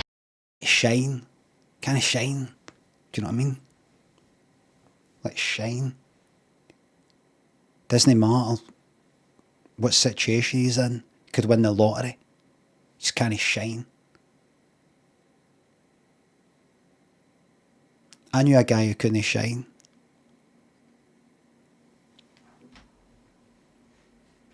Could be depression. He wrote it because it just came out his fucking head. And then after it, what could that mean? It could be like depression. Like, you know, don't try and tell people, oh, good times always follow bad. Well, I'll be a person that just never feels good, do you know what I mean? You know what I mean? I met a guy the other day that couldn't shine. Just got talking to him at a bus stop.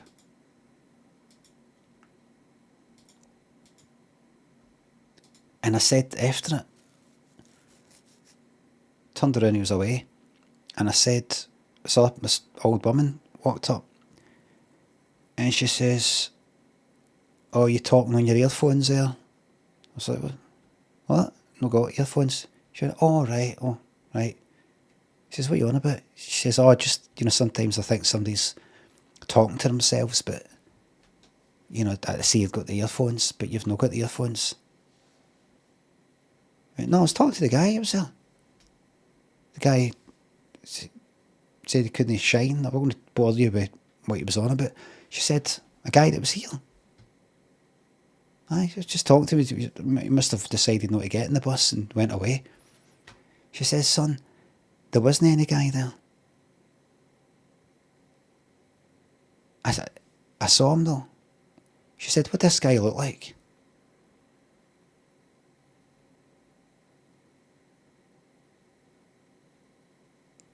I said, well, he kind of like, sort of like one of his eyebrows, there's a kind of wee scar there, and she went,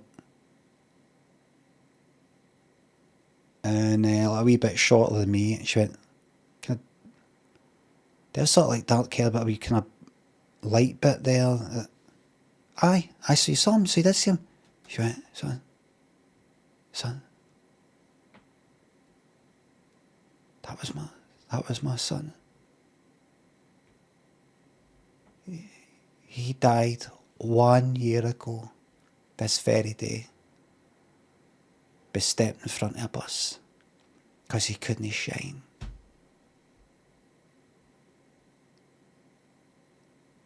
I went like that.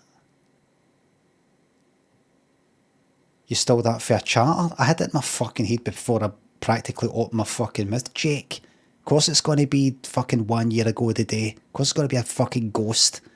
Stupid cunt. 1 year ago today, stepped in front of the bus right here. He said, I said sorry. Well, that's good. That's like a message. No, ghosts come back because they've not been accepted into heaven. You know what? I can't put up with this anymore, son. It's been a year, I'll still not hear it. And then she stepped in front of the bus. But the bus was slowing down anyway because I'd stuck my horn out for the bus, so it just sort of like banged her head like that alley guy. Just went like that.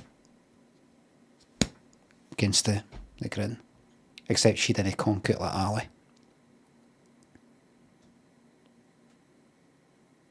Happy ending, isn't it? I did read that one for the chat. Everybody, thank you very much for watching. Thanks for the subs, the resubs, the bits, the tips. Mods, thank you very much for the modding.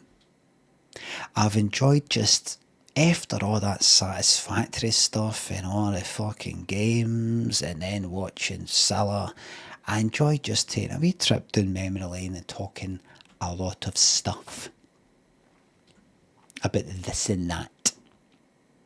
Thank you very much for watching. Glad you liked it. And RIP to Neil again. But hope so and all that. Thank you very much for watching,